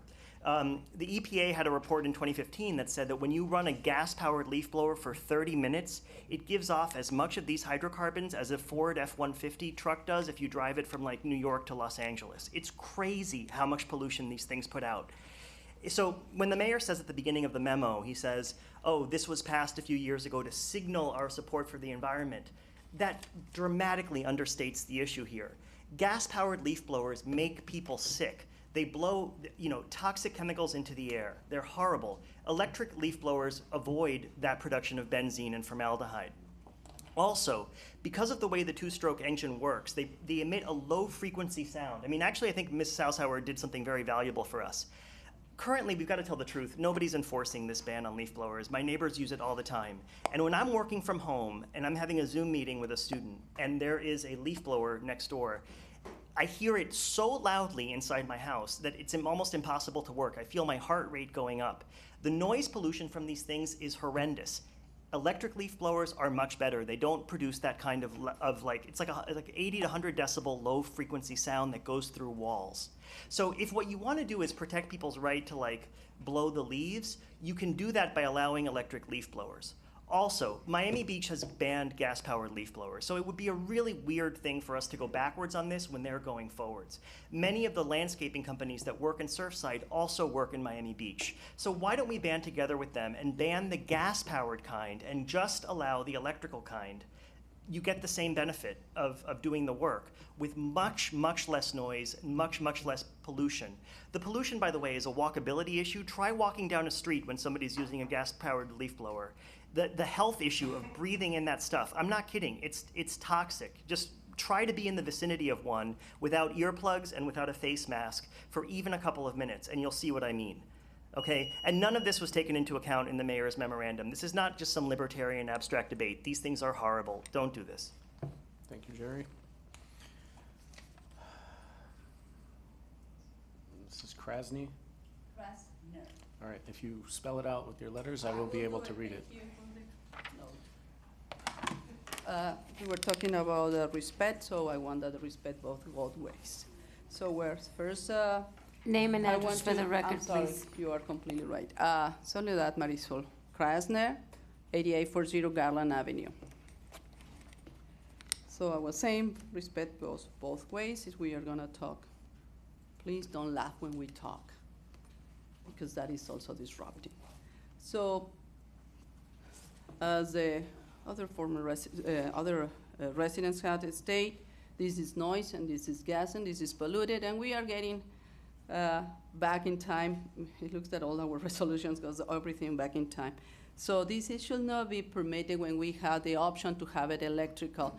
I really don't understand why we have to go in resolutions like this one that is really affecting not just the landscaping guy, but all of us.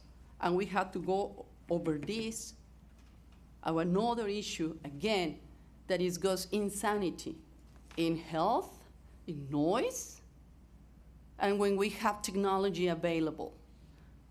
So I think, one more time, you need to listen to us, not just what you had decided, and this is no difference of opinion. This is realistic, real issues. So we may not have to be until 11 here, all of us, if we are not discussing some anachronic issues. Thank you. Thank you. I have no other cards at this time, so we're going to be closing public comments. So as is my item, I would introduce it and then just give a little background on this. So respectfully, we've had some comments here, and I'd like to give a little background on why this was brought up to the commission. I'm curious, and this is not an actual question, but I'm curious how many of the speakers here actually do their lawn in 100-degree weather every 2 weeks. I'm willing to put money down that not one of the speakers that came up against this actually do this. I'm curious about how many commissioners up here do their own lawn in 100-degree weather. Everybody's smiling. I know some of you live in buildings. The answer is none. I can tell you the commission that passed this, none of them did their own lawns. I'm sitting here, I was one of the residents that does their own lawn, 100-degree weather. These are items that are essential to the process. There's a reason why we continuously see everyone saying nobody's enforcing it. There's a reason why landscapers risk take the risk of a fine from our code compliance. There's a reason why homeowners do that. It is because it is essential. It is essential to the job and to the task. Leaf blowers do signal environmental protection because there is no science behind that. Every tool that everybody uses outside, from the lawn mowers to the hedge trimmers to the bush cutters, they're all two-stroke engines. So why was this picked on? Because Miami Beach picked on it, and a few other cities picked on it, so we piggybacked off it to signal our intent. But again, that was a signal made by a commission that didn't do their lawn, that doesn't actually go through it. As stated in my memo, this is something that hurts the homeowners because a lot of the commercial landscapers raised their rates because now they were being asked to either buy new equipment or to sweep it themselves. It hurts the homeowners that do their own lawn because you're asking them to rake or sweep in that heat. This is a quality of life issue that actually hurts the residents. There is no louder noise. It's impossible to say that this tool makes you deaf. First of all, I use it all the time, not in town, somewhere else, but I don't wear earplugs, all right? So it's not a thing. Every manufacturer makes one of these, has a different decibel. Just to say that this item, by general, like it's a gunshot, that it goes off and makes you deaf, that's not fair because there are different items, just like cars make noises, motorcycles. Depending on the exhaust, any one of these manufacturers can make a machine that goes at a different decibel. So that's just not being honest. And again, every tool that you use, every lawnmower, it's annoying, but sorry, that's what it means to live in a city with people and to have neighbors. The lawnmowers make the same sound, two-stroke engines, your edgers, your trimmers, your bush cutters, they're all two-stroke engines, gasoline that go. This is just another essential tool. It is required. You can't ask homeowners to be sweeping up sand in front of their house. I've watched commercial landscapers over here, they blow it right back into the yard. I was gonna videotape it and show it, but I didn't wanna get the homeowner in trouble. They blow it right back into the yard because that's how it mulches. It doesn't go into the sewage system. There's no homeowner here that wants to blow grass and clog their own sewer drain in front of their home. That's not a thing. So again, I'm asking this commission to vote this forward because this is a tool that is required for those that actually do their lawn. So that is my opening. If there's anyone that wants to speak against it. Okay. Oh. I just, the motorized leaf blower is just too loud for me. I think it's a high pitch and high volume. I would consider the electric one. I just can't get my arms around the leaf blower motorized, but I would consider the electric. Commissioner? First of all, I know one resident that's sitting in the audience that I see very often doing his own landscaping. Good job. I know. But most of the residents or even commercial contractors don't pick up after because they're not going to rake it, and there is a greater chance of going into our storm drains. I'm good with electric. I'm definitely comfortable forward moving with electric. Gas, I understand. Miami Beach, just to clarify and correct some of the information, Miami Beach has now banned them, but they're still grandfathered in and they're being phased out over the next couple of years. So it's not like they don't use them at all. They are still in effect, and then they're phasing them out over the next 2 years, 2 electric leaf blowers. I'm good with following that policy, which is I think it has to be out by 2 years, by 2023 or 2024. But electric, I'm fully supportive of. Gas, I'm not as strong about, but at the end of the day, I'd rather them be using gas than not cleaning up the leaves and them going in the storm drains. And I don't think we're really going to be enforcing it like we haven't seen as well. So I'm definitely comfortable going with electric. If gas is what it is to, electric, you got me 100%. Gas, if there's 3, I'm supportive of it. I'm not dead set against it because you use hedge clippers, you use the lawnmower. I mean, it is a little bit ridiculous just to point out the one item. And to that person, yeah, we're here at 11:20 talking about leaf blowers, and that's how government works, so stick with us, please. Before we were elected, I think we had some discussions, perhaps one commissioner here with me about this issue, and I think there was some interest in the electric option, and I think that does make sense. The challenge is the commercial services that we all use, they have to go buy new equipment. They don't use it currently. They use gas. That's their standard that they go by. And the enforcement is very lax, correct. There's no question. Throughout our town, gas blowers are used every day, today, yesterday. And that's the reality of the fact that we have a lot of things that code has to deal with. So could we attach some phase, some changes maybe over 2 years so that we encourage, incentivize our homeowners and our commercial providers to move to electric? I think that's reasonable. I wish there was some incentive, someone to incentivize them to do that, but you know, do we pay more? Maybe we ask a surcharge. Hey homeowner, hey commercial building, you have to pay 10% more to your service to help them afford electric versus gas. I'm just trying to be creative here because at this point, the commercial services are not going to run out and buy electric because we want them to. There's got to be some motivation for them. But having said that, I think if we could add a 2-year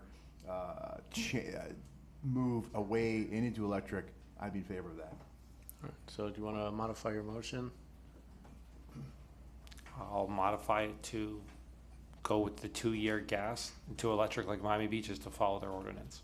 All right, do we have a date? Or 2 years from the date the resolution passes? 2 years from the date the resolution passes works. All right, so we're going to leave the ordinance as is and add a stipulation to move over to electric within 2 years. All right. It's Commissioner Lansman in favor. I'll resecond that, yes. Can I call the question? Yeah, please. Commissioner Mashai? Yes. Commissioner Lansman? Yes. Vice Mayor Rose? Yes. Mayor Danziger? Sorry, yes. Mayor, the motion carries. All right, thank you.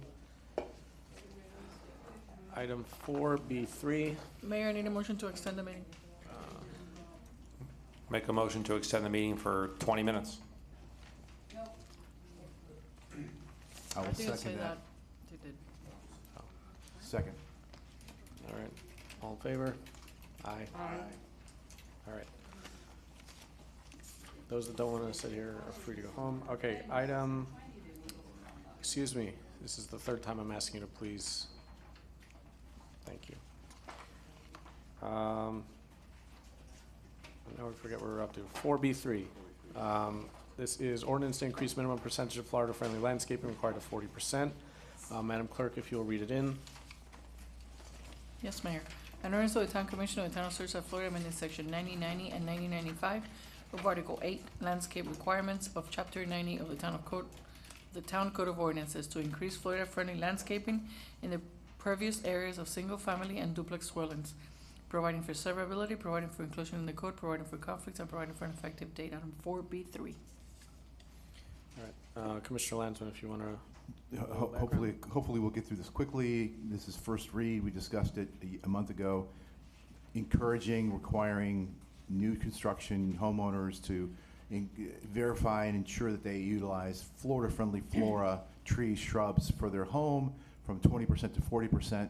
And Mr. Keller, our town planner, put together this ordinance including locations to find information about what is in fact Florida-friendly versus non-Florida-friendly. So there's guidance for new construction, whether it be landscape architect or homeowner. So this is a good thing for our environment and hopefully won't be too controversial. Thank you. All right, thank you. Can I get a motion? I will move to approve this ordinance as written. Second. All right, open it up to public comment. Sorry. Walter? I have a proposed change. One of the problems we have on the landscaping is the way it's worded. It's hard to know how they meet the requirement because it says 40%. Walter, So- do you mind stating your name and your position? I'm Walter Keller, the town planner. Well, if I may, it already stipulates 20%, correct? Yes, So we've how had does it get into that? difficulties with how we interpret it.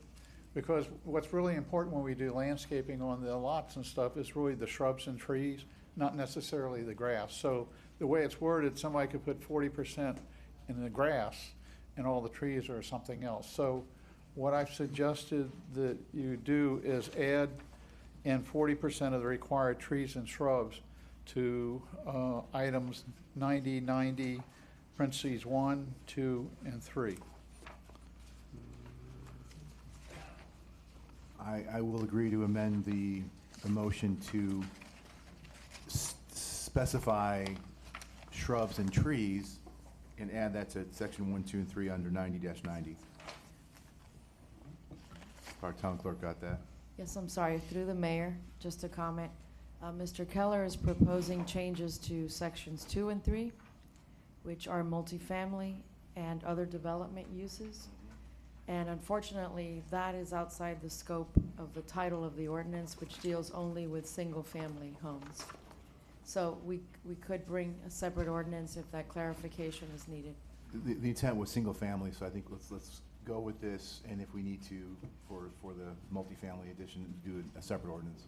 Yes, so Mr. Keller's proposed change on line 47 to add and 40% of the required trees and shrubs for single family. Yes, Mr. Keller, that's good. All right, so we're going to start public comment on this. Given the hour, I'm moving public comment down to 2 minutes per item because we have about 20 of these. We have an hour's worth of public comments for the rest of the meetings, which we're obviously not going to be sitting through, so we're going to bring it down to 2 minutes. You can say yay, nay, you're opposed. It doesn't have to be a speech for each item. 4B3, Eliana Salazar.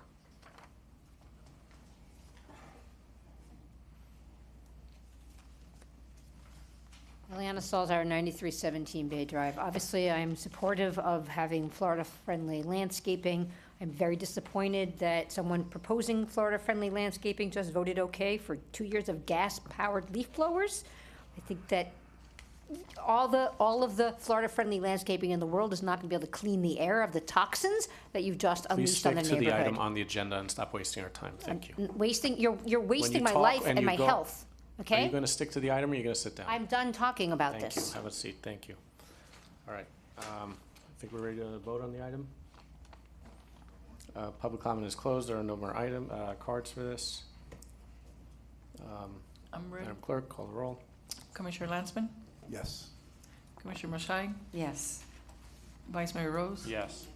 Mayor Danziger? All right, so while I support the move, again, as I said before, options and choices, this is something that to me is limiting people's options and choices.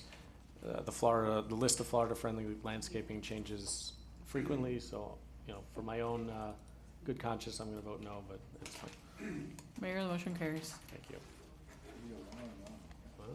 Item 4B4, amending the town code relating to the location requirement for ground level and rooftop mechanic equipment. Commissioner Fred Landsman. Madam Clerk, if you'll read it in. An ordinance of the Town Commission of the Town of Surfside, Florida, amending the Town Code of Ordinances by amending section 9047, subsection 3, relating to the location and requirements for ground level mechanical equipment, and creating section 9067, subsection 3, relating to the location and requirements for rooftop mechanical equipment and properties in the H30A and H30B zoning districts, providing for severability, providing for inclusion in the code, providing for conflicts, and providing for an effective date. Item 4B4. All right, thank you. Commissioner Landsman, if you'll give a little background as to Yeah. this item.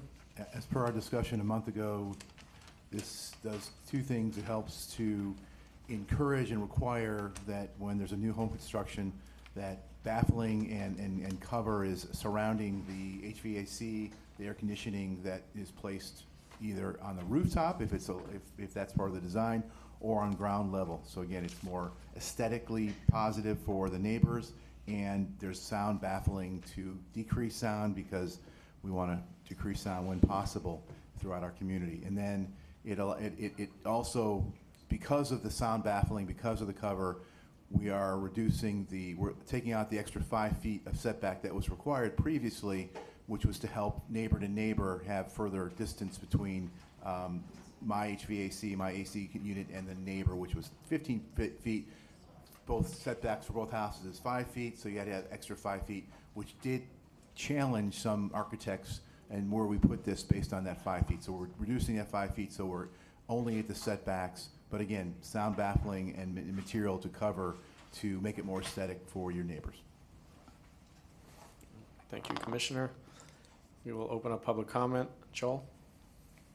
Oh, sorry, Joel. There's no card for you, Walter. Could I get some clarification? The way the code's written right now, generators are written sort of specifically that they're supposed to be on the ground in the rear of the house. I just want to make clear that this is allowing generators to go on the roof. I also am reviewing one right now that's trying to be put on the roof, so that's why I'm asking the question. I think given the fact that the ZIP has expired, which did have a difference of opinion on the rooftop, code currently allows rooftop mechanical. So, I agree with that, yes. but the code, when you read the Muni code, is very specific about generators. There's a separate section on generators, which this references, but I just want to make clear that generators are included in the rooftop mechanical, that's all. I believe should be, yes. I was gonna bring that up, but that was my note as well. It should be Okay. included, just, it's the whole, everything. Correct, yes. All right. That's all I know. All right. Okay, Joel Timmy, 9289 Abbott Avenue. Just Listen, a reminder, we're gonna go down to 2 minutes. That's fine. I didn't start I'm yet, gonna be but fast on it. thank you.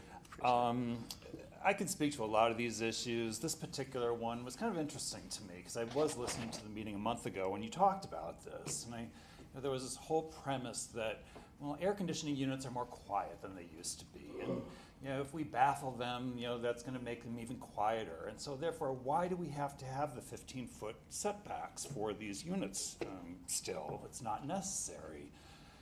And I was like, well, if they're quieter, that's great. Leave them at 15 feet, though. Like, I think it's wonderful that equipment that's like our, leaf blowers and going electric or whatever, a lot of things are more quiet than they used to be, electric cars or, whatever. But keep it at the 15 feet. I don't really, the only reason to push it down to 10 is to accommodate architects, which the 15-foot rule worked for the last, I don't know, since Surfside began, since we had air conditioning, maybe in the 60s. So why are we changing that? It's kind of like I put this in the category of scope creep. And we have the same issue with when you put it on the roof. We've got a 30-foot height of houses, which we all hate because these houses are becoming so large. But then we say, well, if you put in a pitched roof, then we're only going to measure to the eave. And so the house really is not 30 feet, it's really 36 feet. And then now we say we can put electric equipment on the roof, and then it has to be covered. Well, that's on top of that still. So these houses that, already we've started at 30 feet, which I think is way too high.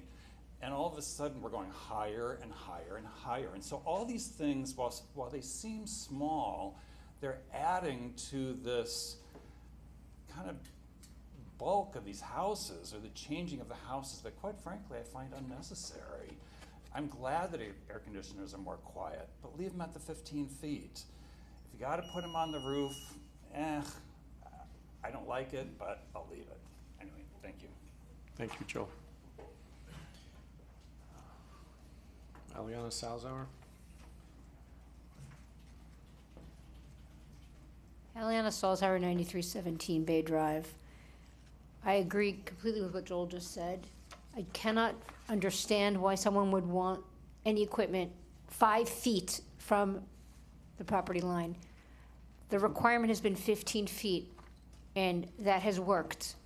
This feels like, again, special interest influence. There is no reason to have anything 5 feet. There is no requirement in this new ordinance that the equipment be quieter or that it have a certain decibel level. There's no technical specifications here at all. And to hear that generators are being put on the roof, I don't think that this commission should be doing anything with generators until you've done an environmental study about this, because every year people die of generators being being used near an open window, generators near a kid's room. If you live next door and your neighbor has a generator on their roof and you leave your window open, because guess what? They're using a generator because we've lost power. So now everyone in the neighborhood has their windows open, right? Because they have no AC anymore because we've lost power, which is why they're running their generator. You've just spewed whatever toxins are coming out of that generator into the window of your neighbor. And does this commission want that on their hands? Have you done any investigation into why generators are not supposed to be on a roof?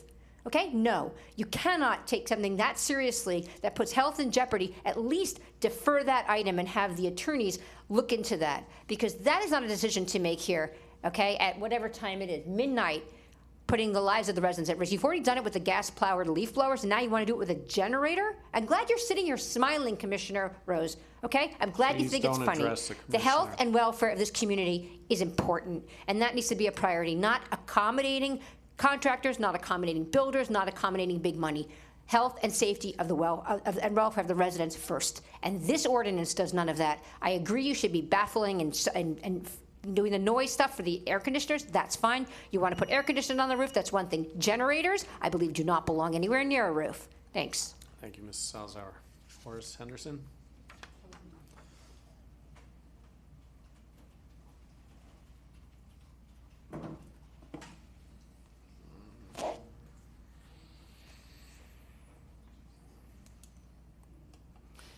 Horace Henderson, 9195 Collins Ave. We talked about this a lot at the P&Z meetings. Went back and forth, and I understand the reasoning that some people would like these pieces of equipment on the roof.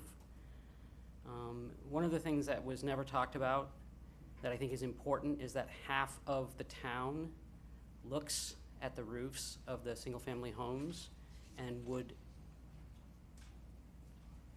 absolutely see these pieces of equipment. That's just all there is to it. It would be unsightly for half the town. And all of the other stuff that Eliana talked about, that's important, and it's probably more important than it being unsightly. But it does affect over half the town from their view. It does. And for that reason, I think you should think about this and not approve it. Thank you. Thank you, Horace. Marisol Krasner? I appreciate the legibility of this card. You're welcome. Marisol Krasner, 8840 Garland Avenue, and I want to start just remind you that respect goes both ways, so please, I want to address everybody, so just make sure that the Vice Mayor does not make funny faces while we are talking, because that is very distracted. One more time, we are here with another situation that is anachronic, that is also putting the health in jeopardy.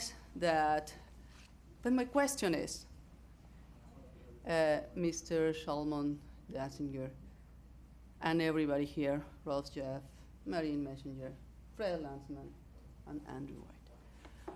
If we come here and we are until 11:38 to talk, to say our opinions, to talk on our behalf as the residents, and you have been, most of you, elected democratically.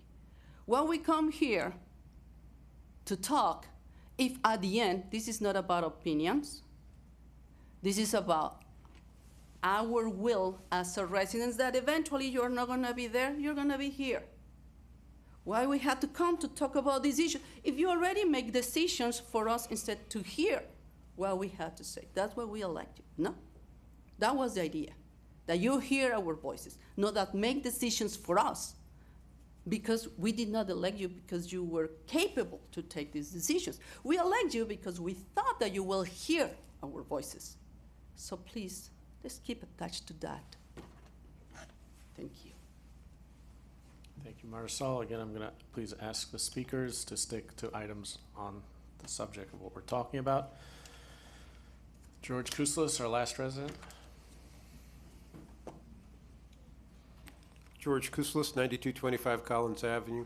The first thing to keep in mind is that air conditioners now are not the ones we grew up with, which was that box kind of tucked away at the side of your house.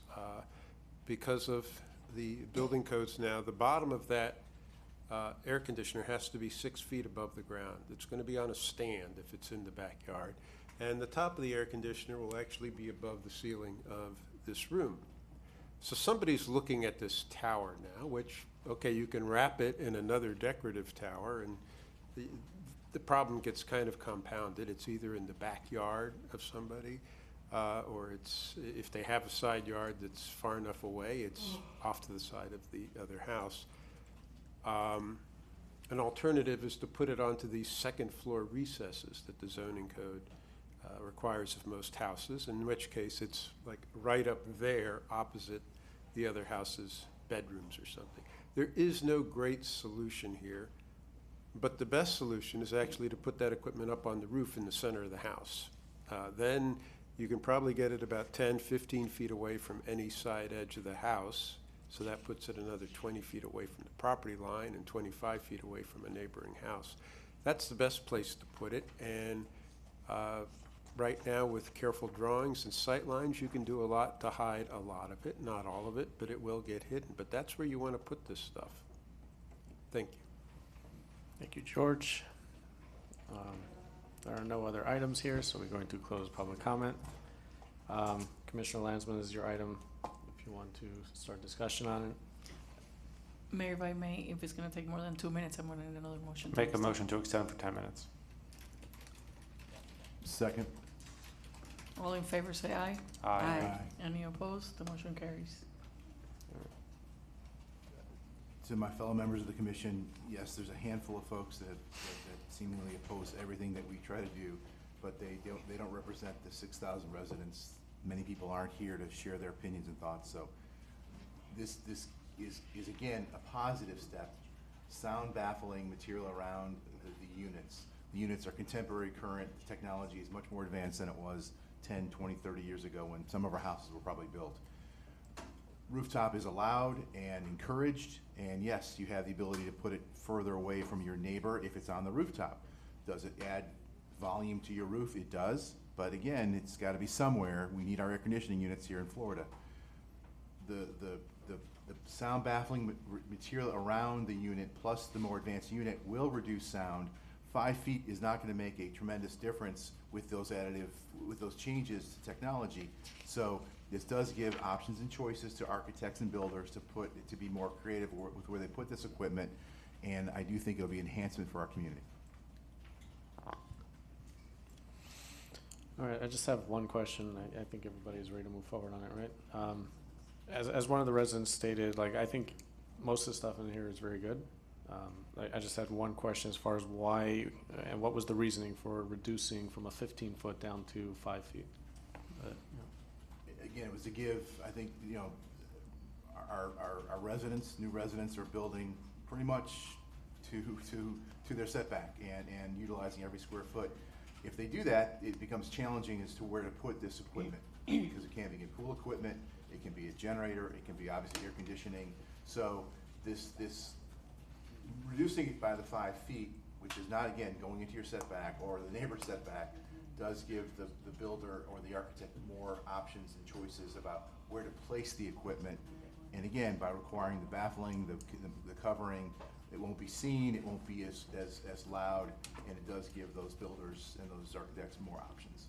I just want to be clear about this before I vote on it. The AC unit, if it's put on the side of the house, doesn't count as kind of what we discussed before as an item that could come past the projection, right? No, it cannot go past your setback. It cannot go into your setback. So if somebody, for example, you're proposing up to 5 feet, the setbacks on the side, I believe, are 5 with an average of 7.5. Somebody would have to still create a divot within, let's say, their house to place that item, right? Yeah, it'll still be minimum 10 feet away. That's not going to change, but it doesn't have to be then 15 feet away. It can be that 10 feet away. All right. Go ahead. I have a point of inquiry Yep. for the town planner. Do you see any problem with a generator on the rooftop? No, I think one of the things with the generators on the rooftops is going to be in the center of the roof, and so it's getting farther away from the sides. And the only reason I had brought up the generator is because I was trying to decide what to do with this application I'm trying to review, where I didn't think they wanted to put it in the front of the roof too close to the front, and it needs to be back towards the thing. But the code says has to go back on the ground. So that's why I brought up the generator. Yeah, so if I may, through the mayor, in 90-67, it's, as Mr. Keller said, the code directs that it go on the ground. We are not modifying that. That's not part of the title in this ordinance. So we think it would either, two ways to do this. We could go back to first reading with this and add that, or we could bring a separate ordinance to modify that section to allow it to go up on the roof, if that's your intention. Just the generator? Just the generator. Yeah, again, very few homes have generators, or I guess a handful do, certainly. Well, more are coming. More coming, perhaps. My next door neighbor has a generator on the roof, and when the power goes out, it kicks on. I'd rather continue with this and then bring a separate ordinance later on for the specific to generators.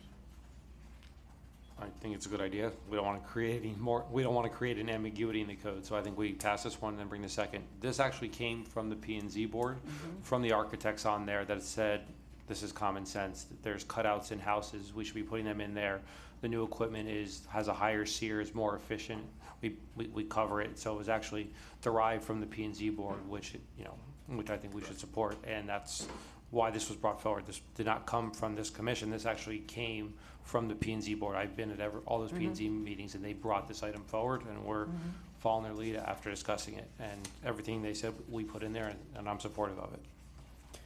All right, Madam Clerk, do you want to call the roll, please? I need a motion and a second. I thought we had one. Make a motion to approve. We had one. I'll second it. Is that with the direction to direct the town attorney to bring back a separate ordinance addressing the generators? Yes. Correct, yes. Commissioner Mashine? Yes. Commissioner Lansman? Yes. Vice Mayor Rose? Yes. Mayor Danziger? Yes. Mayor, the motion carries. All right, thank you. Resolution proclamations, 5A, Solid Waste Service Special Assessment Preliminary Rate Resolution. Madam Clerk, if you will read it in, please.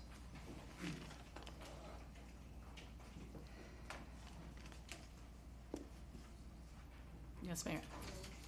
A resolution of the Town of Surfside, Florida relating to solid waste management services, including collection, disposal, and recycling of residential solid waste in the Town of Surfside, Florida, establishing the estimated assessment rate for solid waste service assessments against assessed property located within the Town of Surfside, Florida, for the fiscal year beginning October 1st, 2022, directing the preparation of an updated assessment roll, authorizing a public hearing, and directing the provisions of notice thereof, and providing for an effective date. Item 5A.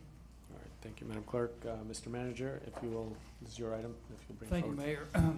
Mayor, Vice Mayor, Commissioners, what this does is just puts in motion the resolution to notice the public of our intent to assess for this service and sets the place, date, and time. What it does call for is a 4% increase, which ends up being about $1.06 a month for residents. I don't know if Jason had anything to add, but happy to answer questions.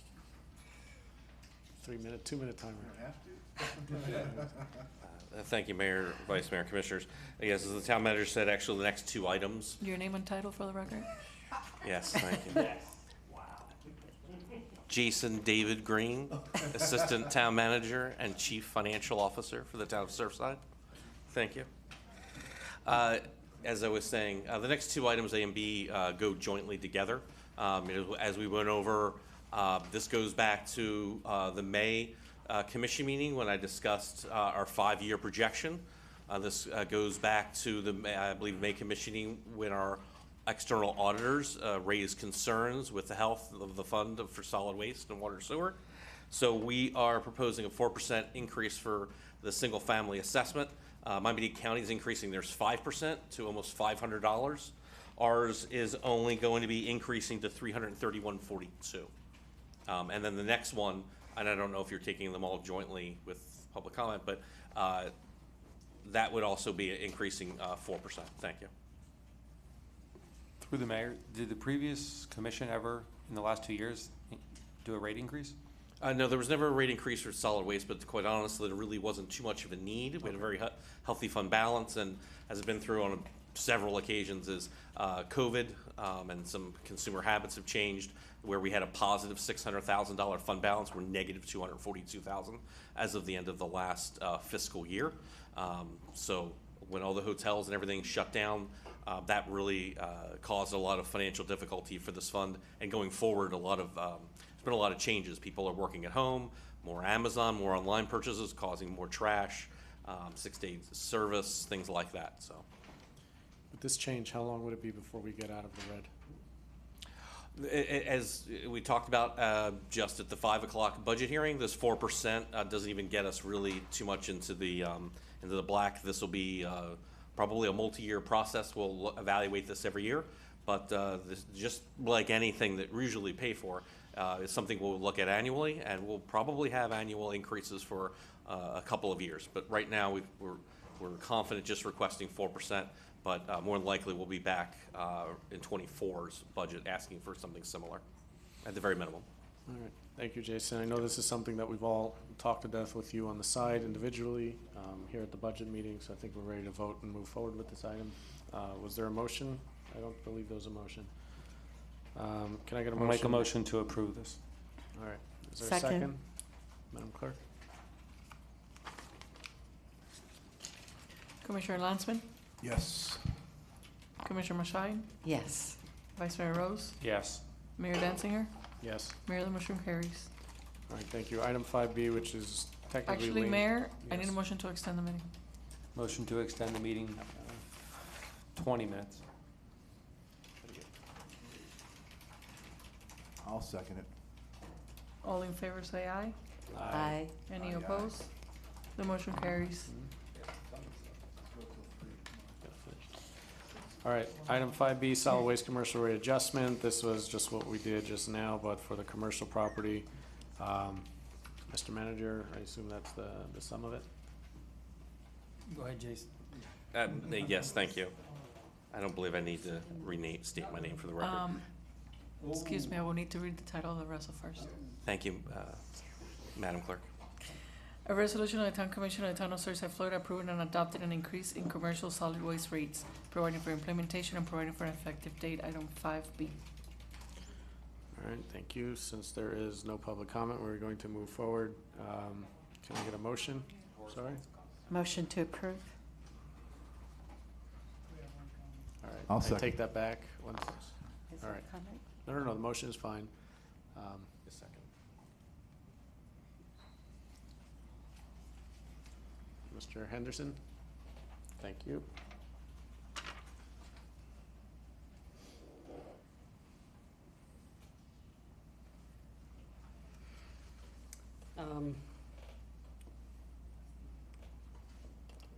Horace Henderson, 9195 Collins Ave. Commissioner just lamented that some of us oppose everything. Maybe the commission should listen a little bit more and not talk over us or escort us out. And maybe they should give us some things that we more fully support. However, with that being said, I do support this. Thank you, Mr. Henderson. All right. Can we get a motion? Commissioner Motion Mashai. second. All right, let's do a vote, please. Commissioner Lansman? Yes. Commissioner Mashai? Yes. Vice Mayor Rose? Yes. Mayor Danziger? Just to mention again, we don't want to be increasing any rates to be that commissioner, but we are in the red on this item. This is $1 something a month per resident. I think that's doable to get this town back into a healthy state. So I'll vote yes. Thank you. Mayor, the motion carries. All right, item 5C, Champlain Towers South investigation, additional authorization to expend. Madam Clerk, if you'll read that in. Sure. A resolution of the Town Commission of the Town of Surfside, Florida, approving and authorizing expenditure of funds to KCE Structural Engineers, PC, for a continuing engineering analysis and destructive testing investigation to determine the cost of the Champlain Tower South CTS building collapse not to exceed the amount of $850,000, providing for implementation and providing for an effective date, item 5C. I believe that amount is higher, Jason. Yes, I drew the short straw since Alan couldn't be here, so. Yes, if I can, this is about the finances. Just, I'll try to make it as quick as possible. When the investigative costs were brought to the commission in August 2021, the very rough guesstimate for the investigation was $2.5 million from KC Engineering for all of its services. The commission at the time kind of piecemealed it, and instead of authorizing the $2.5 million budget, kind of gave it in chunks. We currently sit at $1.8 million, which was authorized. So this is the final authorization. There was a discussion had with the attorneys and the town manager with Mr. Kilsheimer, that his statement was, for the record, 95% certainty that this will be the final request to complete the investigation. That includes his final report and all testing he needs to finalize everything. That's the $850,000.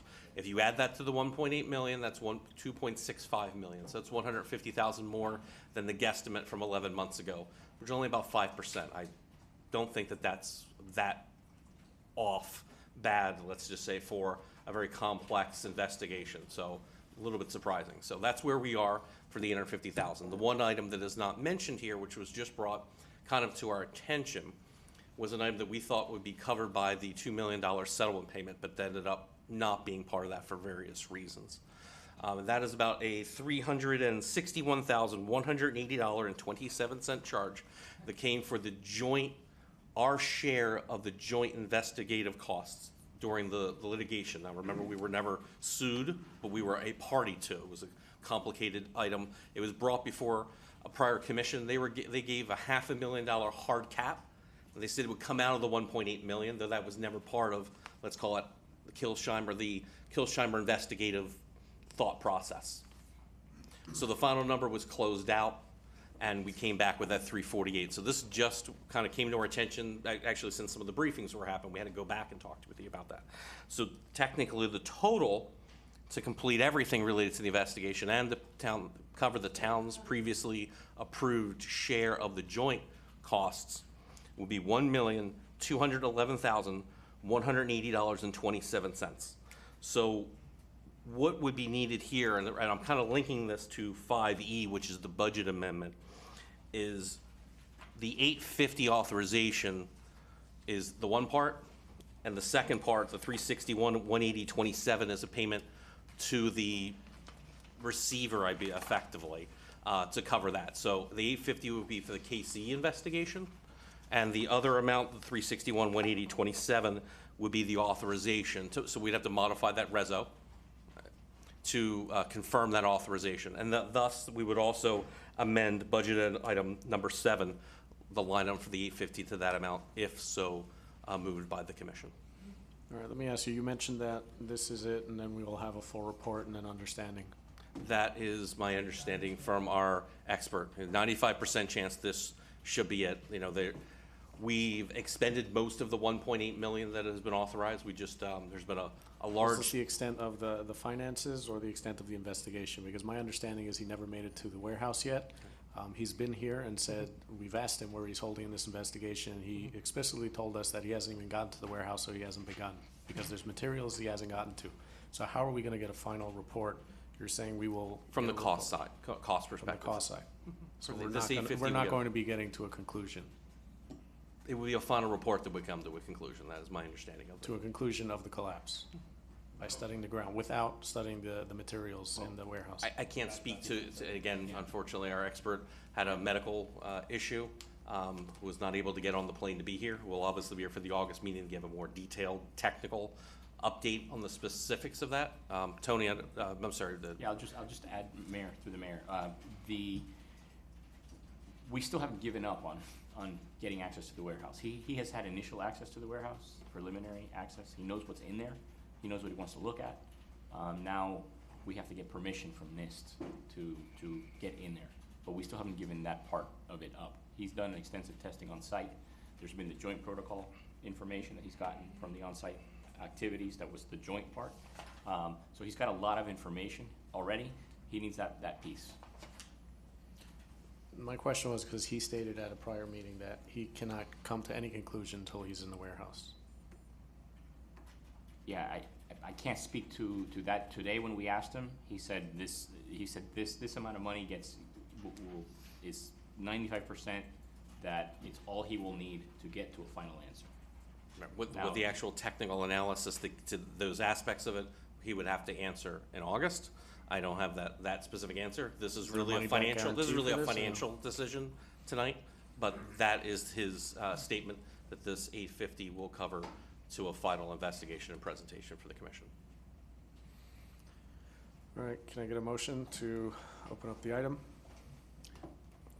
If I may, requesting that it be approved as amended to an amount of $850,000 for KC Engineering and $361,180.27 to the receiver. To the receiver, and then we'll also we'll be up to modify 5A for this similar. Sorry, if I may, Mayor, just add to that. So we'll modify the title and the body of the resolution to reflect what Mr. Green just said. I'll motion to approve so we can discuss. Second. All right, let's open it up to the commission. Any thoughts? Oh, sorry, yes, thank you. Liliana Salzauer. Item 5C.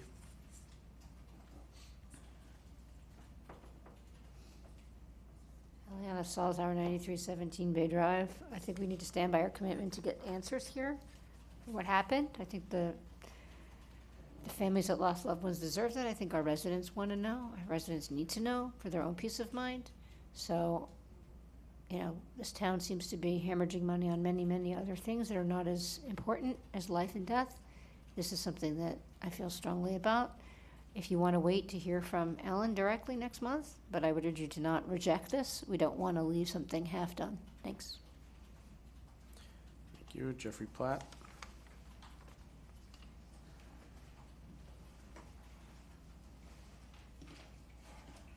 Jeffrey Platt, 9225 Collins Avenue. I'm really up here to ask you to do the beach chair discussion next because it's too late, past my bedtime, and you have many, many people here waiting for Mr. one Platt, if item. this is not about this item, thank you. George Kouslas. George Kouslas, 9225 Collins Avenue. I support this resolution before you. There's always sort of some, not hocus pocus, but when you're dealing with procurement, numbers kind of shift around. The Kilcheimer's fee is really about $150,000 over budget as advertised, not $850, right? You know, the appropriations were done in chunks, and it got up to 1.8. So keep that in mind. It's a modest increase, like you heard.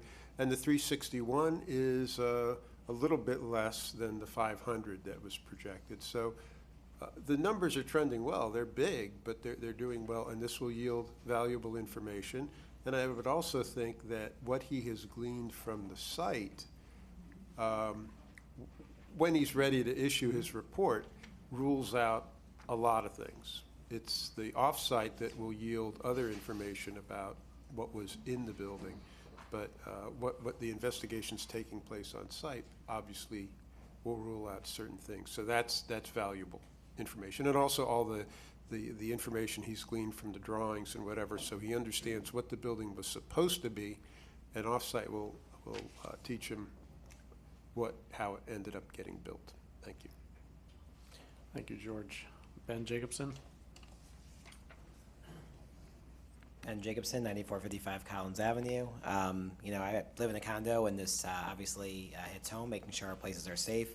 Right after the collapse, we condominium associations spent a lot of money on engineers to x-ray the walls and eco-tech to go into the ground, and, you know, thank God everything came back fine for us. We're about to spend another $850,000, but isn't this a parallel investigation to NIST and to the state? Are we about to throw more money at this project when we're really doing a dual investigation? You know, if that is true, shouldn't we move this money towards making sure every building in Surfside has gotten the same thorough investigation our building has done? I know there's 2 other Champlain buildings, there's the Mirage. a number of buildings that are high risk. So before we write them another massive check, make sure that we're not just duplicating our efforts because everyone was freaking out back during Surfside collapse. Thank you. Thank you, Ben. I have no other cards for this item, so I'm going to close comments. I meant to press the timer, not my microphone. All right, I will open discussion.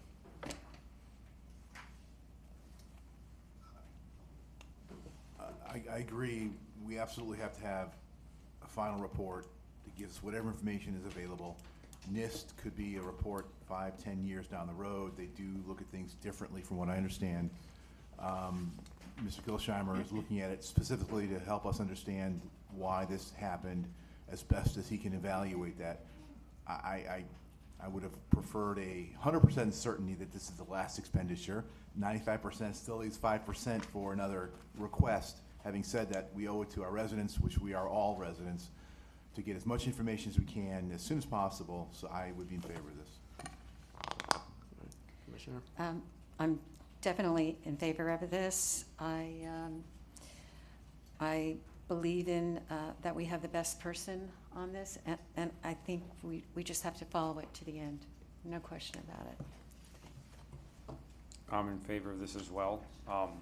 We need to figure out what caused this, but I really only look at it as $150,000 extra. Yes, the 361 joint testing that we did, but I don't know why a previous commission would be like, oh yeah, we're only going to spend $1.8 million, and then maybe not give them the last bit of the money, even though the contract was for 2.5. So of course, I think we should finish this off. It was one of those things that got kicked down the road to us, and we'll drag it across the finish line, for the town, for the residents, and for the families victims.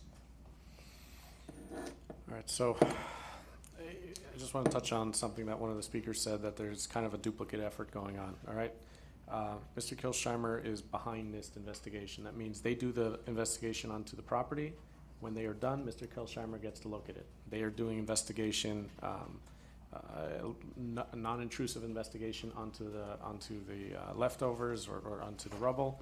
When they're done, he gets to look at it. When they do intrusive, then he gets to look at it. He's always going to be behind them. We were told by NIST over a month ago that it wasn't a land issue. We were just told about a week or two ago by Alan Kilsheimer it's not a land issue. So I feel like we're just spending this money and getting the same answers anyways. There's an organization, the federal government is committed to this. They're in it for 1 year, 2 years, 5 years. It's not about how long it's going to take, but they're going to get us an answer. They've been funded over $22 million for this investigation. They're going to see this to the end. I know the last commission went ahead and put in $2.8 million into this. That's emotional. Again, I didn't agree with that. I actually agreed with Commissioner Velasquez that money should have gone through our current residents and our current condos to assist them. If we wanted to help our residents, assist them with their investigations, with their own, too tired, but with their own, assessments and bringing professionals down. It's a very costly item, as we discussed on one of the other items when it came to the 30-year or 40-year. Some of these inspections are very costly, and I would have rather see that money go into our residents that are here while continuing to let the federal government look into it, which is what they're going to be doing. They started before. They're going to be here long after Alan Kilsheimer is here in the town doing that. That's just my two cents on this. So. Ready to call a vote? All right, Madam Clerk? Commissioner Landsman? Yes. Commissioner Mashine? Yes. Vice Mayor Rose? Yes. Mayor Danziger? Yes. Mayor, the motion carries. All right, item 5D, authorization to proceed with contracting and authorized expenditure to engineering pool firm, the Cordino Group, for a townwide traffic study. A resolution of the Town Commission of the Town of Surfside, Florida, approving a project agreement with the Cordino Group, Inc. to provide traffic engineering services for the 2022 townwide traffic study project pursuant to the continuing service agreement for professional engineering services, authorizing the expenditure of funds, providing for implementation, providing for an effective date. 5D. All right, thank you. This item is to start a study so we can resolve the walkability and the safety issue townwide, as opposed to just addressing corner by corner, block by block, input by input. We're going to actually, the last study I believe was done in 2012. It's obviously not relevant to the current situation, situation the town is in as far as residential, families, cars. In order for us to provide a real solution to walkability and to street safety, we need to have this study done. So can I get a motion to move this item forward? So moved. Second? Second. All All right, we have public comment. Eliana Salzauer.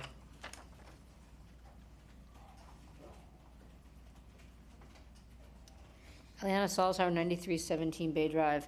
There was a motion made, a resolution actually, about closing Bay Drive and Byron Avenue. It was last year, maybe 2 years ago, when I was commissioner. And we went to DOT and said, hey, can we do these things, right? And they came back, and you can read the results in the manager's report, and says, sorry, we can't evaluate this because the traffic pattern is still all messed up from Champlain.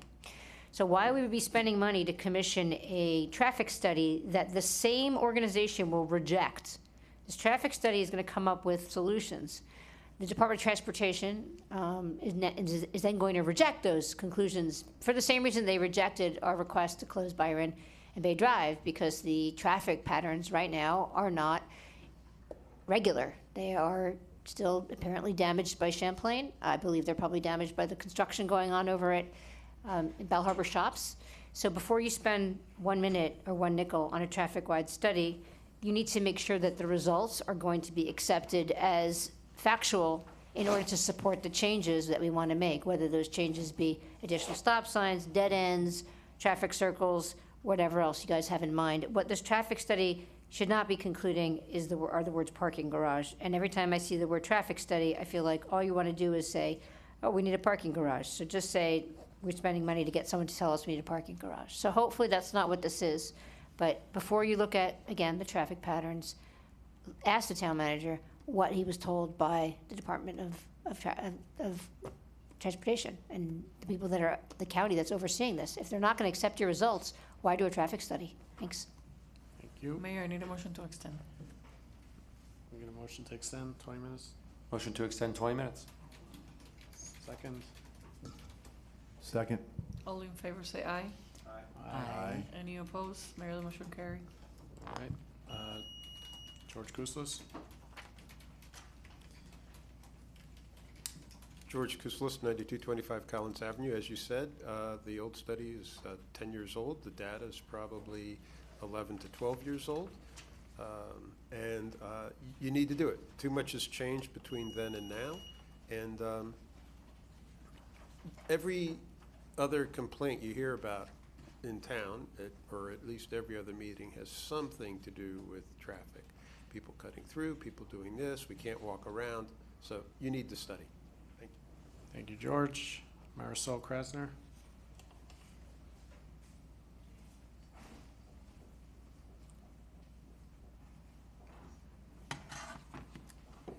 If the situations that Marisol Krasner, 8840 Garland Avenue.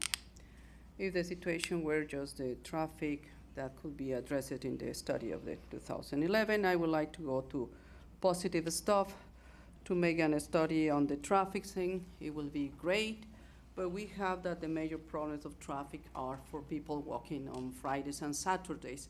So, but then on Sundays, the traffic is, wow, quite high. So I think we also had to address that it's not just traffic, it's just also how the people walk on the streets. Because on Saturdays, the streets get reduced because the people walk like this. But on Sundays, the same people walk faster. So I think we need also to have some kind of a suggestion to the community to walk more properly for every single day, for every single necessity of the residents. Because frankly, it is kind of sad that on Fridays, there are 5 police officers checking the circle that it goes to the end of the street in Byron, right? But the rest of the week, nobody is there. And it's funny, but today I was witnesses when one of our commissioning don't even stop us in a stop sign. So this is not just a traffic. This is also about the education that every single person has. So I don't think that is right now the proper time to spend this money if we do not have the conditions to really make an accurate study. If we have still the Champlain situation running, and let's try to be positive and just focus on what we have right now. Thank you. There are no more cards on this. I'm closing public comment. Just to address some of the comments that we've heard, this study does, I believe, include parking, pedestrian, walkability in town. This is a town-wide study to help us upgrade our town and come up with solutions. We happen to have been in contact with DOT, I know on a few issues through Hector, so those conversations have been happening. We're actually doing things behind the scenes here in Town Hall. Any items, anybody opposed to it as written, or can we call a vote? I'm good. I think we need a 10-year. Did we do It's a? been 10 Yeah. years. I think we need a study. Yeah, it's a little over 10 years. We're not going to be able to put in any solutions without this. So, Madam Clerk, if you can call the roll, please. Commissioner Mashai? Yes. Commissioner Lansman? Yes. Vice Mayor Rose? Yes. Mayor Danziger? Yes. Mayor, the motion carries. All right, item 5E, the fiscal year 2022 budget amendment resolution number 7. Madam Clerk, if you'll read it in. A resolution of the Town Commission of the Town of Surfside, Florida, approving budget amendment number 7 for the fiscal year 2022 budget of providing for implementation, providing for an effective date, item 5E. All right, Mr. Manager. this Thank you. item is- Jason's going to address the All right, budget amendment. Mr. Assistant Manager. Thank you. Jason Green, Assistant Town Manager, Chief Financial Officer. The budget is presented. David, was it? David, yes, middle. I was speeding it up for the lateness of the hour. This budget amendment basically covers the cost of 5C and 5D. So what we're requesting is to approve this resolution as amended to include the cost changes in 5C, which would be an additional $361,180.27 for that other investigative cost we talked about. Thank you. I'm sorry, through the mayor, Mr. Green, is that also from the general fund?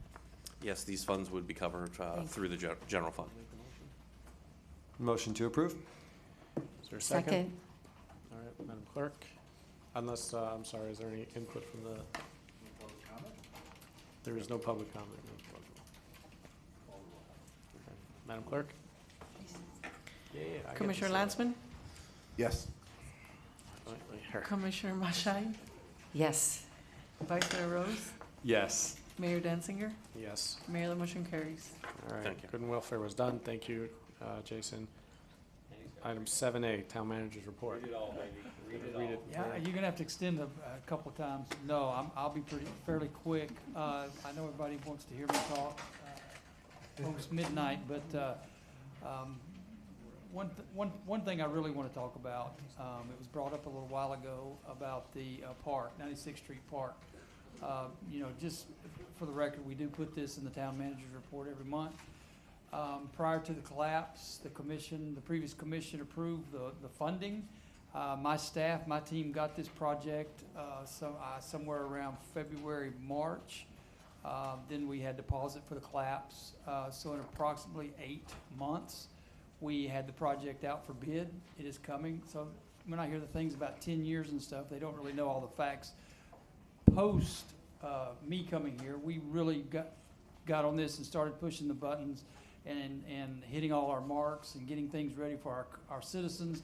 So hopefully, we don't have any other roadblocks between now and a couple weeks from now when the RFQs, the bids are due.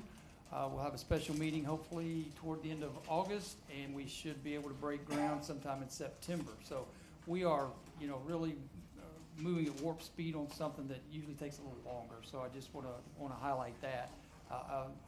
Mr. May left, but I hope he's listening. If not, Mr. May, we are moving quickly on this. Also, we've been negotiating with the AFSCME Florida Council 79 on a union contract. This came into being, I guess, a little over a year ago. During the previous commission, there was an election, and they voted to organize. So we've been pushed into a negotiation, and also coming up in July, next week, we'll be starting negotiations with the FOP. Both these contracts will hopefully go into effect October 1st after we get those negotiated. As far as the building, it was alluded to earlier, so a lot of people give my report. Hopefully that's because they read it. The Eden South has applied for their foundation permit, and in the next 30 days they should be receiving that. So there'll be some movement on that property very soon. And also there are some preparations for demolition of the Regent Palace, which is just to the north of the community center.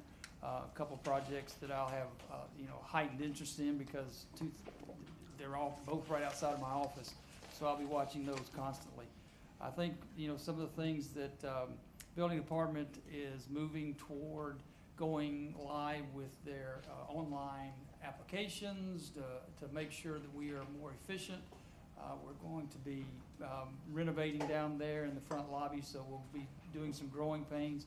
But when it's finished, it'll be a new and improved. We're also scanning all of our documents to make sure that the public has access to anything they want, especially if it's your particular property. You'll be able to go online and put your address in or your folio number or whatever we set up, and you'll be able to figure out exactly some of the history on your property potentially. So that's some good stuff.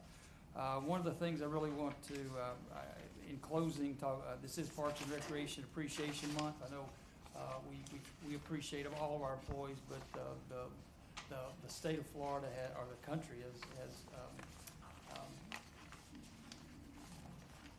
passed an ordinance to mark that. The last thing is our project on the Abbott Avenue drainage, Phase 2. We anticipate having the 60% construction documents by the end of this week. Due to some of the weather we had, the geotechnical was delayed, and that should be completed this week.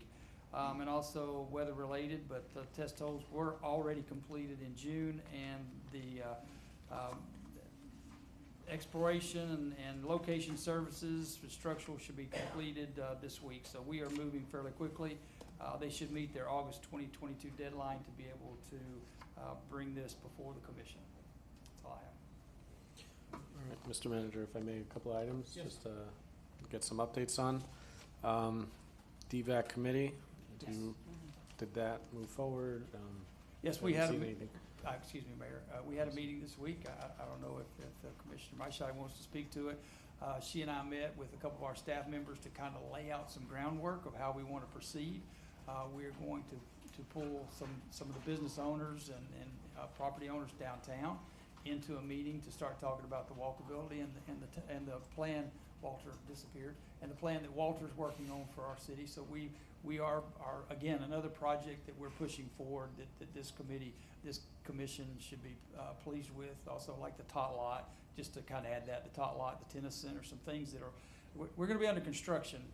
City as the town for the next years or so with several projects. So I'm sorry, I know you didn't ask that question, Mayor, but wanted to add that. I forgot it. Made me think about that. But Commissioner Maishai, I don't know if you wanted to add anything about DVAC. Just that we met and we already set dates to follow up with certain items, so that's moving along. All right. I guess one last thing that wasn't mentioned that brought up last meeting was the solution on dogs on the beach. Better signage location.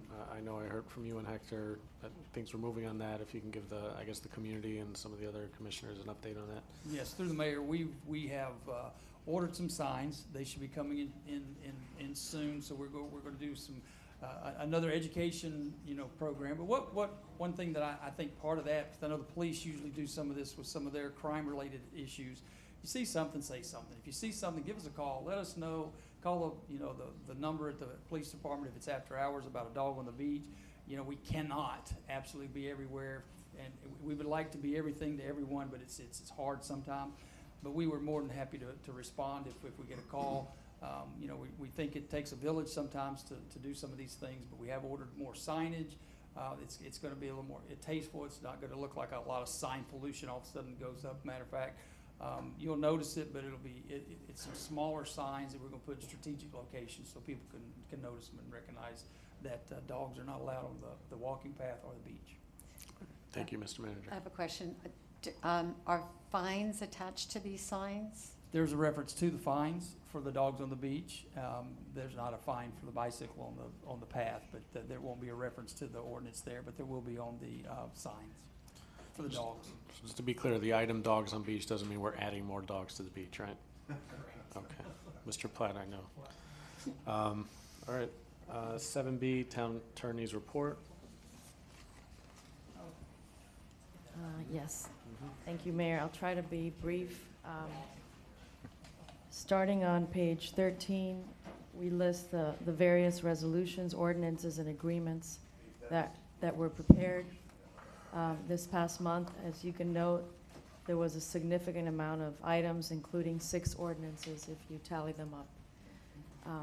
The only new matter on the litigation end is the Shannon Gallagher petitioner appeal of the 9165 Surfside LLC development order. The information is listed starting on page 15. There was a petition for certiorari or appeal filed and a subsequent request to amend that petition. And the town as well as the developer have filed objections to the petition.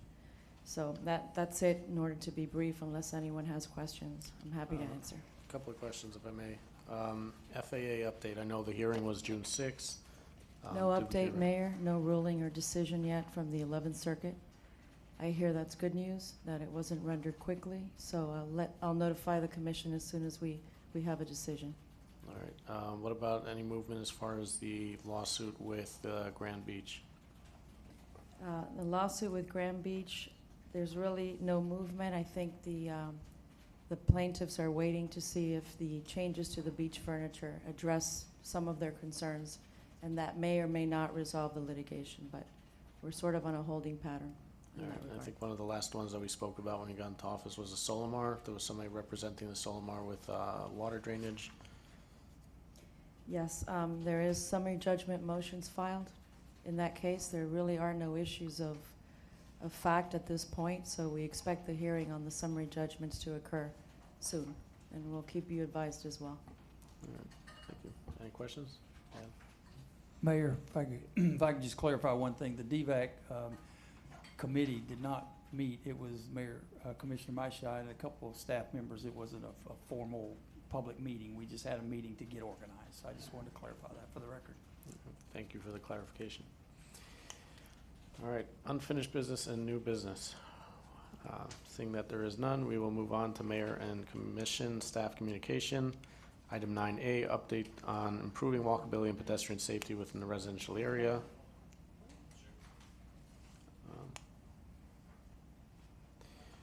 What was the motion? If we could just get a motion before we start, right? Motion to approve or to discuss? Second. Great. Mayor, Commissioners, good morning. Hector Gomez, Public Works Director. I'll run this real quick. I'll give you a quick monthly update. Did send off some memos throughout the month, just to give you a heads up. The main one was the streets and the avenues. We were tasked to review the multi-use lane. Is there an option to install them on the streets and the avenues? And we, in return, gave you the dimensions of what we have as an average on the streets and the avenues. What can be done would be sacrificed if we do so. And so you have the options for the streets and avenues to go over. Ultimately, there would be a sacrifice if we go on the avenues. We're looking at a parallel parking.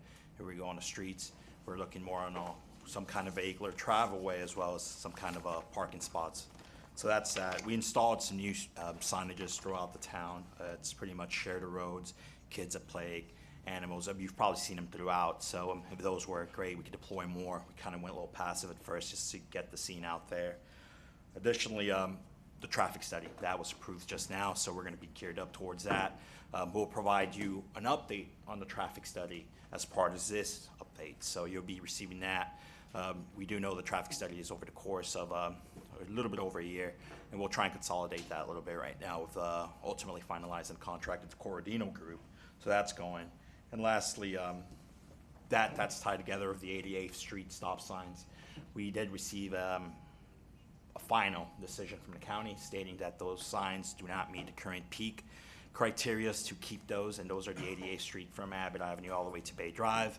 But ultimately, we did tell the county we are not removing those stop signs because if we do have an immediate safety hazard. So while we perform our traffic study, can we come back to you with an alternative once we've composed our traffic study? So in doing so, the county has permitted us to leave those stop signs let us finish the traffic study and come back with an alternative. And at that case, we'll provide you more info. Hopefully, we could beautify and create some kind of roundabouts and substitute, but we're not there yet. Promise I'll keep it quick for you. If you have any questions, please, I'm here. This memorandum you sent around, this is for this item, I believe. Sorry. Yes, so that's the streets and the avenues. You want to walk us through it? Absolutely. Average, let's talk about what we have as an average. Our average avenues are 32 feet. What does that mean? Currently, our current use of these avenues are parallel parking on both spots and two-way vehicular traffic down the middle. The way it all branches out, if we were to measure out based on county standards, you would need 34 feet to accommodate that kind of infrastructure to be in conformance with county guidelines. We currently have 32 feet. So currently, the way we are laid out there, we're not in conformance by 2 feet. Therefore, that's why usually if you drive down at night, mainly at night when everyone's back from work, you feel once the parallel cars are parked and you're going down the street, sometimes you're forced to budge down in the middle and then come back out. And that's what we're presenting to you, that those numbers, based on the current conditions, don't work. So if you were to go ahead now and add a multi-use lane, where do you put it? Excuse me for a minute, Mayor, we do need another motion to extend. Is there a motion to extend? No. I mean, we're gonna have special meetings moving forward. Remember I said in August for these discussion items, so we don't go until 1 o'clock in the morning. I don't know, Mr. Green, if he's here, do we have any finance or the town manager, do we have anything special in August, or can we continue this at the 5 o'clock meeting and then roll into our 7 o'clock? No, We have nothing. budget-wise, there's not a lot of things that are done in August, so I think we're set. So we voted last month about doing special meetings. I'd like to move this and any other discussion items because we just can't keep doing this, I'd love to stay till 5 a.m., but we can't keep doing that. Nothing could get past this late. All right, so to be clear, item 9A would go into unfinished business, and everything else would roll over to the next meeting or scheduled meeting? Wait. I'm sorry? Yes, sir. All right. Would everything be in the same order that didn't get done today? Yes. Yes, ma'am. All right, I guess, motion to adjourn. Did we want to try to sneak in some of the discussion on beach chairs? I don't think there was, you want to start getting into that now at 12:30, 12:40? You prevented everyone from talking about it during good I'm sorry, Mrs. Salzauer, the rules are pretty clear, and for somebody who's been on this commission for 2 years, and an assistant DA, you should know these rules. All right. Question to the mayor, how many people want to speak on this? Do you have those cards over there? It's coming to first reading next month. I don't approve that. It doesn't seem like we have a will by the commission to continue. So, motion to adjourn. Can I just? Second. All in favor? Sorry? You can't make a Who motion. made the motion? Can't make the motion. He can't make a motion. Can I? Who? Who He made the motion? Motion to adjourn. Can I? I second. I know what you're trying to do, but it's not happening. You can go back to Surfside strong. You get that pin. We are not done. It's only 12:35. All right. We can go for another All in hour. favor? Aye. Aye. Aye. Thank you. So you deliberately added it to the agenda so no one could talk about it Now during you good can and talk, welfare. yes. Great. You deliberately added it to the agenda so no one could talk about it during good and welfare. And now everyone sat around till 12:30 at night, and now you don't have time for it. So I want to We know deliberately added 10 other items to the agenda, so we can't talk to You walked it, on right? beach chairs. Everyone came out, spent their whole night sitting here, and then you didn't even give them the respect